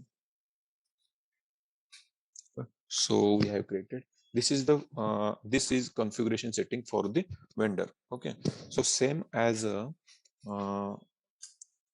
material, we have three records: XK01, XK02, and XK03. Okay, XK02 is for change. Okay, XK03 for display only. Okay, so as we have seen in material master, there are one screen layouts, means if I want any field in vendor master is mandatory. Okay, you can see here in XK01 I want postal, okay, this postal code city is mandatory, okay, or I don't want this search term 1 or 2 is mandatory, okay, I want this as a optional. Currently this is a mandatory, right? So how I can change this? Okay, I'll change this by using this define with screen layout accounting group, where we have created this accounting group. Okay, so I will run, I will give my, okay, so group, okay, double click on this group. This is our vendor account group which we have created.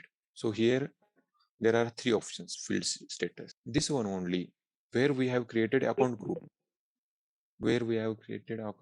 here only in master data. Okay, vendor path is same as per this IMD screen is concerned. Okay, so define account group. Here we have created account group by using new entries. So I am just searching my account group by clicking on position, give a account group. This is my account group. Just double click on this. This is my account group where I have created by using this new entries. Okay, so in this there is a field statuses, general data, company code data, purchasing data. Okay, so where is this search term is coming? In general data. Okay, so in general data, just double click on the general data. Okay, so this is from address only, because search term 1 and 2 is from address. Okay, so just double click on this address and search for that field, search term 1 and 2. Where is this search 1 and 2? See this search term, and in this search term there is search term 1 2. If I change this search term setting, then this will be applicable for this field. That's why system has asking to change this search term only. So where is this search term? So this is optional entry for now, and system is asking this mandatory. Okay, so how we can change that?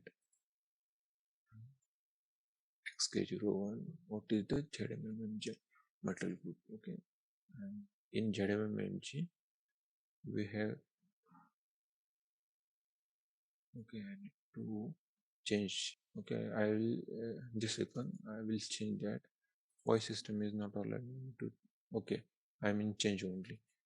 Okay, so this is optional only, right?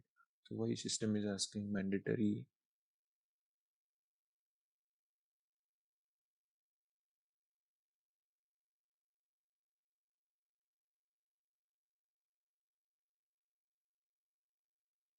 I found some inconsistency in system. Okay, I will check. Just give me a second.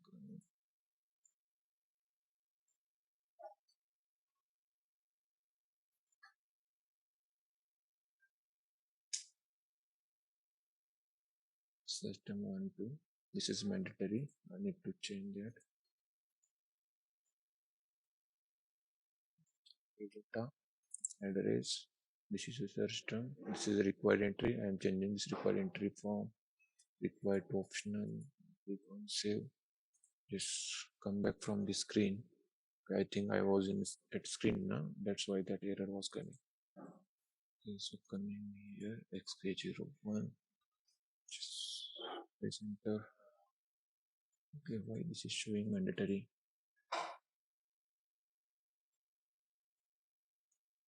Okay, I think someone had changed the screen layout as per company code setting only. I need to check that as well.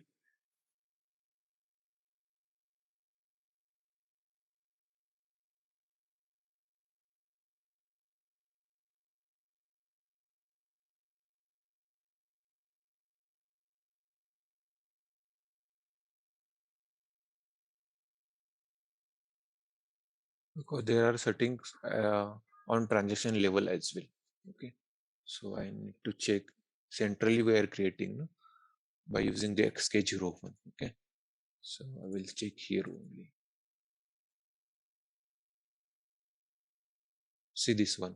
Okay, in T code, at T code level someone has changed this setting. Okay, so where I have gone, Okay, in SAP reference, same path is same. Okay, account payable, receivable, global city. These all errors or inconsistencies is coming due to more users, because some users are changing settings simultaneously. That's why, because we are using this idea system, and this idea system have multiple users. Okay, so that's why we are checking. So anyhow, we are going good, because we are getting errors, and that's why we are doing some changes in system. So that was not part of our training, but you can see this setting as well. Okay, financial account global setting. There is account payable, receivable. Okay, vendor, master, preparation. Okay, so we are changing screen layout from here. Okay, but we need to check this screen layout as well for company code or activity. Okay, so as per activity means I'm using this XK01 T code, right? So XK01 is for central vendor creation. So create vendor centrally. So this is the T code. And go here, click on field status general data. In address, someone has changed this setting from the optional to required. Okay, in search terms, I will click here in optional. Okay, and then I'll save. Okay, now we'll check here.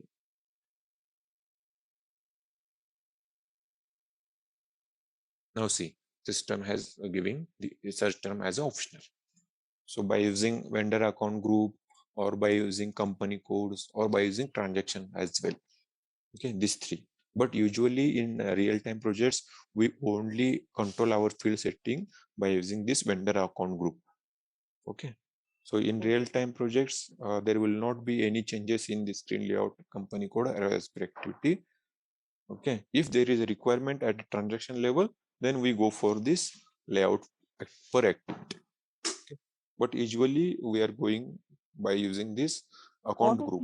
Suppose we are using only XK01 and you don't want your field selection on account group. You want your field selection group on T code level, at T code level.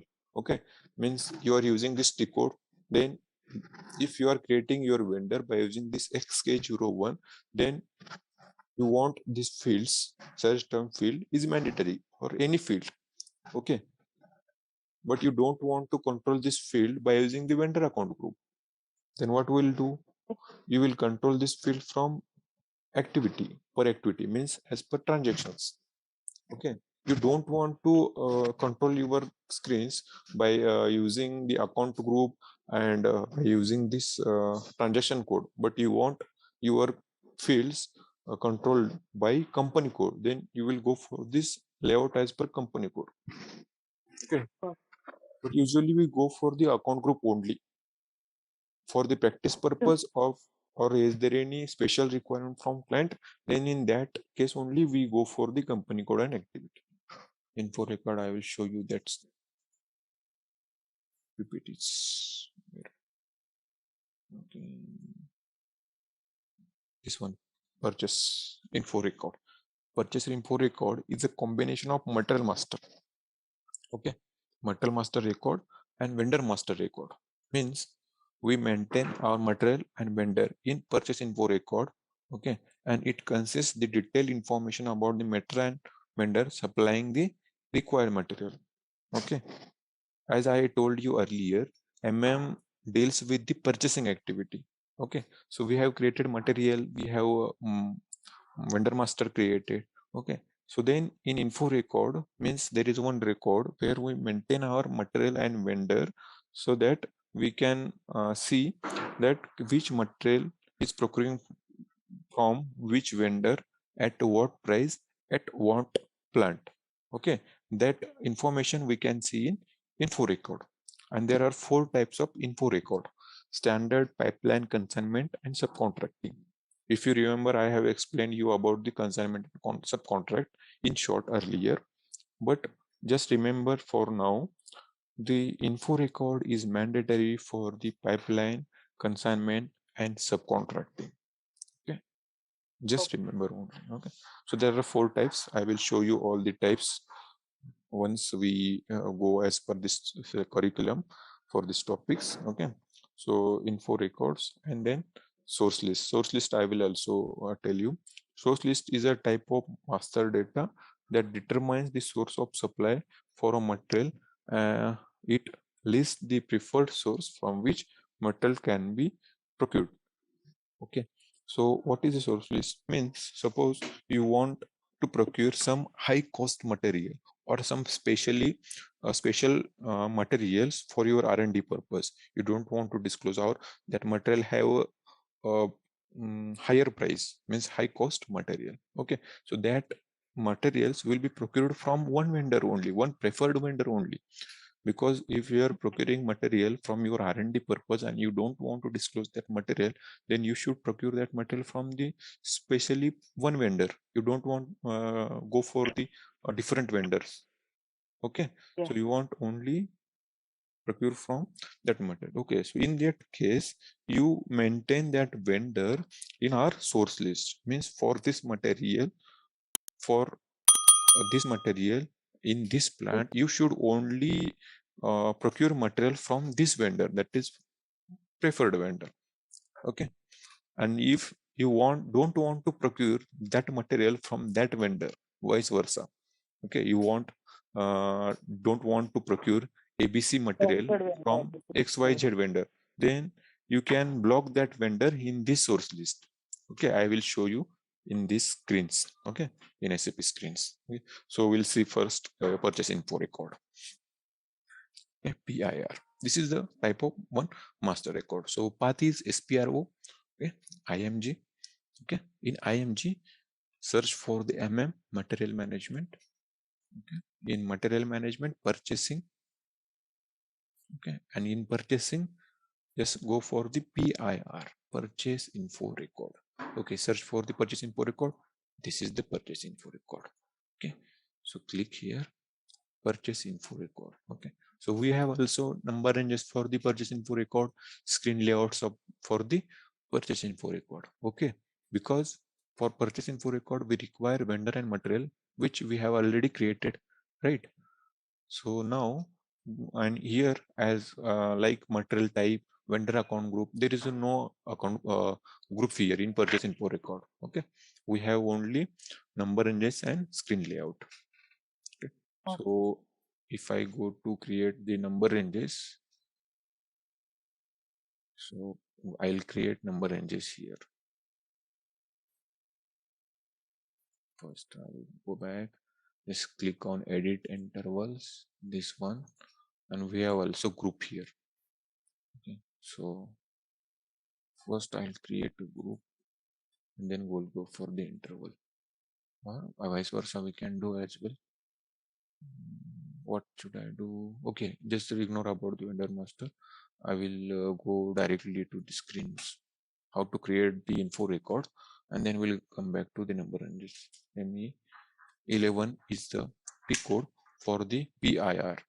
Okay, ME11. Okay, just enter. So for which vendor, for which material you want to maintain this info record, system is asking the inputs. Okay, if I click on standard, then system will create a standard info record. If I click on consignment and I give input vendor material, then system will create info record for the consignment. Okay, so for now I'm creating a standard info record. Okay, so this is the material. Yes, I'm taking this for example. I will select any vendor. So I will select this vendor. Just press enter. Not maintained by purchasing. Okay, I will select any other vendor, sorry, other material.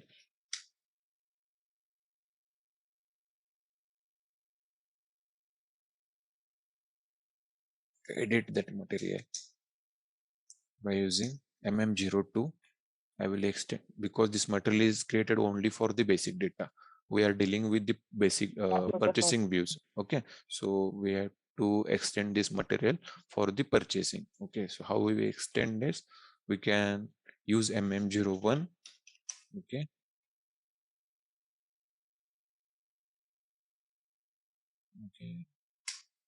Okay, someone has created this material under mechanical and finished material type. Okay, so I will click on purchasing view here. Just click OK. I will give a plant HYP1. Okay, our plant material already exists and will be extended, right? So we are extending our material in my plant. Okay, so ZMMG purchasing group MM1 purchasing value if I want system is asking. Okay, so I have okay, there is some error, same error. Okay, I will check this for this error and we'll get back to you in discussion board. Okay, so or simultaneously you can go for your material type creation, your own material type creation, and check whether this error is coming or not. Okay, you can check at yourself only, or I will also check.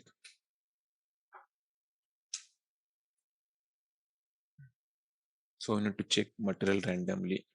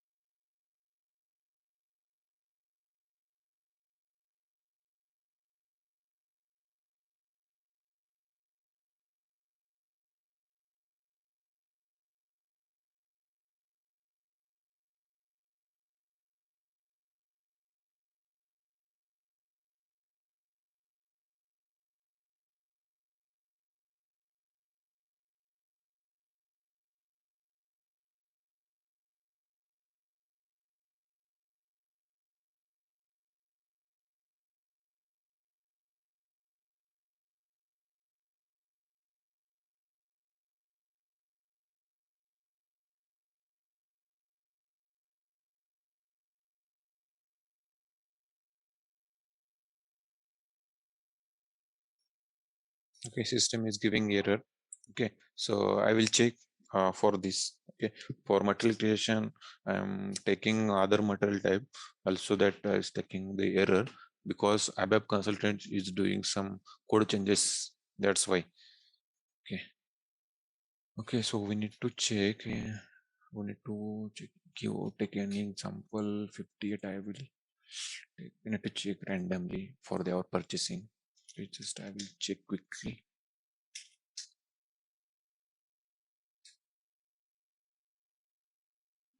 There is no purchasing view for this.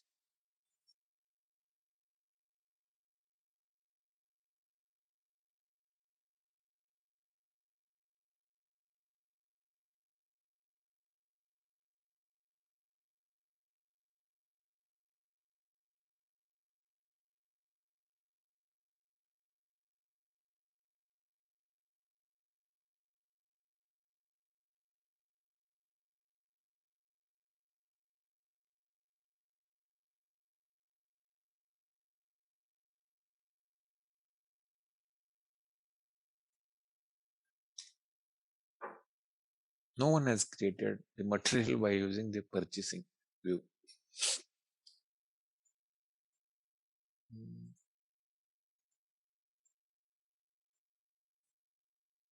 Because this is the first time IMM users are using this IDEA system for this server for 800EH7 for that vendor. That's why. Okay. Then is not find any purchase.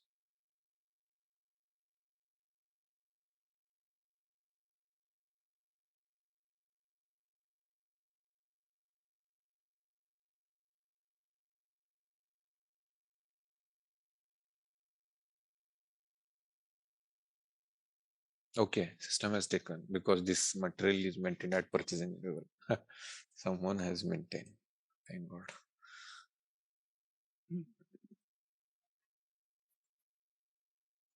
I will check MM03. I am in this screen and I want to check my MM03 material. So I am just using /o MM03 here. The system will open that screen and open that material as well. Okay. So this one, someone maintain purchasing. I don't know. at what level they maintain, but someone maintain. Okay, so I can check this material in my table, because once I create any material, then system will or system is updating that details in one table, that is a database table. And how we can check that? By using the T code SE16. And for that material, I have MARC table name. You will get to know about this MARC in real-time projects. Just quickly check for which material,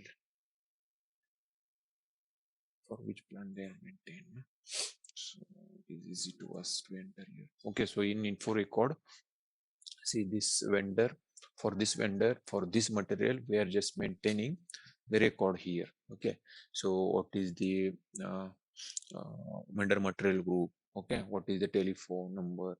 The first terminal we can check how many days it required to enter, or suppose I have created any PO against this, then when reminder will be sent to the vendors. That all the details we can maintain here. Okay, this screen also can be used by the end users only. For this screen, we are doing configuration and customization. Okay, so from this is a regular vendor or not. Okay, so we are just maintaining from here. Okay, just I'll give one reminder period one for here, then telephone number 12356, salesperson PRNG. Okay, click, please enter reminder levels in ascending order. Okay, so I will give only one, then just press enter. Okay, if you have any information memo, then you can write it down. Okay, any information about this vendor, why you are maintaining this info report, or etc. Okay, so you can just give this details information here. And for the price, just click on the conditions.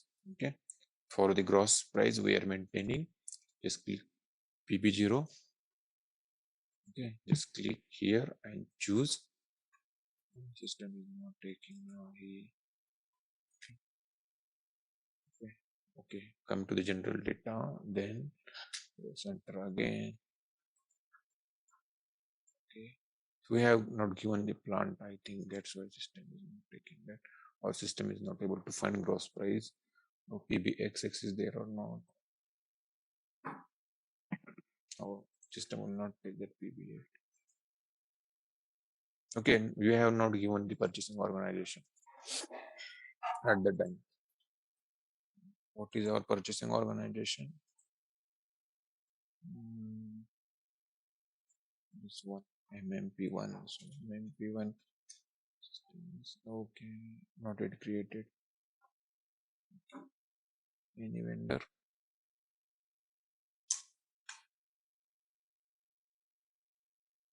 We have created vendor, right?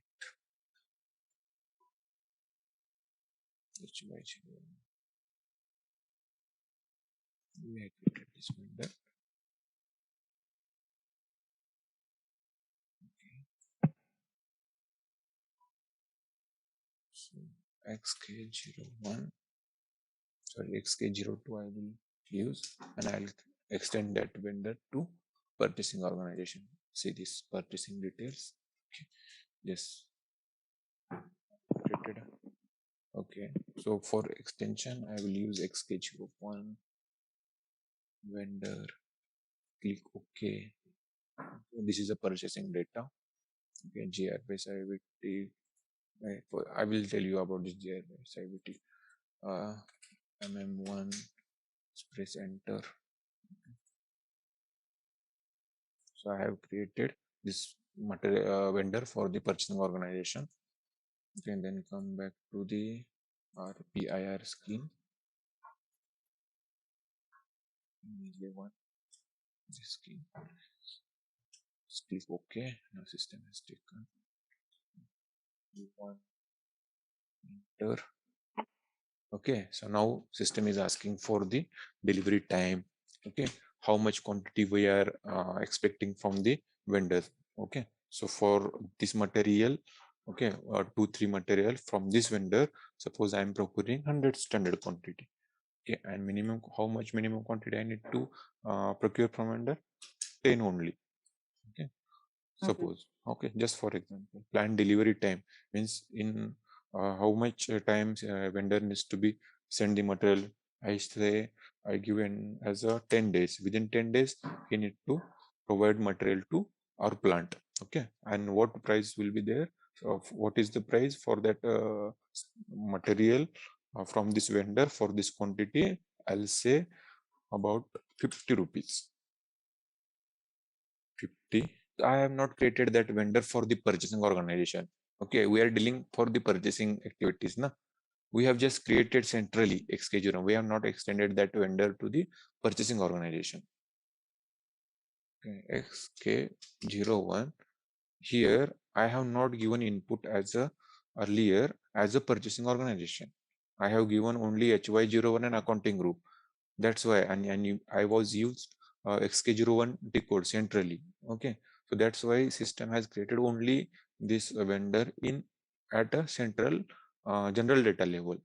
Okay, was not created for the purchasing organization level. That's why I came here in XK01. I have given purchasing organization as my initial input. Then I created that purchasing organization. I have given some input in purchasing details. Okay, and then I came back here in info record. Okay, so in purchasing organization we just maintain net price and quantity. Okay, 50 INR. Okay, price is.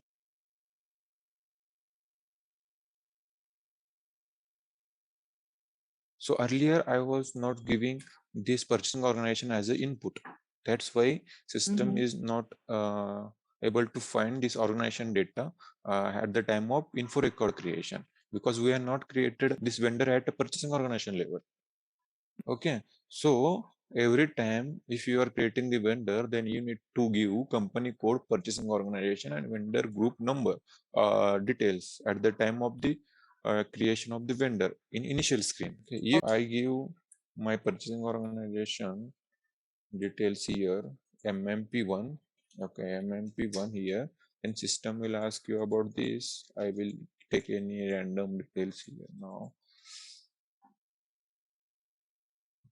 So this is the tax details. Okay, so this is bank details we have maintained. This is the contact person name. This is the accounting information. Okay, this is the payment terms system. Okay, this is the purchasing data which we have not maintained earlier, right?